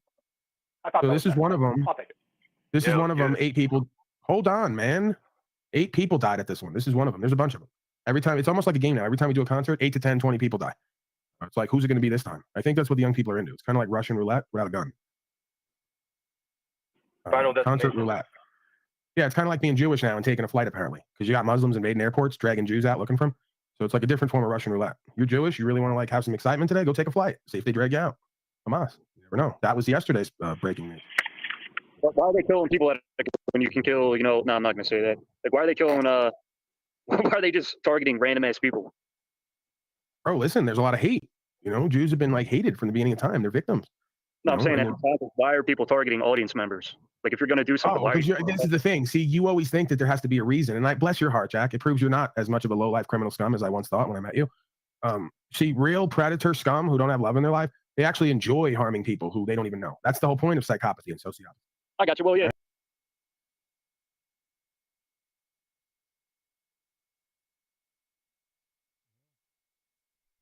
What the hell? Somebody's on game. Oh, never mind. If we can keep bombing them and they'll have to keep doing it. Again, they have their own beliefs about, just having fun and excitement, doing population control, doing mockery rituals and sorcery, proving their point, right? Like I do here sometimes, proof of concept, because they say, like the way I envision, I'll give you my movie scenario. I can't prove any of this. Anything I've just said, I can't prove it. But here's my scenario. You got a bunch of folks sitting around and they have nothing to do. They got everything.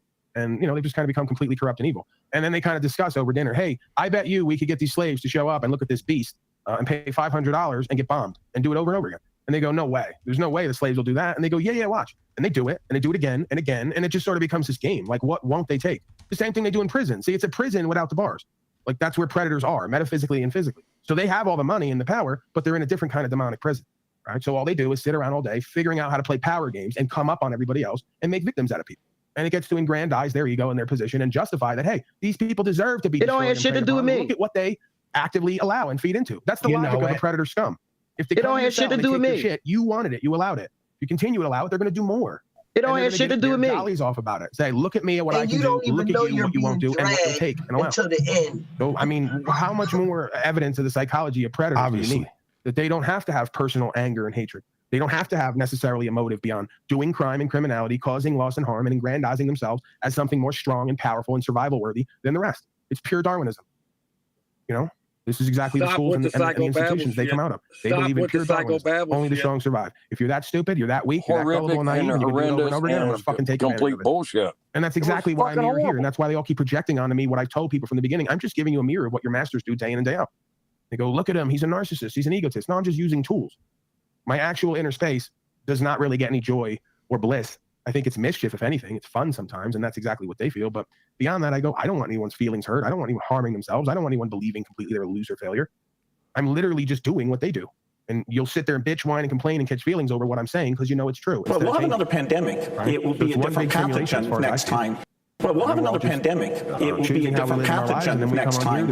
Well, we'll have another pandemic. It will be a different pathogen next time.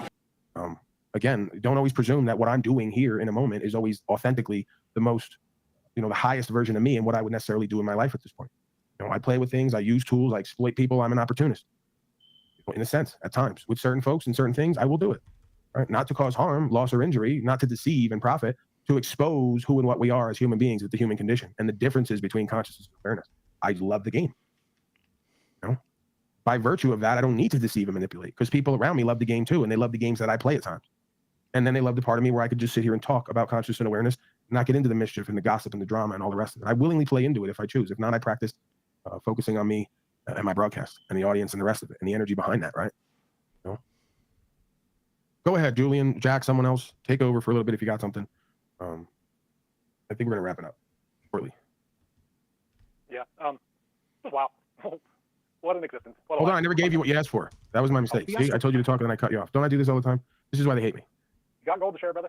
No, I need to give you what you asked for before I forget. I think that works. Oh, okay. It's Timothy. It's Rabbi. Yeah, thanks for showing me that, man. Not a problem. Don't stare directly into the eyes of the Gorgon creature. It will turn you to stone. It's weird. Like, you'll immediately lose an erection if you have one. So it's like, it's this kind of paradoxical, right? If your dick is stone, it immediately turns it flaccid. But the rest of you is turned to stone, right? So it's like a Medusa Gorgon creature. Don't look directly into its gaze. Go ahead. SVLS rep, Julie and others.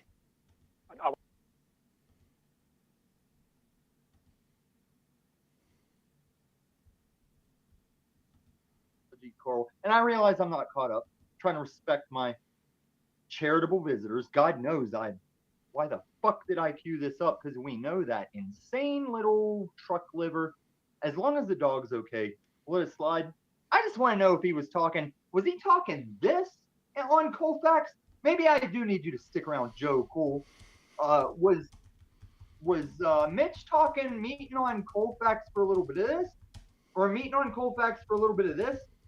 Because either one, I got a parking lot right here, much less heat than Colfax.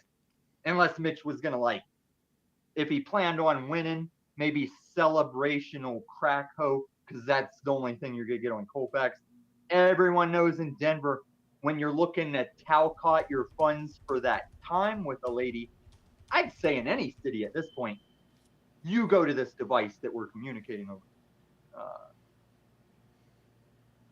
You have nice facial features. The filters don't do you just melanin moron. Always moroning it up. You don't know enough lore, Mr. Loremaster, if you didn't get the Scientology. I don't get the Scientology. I get why you would Johnny football hero Tom Cruise. I mean, come on, Tom fucking Cruise. At his lowest, craziest, still cranking out the hits, still picking the solid movies to be in. You ever see the one where he doesn't know he's the clone? It's some one word, confusey, type title. Yeah, him and the red-haired bitch. He doesn't know he's a clone. And wouldn't you know it, that narrative black man, he has to be a character to let him know he's a clone. Let him down easy. Bet was he has 2 or 3 cases maximum. What do you mean cases? Wizard dodging the child support? I don't respect those cases. I think Wizard should have manned the fuck 93 up. fucking cases. Maybe contributed to his offspring's upbringing, as that whole unslavious community you'd think would back that, but they don't. Wizzy, Melanie Moron, good question. 93 Wizzy fucking is cases. a prevalent guy, much higher tier than Truther Cop in all those Freedom Truckers, J6, East Coast, Hagerstown area assessment of how do we get back on. Well, let's not, Moose. Wizzy. Let's get to 1K, but not in a big hurry, Moose. We're not in a hurry, sir, but thank you. It's a bit disorienting how quickly we went from 685 to 730ish or whatever it is now. But 735. It's exactly 50. Interesting. Interesting, Moose. Yeah, let's maybe pace ourselves here if you don't mind. And I am monetized. I just turned the super chats off. We are monetized. Nationality, lose. But yeah, 1K will certainly look more impressive, right? 1.0K. Joe Cole, she was fucking with you. Nobody has ever gotten buff or thinned down after they were content with their shape, their body. That was total bullshit. Even Dr. Cox, Scrubs, even he'll say on one of those episodes, the day you're satisfied. See, Carl, this is why you can't hang with me, troll boy. In the gym. Okay, back to Carl, my favorite socialist to waste the limited beats of this interior cardiac. I only have so many pulse. You love me. Cycles of this, and I'm just throwing them away to you, Carl. Make it count. Yeah, he gave you props. That's all it takes. No, Carl, they were legit props. He saw a thing, he said it, and I was like, Prish, glad you see that. Not everybody does. Said I'm one of the realest motherfuckers, in a sense, not quote. We can go find the stream. Said I was a real motherfucker. I try. I've been a little not real to bait people into, accusations. Grab them by the lower area story. But seriously, Tommy doesn't want you to hit that like button to do it anyway. I guess if you want my streams tying up your like list, I utilize that list. I mean, I know YouTube says it's your likes. That's a list that I keep separate of other lists, trying to organize the chaos it is trying to get you spurgy remedial motherfuckers in line. You got to stop low tone. Sorry, man, my screen's cracked. Low towing to anyone who gives you an ego massage, dude. That's not what it is, Carl. If I were the biggest ego massage I could get is if your ass finally came up first time to my the first panel your ass ever fucking came the fuck up on and did this instead of making me do the little text, yeah, Carl, I see you.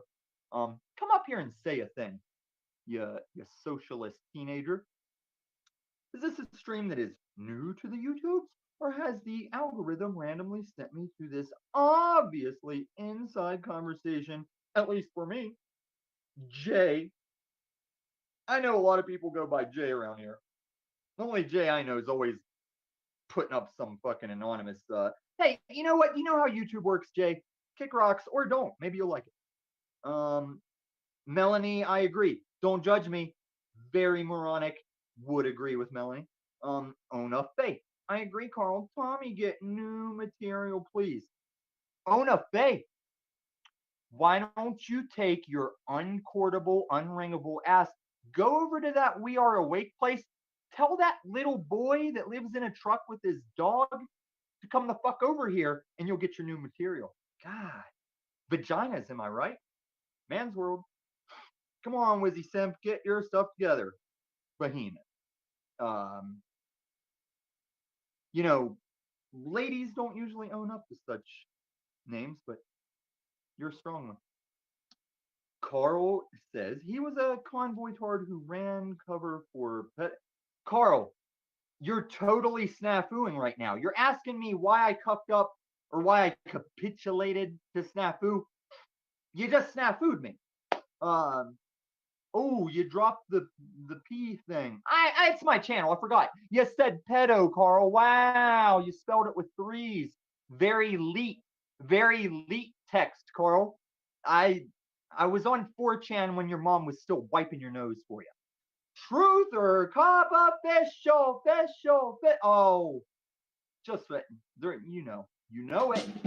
Tommy, I was talking to you specifically. I have multiple audiences. Yeah, it's the Tommy Show. Starring That's why they bring me up. Truth or Cop, Smith, Blue Bass, and of course Jack Talcott. And me. And of course your announcer Jay Leno. Hey here, man. How you doing? Yeah, this is great. We're Tommy's here. We got Truth or Cop, all the rest of the insane people. What do you got for us?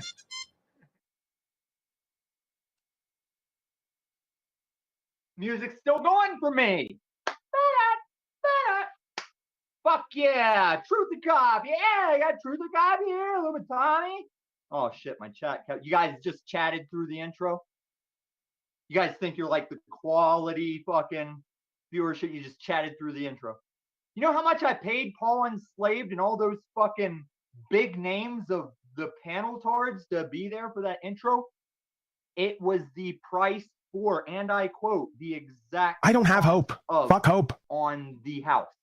He didn't even know I was going to take it.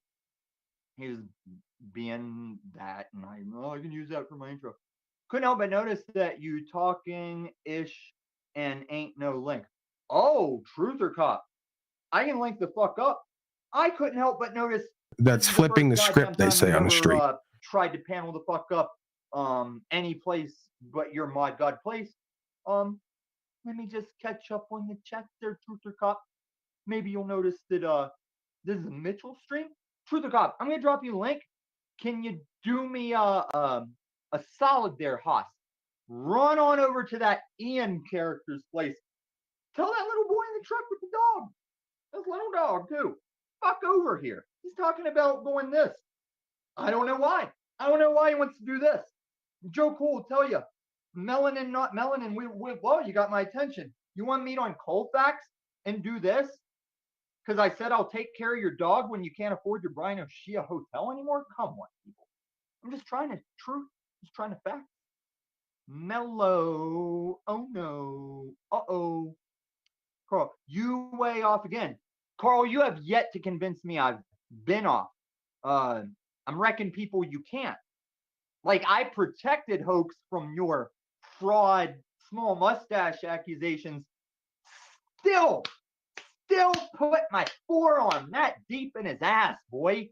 You could never, if you don't panel, how could you ever set a sewer town appearance specifically to catch Hoax War watching your sewer town appearance?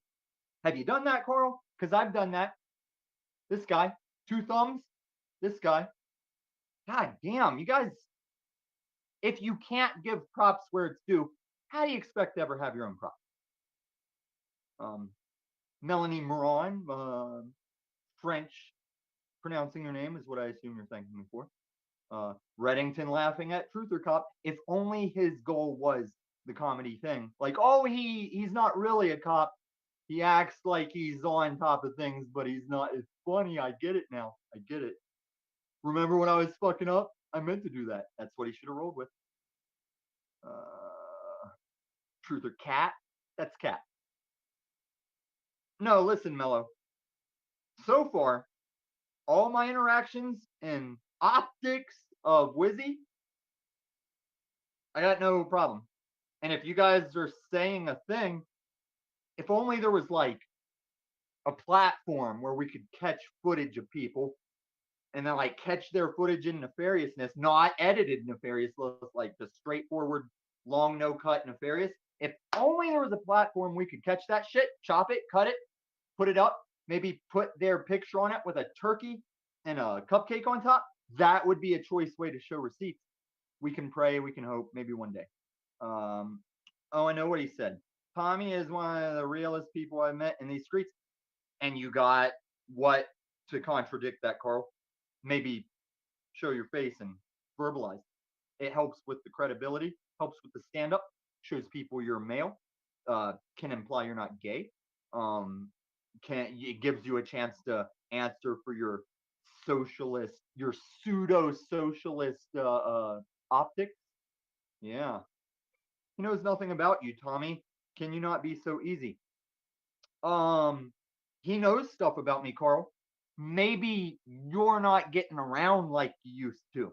Maybe you're not getting around like G before she got ringed up, and she's so leftist, I can't say she don't still get around more than you get around, even with that marriage of a bigger year separation than me and that girl everybody's riding my ass about. Boom! Shout the Wizzy for dropping that bomb mid-argument with that hoe. Does Wizzy even come to this chat? No, Wizzy's got shit to do. If he came here, I'd be like, you ain't wasting no, like, clock time. Like, you got nothing else better to do, right? I wouldn't waste his time. Like Mitchell's wasting mine. That boy's talking this. I said, okay, you gotta show up. You gotta pull the fuck up. He wants to jump straight to Colfax. He don't want none of this. Joe, cool. I'm trying to keep a little less violence, and we're trying to keep a little. I'm trying to reduce this to maybe just a little bit of that. What up, Truther Cop? Did you run into that child with the truck and the dog? Is the dog okay? Let me know if the dog's okay. Does he want a doggy treat? He'll want a doggy treat if he sees me whoop that Marshall. Why are you trying to milk me for content? If you're really interested in talking to me, you do it off stream. Carl, that's nefarious, scandalous talk. I've got nothing to say off stream. Do you? Ooh, we need to get Pizer up in here. I have to assume Carl's a teenager. Don't judge me. Number one, he's Canadian, and he's smart for trying to hide that. I would too. I wouldn't go south of America's border. Fuck that. You see what they did to the melanin people that went down there for whatever? I don't care what reason they went down there. They got snatched the fuck up, and they weren't no like. I live in the places. I can verbal pat down the melanins, the non-melanins. I can navigate. I mean, some people you don't know till they pop up, but I can. Is my Halloween costume still on? Wait, is this Truther Cop with the K? Oh my! Wait, this is my Halloween costume. What the hell is it still doing on? Oh shit! I need help. Is that? I mean, I know that can be Carl, but maybe it's because I joked about it. I hear a little bit of Truther Cop in there. Oh no, this is my Halloween costume, bro. It's Truther Cop, bro. What's up? Yeah, that's Truther Cop. God damn it! I was rocking this shit last night at fucking the Madness, dude. Did you miss it? Oh, did I miss the Madness? Yeah, every show. You were going on and on about it for some reason. Was I? Yeah. Are you sure? It's kind of weird, dude. It was a bit odd. Let me get out of costume here. When you go by the handle Truther Cop, what do you envision either of those words standing for in your representation? Basically, I want to bang your mom at the end of the day. I'm not sure if she's still alive. I'm not sure either. That's what I'm trying to figure out. But you do seem like the type that would be into that kind of thing. Like you were calling me out earlier. What's up, man? You got something going on? Your look is very common for being on the arm of like the elderly action seekers, you know? Yeah, could be. Did you know that nursing homes are literally like breeding cesspools for STDs because they don't give a fuck? They just Well, I don't know what a nursing home is. I don't know what a nursing home is. I know what a retirement home is, and I lived at one in Jackson City for a moment there. That's Spokane area. Retirement home can be a swanky, nice, big place. Nursing home is you need a little assistance in like the existing, maybe the eating, maybe the moving, maybe I feel like you just lie in a bed and go, It's nearly everyone like 50 years of age and older. It's kind of ridiculous at this point. Dude, I watched my mom go to the nursing home to take care of her mom, who doesn't recognize her daughter anymore, doesn't really. Dude, aesthetic appreciation. You just gotta watch that thing play out and die. My siblings can do that for my. That's exactly what when my grandmother passed. I mean, for like I think about 5 to 10 years, she went from a prescription that shut down her kidneys because her liver was shutting down, so they had to give her something for her liver. It shut down her kidneys, so she had to get on dialysis. And by the time years before she died, I remember we were sitting on a boat, and my uncle had just gotten married, and she was sitting there with this blank stare on the fucking boat, dude. After years of dialysis and all these fucking programs and treatments, and I was, pretty young, 18, 19. And I saw this blank stare. She didn't remember my mother. She didn't remember her own daughter. Oh, yeah. Now take that. Hey, I think you had it pretty solid. Like, she's just sitting blankly, not recognizing her daughter, right? That's her daughter she doesn't recognize. Yeah. Now imagine your mom trying to take care of her, and she's looking at her in terror, like, who are you? Unhand me, but not using English. Yeah. I had to be like, I can't keep going. And I had memories of like watching Price is Right and getting goodies from this woman. Please don't update those. Yeah, I'd rather not know of that piece to her on those final moments. I'm sure I'll go through worse. I plan on like limping in my high desert, like nothing around. Like, oh God, I'm definitely Daryl Dixoning out on this one. My goal is to go. I want to go on the Appalachian Trail and be maybe if I have to, maybe start covering myself in peanut butter and honey until I get mauled by bears alive. Oh, you know what the most dangerous thing on the Appalachian Trail is? The interval cabin stop. Yeah, don't stay in the cabins. Camp somewhere. And be sure of your camping. Don't stay in the fucking predetermined cabins. Already shysters looking to shyster. There's predetermined cabins along the trail. Like they're like, hey, stay at this place. Yeah, I wouldn't fucking take no way. In the Western times, there was no, it's shelters. Hey, it's empty and you need He's talking about shelters. And then they'd pass word about those. Yeah, watch the remake of True Grit, right? Shit went down in one of it. Like, here, girl, go put your coat over the chimney. We'll smoke them out. I'll start shooting all that. That's a good movie, man. Good movie. It's got the dude in it. He's not all listening to bowling as much. He's just doing that. By the way, I'm sorry, that's Fort Smith, Arkansas. Bitch loving the movie True Grit. They didn't shoot it here, but that's the town scenes in that movie. I can see him harping this all day. You said something about me, sir, earlier last week, earlier this year, earlier a couple hours ago. I'm going to harp on and on about it. What's up, Smith? I'm going to make Good it like to I'm see you, sir. personally offended. And that seems to be a strategy of a lot of YouTubers out here. I don't know. I don't know what the fuck's going on. It would stir you to some kind of not pleasantry. I mean, it's nothing that we probably can't work out, as nothing in this panel versus really anything. The only thing that rides the line of not working out is that snafu shit. But I'm sure whatever I have to say is somewhat spurgy and true, which makes it spurgy. But forgive me if I can't focus. This is my weakness, and I've never denied it. Like, I'm trying to give the chat, and props. Thought you'd never come up to a panel you couldn't. My God. But did you see my title? Did you see the thumbnail? Little lost boy that needs to find his mommy. He's lost. I actually didn't see it. Yeah, it's. Can you pull it up? Can you pull it up now so we can see it live? It's Mitchell. Oh. Well, I did like the Snapchat boohoo filter. And then Mitchell's got to get, dude. Mitchell came up on my stream. It was right. I think it was the stream. Was it the stream that the infamous night of your police showing up at the door? I think Mitchell came on that night. It was around that time period where Mitchell came up with some hieroglyphs on fucking caves and shit. And he's like, I want to share these with some motherfucker. I said, you go get the fucking crypto alchemist out there, man. Burn Eye. And share that shit with him. I'm picking up what you're putting down. Will trigger him up here. You're right. First time I ever saw Mitchell, way back in the day when the channel was called Fallen Slave. All Mitchell could do, he was still as heated with Paul back then as he is today when he's not cucking and sucking for that panel spot. You got a panel spot right here. Still kind of bizarre the way Mitchell was behaving over here yesterday. All he could do versus Paul is like, I need to go back and see if he actually talked when he was on panel. Look, I'm standing on a rock. Take that. Oh, you see what you do, Fallen Slave? I'm standing on a rock in the wind. I had thoughts about Cage's appearance here on the channel. Colorado and Arizona. Who cares? I don't quite have the energy to get into that right now. Jack caught that shit. Jackpot. Just like Benton. Yeah, go for it, Z, what boy. That boy's beef is. But if you come up here, in fact, if I hadn't agreed to not simulcast a Z, we'd just watch it here. Mitchell, there's lots of Mitchell, Z doesn't like when I do that, and I agreed not to. So get a fucking Raymond by this hentai demon tentacle penis tongue. Oh God. And maybe a Sherelle Snow or two, in a different context. But that title is for you, baby, and you're down there typing away like a broken hoe. What's the problem here, Mitchell? You're talking that bang bang on Colfax at 11 shit. You can't even click a link, boy. Yeah, what was up? It was strange. The problem with this we got the ethug.txt activated here, and I feel like that is a fair fucking assessment by Benton. Despite what many chatters may think right now, as their thumbs are twiddling away about Benton, I can feel them now. Carl, you know, the ethos.txt. It's kind of bullshit, dude. It's all fucking like panel out. Now the thing you said, the serial number. Is that Thank you, Benton or is Truth or it Cop. Flow State? Because I can't remember who posted that serial number. Truth or Cop's got my back. You know, that was bad. I'm holding 57 people just talking to your fedora wearing ass.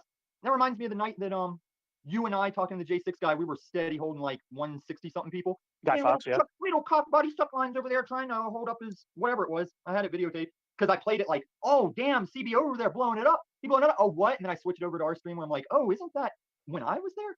Yeah. That was a fun interview, dude. That was the first night Guy Fox came up and talked. Yeah. What's that? That was the first night Guy Fox came up and talked. I got to check in with him, man. He's in January, right? Yep. I also, if he's got one more in him, I need to get his email for Chaotic Truth. Those respectable niggas want to talk to him. He's information flies around, man. It's so difficult to say any claim about any person, man. I don't even know. He's a fascinating individual. I'll give him that. The J6 guy? Yep. Oh yeah. Yeah, man, he was pretty cool. He took it well whenever I grilled him a little bit. Nigga! Protester from J6, like, you know, DC is technically not the place where Is you're that too loud? I'm guessing that was too loud. That place. But I mean, he said so much crazy shit about that. And I mean, I've watched the videos you showed. He said the shit he saw on the ground. There's enough nefariousness there, even if it was in the 50 states. You're still in for some stuff. RT, I'm going to say we're still cool. I watched you just buy right into that London rhetoric. I watched you go to other panels and be like, it's bad. No, it wasn't bad, was it? Only the reading comprehension was bad. Jesus. So, Mitch, I don't know how things operate in your delusional little spurty boy world, but if I just burnt a bunch of my free lunchtime, which I have devoted to the chat foundation. Now let down some of the shit you've learned about me from them. And you're not clicking that link. Mitch, I could say the same about you. Don't be talking this. We need I could say the same about you. When they see them do the shit that you do. Mitch, I could say the same about you. Channel, some little old ladies, okay? I'm about to just stay in chat, been backstage for. No, you haven't been backstage. I keep turning on it's Cunthia and MGTOW. You man, I love you. I told you Daddy loves you. What the fuck do you need from me, bro? I want it to be real. You man, I love you. I told you Daddy loves you. What the fuck do you need from me, bro? I want it to be real. It smells funny. I don't like your bullshit, but I'll let you interact for some. Is it like a snafu alt or something? What is this? The only sketchiness I've ever heard with MGTOW is I heard on his channel Snafu was indeed wrenched the fuck up. I need allies in truth. No, it was not. I need allies in truth. I need allies in truth. Back in the day, I did, but recently I didn't because he's the Nazi. He wants to claim everybody bans him, everybody does this to him. Yeah, you go to his channel, which he did have big channels before, that got deleted over and over and over and over again. People try to teach him, like, dude, you can't say those words, which people have done many times. Couldn't do it. Mitch, and he bans people on his channel. Mitch, is it possible you're wearing a Chuck in Tennessee persona when you're in my backstage? He could be the Cunthia. That's a Mitch move. Ooh, that's a Mitch move. Detective like for a change. Oh fuck you too. Mitch, you're wasting my free lunch hours, man. Come the fuck up here, or just accept that you're talking a bunch of bang bangs in my AO. Like I don't have to leave my house to deal with. Like first, I want you to come up here and tell me what your fucking beef is. I'm like, Mitch, you said something smarmy, so I was like, I'll take good care of your dog when you can't afford the Brian O'Shea mobile hotel, and you suddenly want to go bang bang on Colfax. Not real sure you understand what you're saying when you say that. Who is this Karma's pimp? I don't know. What's he talking about? Down in the chat. And by the way, bro, you were like 10 minutes behind for like I should have come at you about that first. You were like 10 minutes behind in chat, dude. Yeah, I'm trying to hit them all. It's about the respect. I didn't want to miss something. I actually like a few of those people.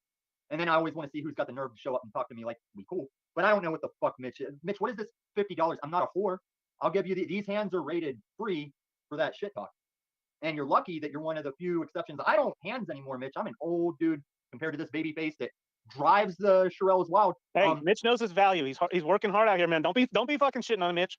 He wants $50 for 5 minutes. I think that's a fair rate. We should all be getting dirt into the hole. Start the union, Mitch. Start the union. How can you say he's working hard when I can't validate you're working hard? If you can command fucking $10 a minute, you're working hard, bro. Mitch, meet me up here on this panel before you talk all this I-25 and any intersection shit. Because I can stay home and still tag you at a couple of those intersections. And I got my personal issue. Mitch, I got my personal issue with this motherfucker. Mitch, why didn't you said you were going to talk to Burn Eye about showing those photographs of those fucking awesome hieroglyphs that you took. Like, why didn't that happen? What's the story? Seriously. Benton doesn't know why he was flirting with Benton. I don't know what his beef is. And he's too little boy, little sack to come up here and say it. I think he's trolling me out of my time. Hey, Mitch, last chance, Bray. Last chance. I'm about to fucking ban you so I can get back to business with my respectable pleb following. Shout 62, 69 would be better. I don't work with jokers. Yeah, that's your projection. You're saying I'm a fraud. You're saying I'm a joker. Hold on, Mitch. Come up here for me, bro. Come up here for me. We were cool, Mitch. You saying I'm a joker? Come up here for me. Now you got this motherfucker seething at you too. You don't want both. You don't want both. Oh, of course he doesn't want to go up because he's a little boy bit. He wants to talk all that shit over at We Are Awake, where he feels like a big man. Anybody could feel big standing next to Ian and all his passive non-aggression. Yeah, I'd feel a little bit taller around him too. He sounds just like Polyboy. Tommy, please. Tommy, please. Please what? I'm saying a thing. I don't hear anything better being said. Excuse me if I interrupt the loop to say it. Oh, so you don't want to come up, but you want to share your cash out. Mitch, kick rocks, you little fucking bitch.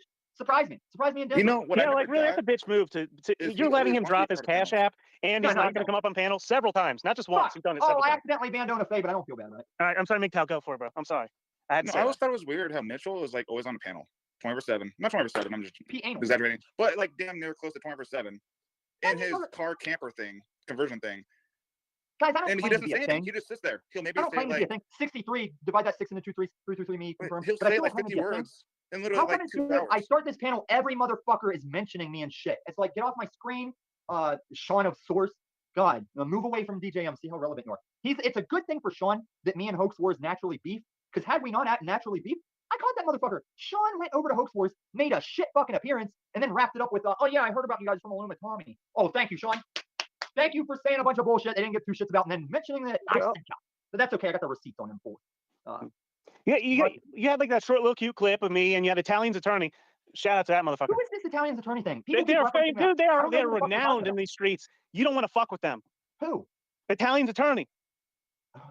Don't fuck with them. What the fuck they do I will give about some flip some block shit around on you, man. If hey, no, what the man, fuck am I worried about some block they are fucking hot, dude. Don't fuck with them. Morris, how many do you want to use your next account to come up here like a big boy, or do you want me to just flex this?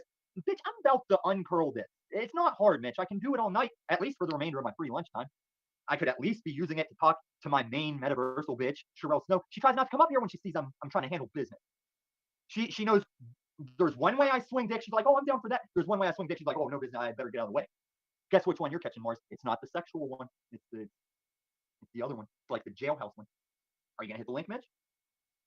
Oh, he's talking about him. Oh, okay. Don't judge me. Don't judge me for a second because my shit was a little. He needs money for dinner. I thought he was talking about himself in the third person. Mitchell, if I fucking cash app you $5, will you come up here, dude? Like seriously. I don't know why you guys. I'll give you $5, man. What the fuck are you so desperate about? Hey, that's like a Wendy's biggie bag. Do you need food? I mean, like if you need like dinner and fucking inflation's bad, I'll send you. Talk to me, man. I'll send you $5. In Colorado, at least, Wendy's gets all its meat from Colorado butcher meat. You know, cow people, cow librarians. So I'm not too worried about the 50 or nothing, then fuck you, Mitchell.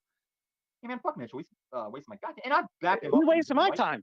Yeah, he don't know how to operate, don't know how to negotiate, doesn't know how to do business clearly. He fucking and sucks. As long as I've known him, even back when we were harassing Sean of Source for not having good equipment, and some things never changed. But even back then in the early days, he just spurred on a dime, and everybody would be like, "Whoa, why?"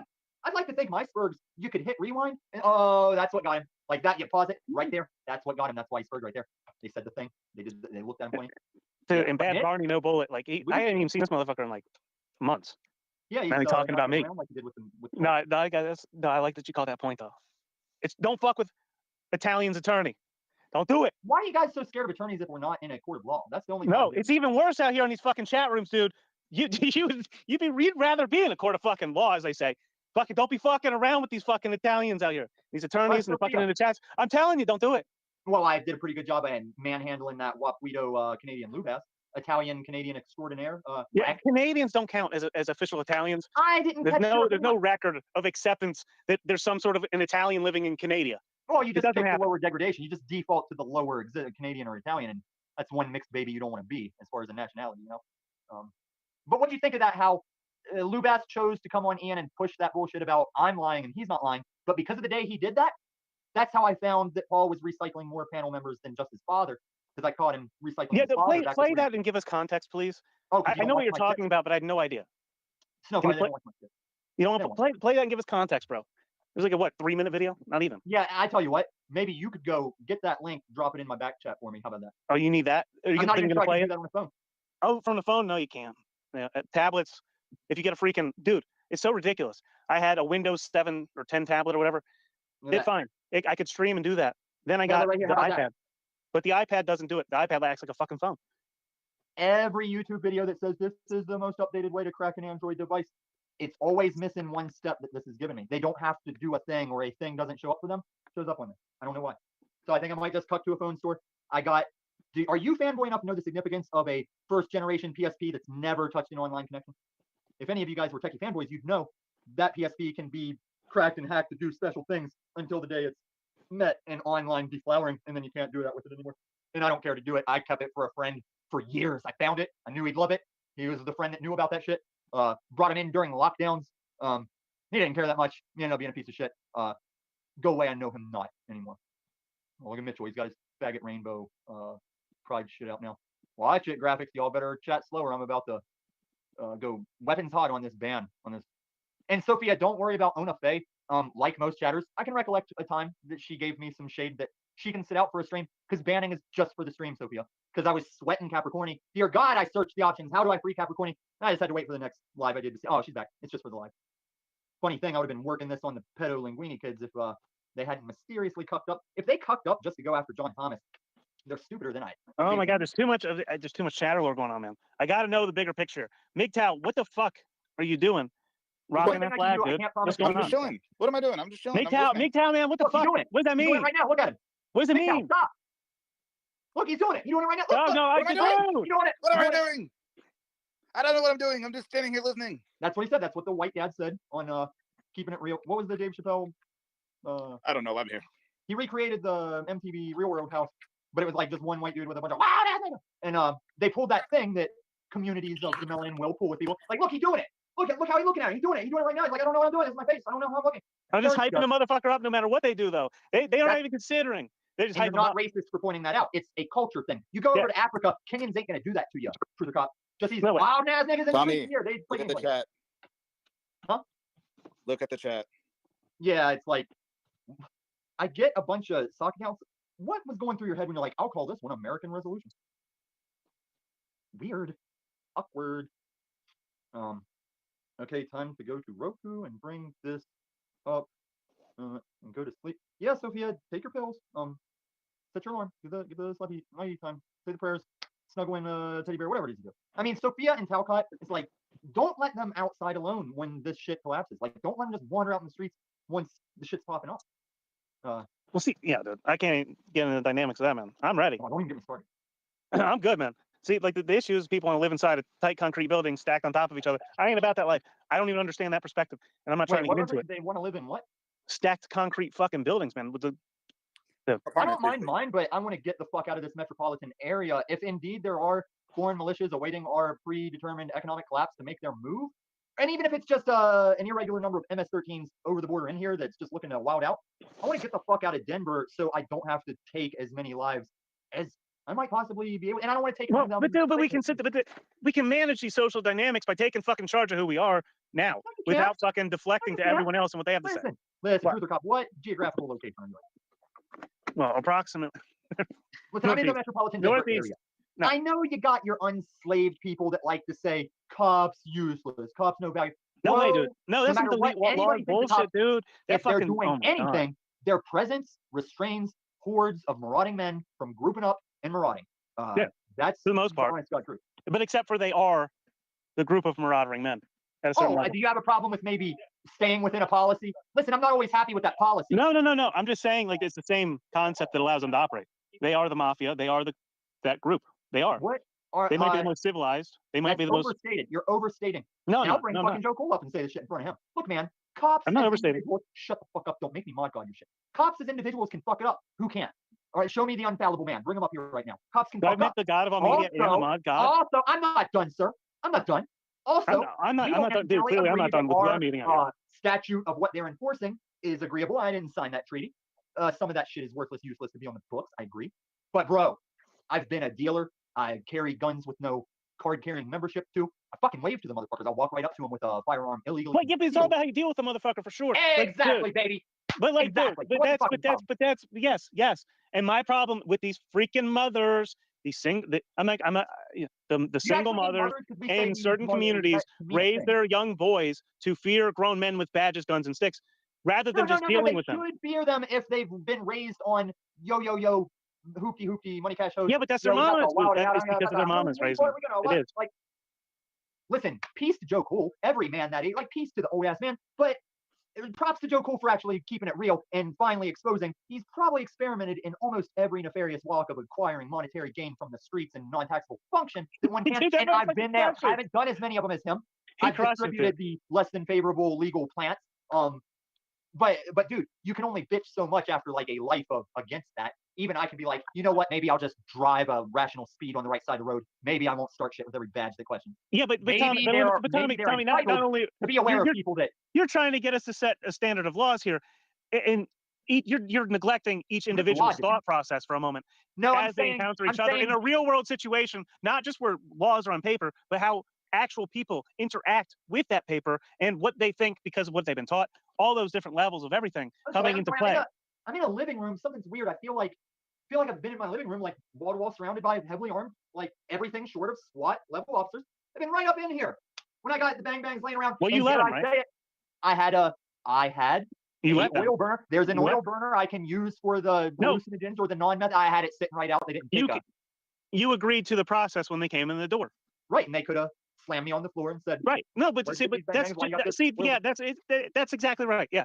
So it's like, yeah, you consent to the behavior, but then like, are you a fucking man and can you handle your shit when you're dealing with them? Dude, I fucking live in the middle. I live in the middle of nowhere on 40 acres in upstate New York. And at one moment, I knew that cow gate you opened on your video when you popped. Yeah, dude, like way out. And fucking one time a cop drove down the trail through the woods and I just happened to walk up on him. I was like, what are you doing? It was a totally innocent thing. He didn't mean to be there. He didn't know where the fuck he was. He just happened to meet me in the middle of the woods, dude. And with God as his witness, he could have buried you there, never said a word about it. No, dude, he ended up in my property in the middle of the woods. Who do you think would be burying who, motherfucker? Really? You fancy yourself the gunplay?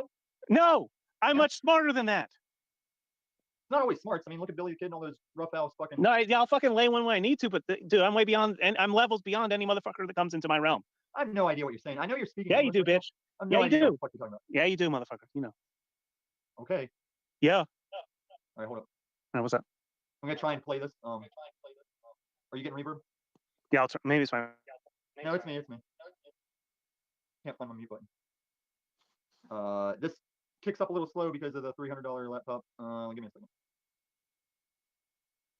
Dude, for like my 19th, 20th, one of my birthdays back there in the pre-drinking, I had this wild ass retired naval demolition specialist, Sandy McTaggart, call him the Sandman. Type it, dude. He had fucking Billy Joel fucking bleach blonde, curly fucking, he was raw fucking, I don't know, whatever the fucking Highlander people are. There was McTaggart Hill in McCool, Maryland. You know McCool, Maryland? No idea. There was McTaggart Hill, because the majority of the houses on that hill were fucking McTaggarts. Did my earlier partying in his divorcee house, type of place where if the VCR fucked up, it just got tossed in the yard, sawed off, blasted to it. He'd do motorcycle burnouts in the basement. Big Stevie Nicks fan. Would absolutely cuck slave to Stevie Nicks on that Wiccan pagan level. At some point he married a black girl and got all Christian. But that dude would make explosives for a cookout that would send a shockwave, knock kids over, have them crying. Oops, made that one a little too big. He took me for one of my birthdays. We went and picked up my friend from him and his girlfriend's prom, and then proceeded to escape the West Virginia State Police in a Eagle Talon, a 94 turboed boosted Eagle Talon. Good. What the hell is that? Chevy? Huh? Is that Chevy? What is that? Eagle was like, you know how the car brands had their like parallel Mitsubishi, Diamond Star Motors, Mitsubishi like driveline. Mitsubishi. It was like a 94 Eclipse, but the Eagle was what is that? Dodge, maybe? No, Chrysler. Yeah, because Chrysler and Mitsubishi. Stealth, right? Dodge Stealth and I can't remember. Chrysler, sir. But they made that badass 4-wheel drive wood pattern fucking car back in the day. Yeah. That was like one of the only 4-wheel drive cars you could get. But anyway, man, we're bad out of the hell speeding. State police this way. Immediately fishtails around, lights are blaring. He fucking drops gear, goes get enough head on him that he quickly heel toes, turns into a dirt road, all lights off. All right, we're out of here, folks. Appreciate everybody being here. I'm gonna go do my shopping. Yesterday took a lot out of me for whatever reason. In fact, I wasn't even sure I would be doing this broadcast today. Although once I schedule it, it takes a lot for me to deschedule it, the live stream. But appreciate everybody being here. Yes, indeed. Thanks, Gary. I know a little bit of Spanish, not much. But yeah, does that mean speak tamale? Is that what that means? Good to see London in the streets, by the way. Wise Old Owl. Yeah, he's giving me something to live up to there, certainly.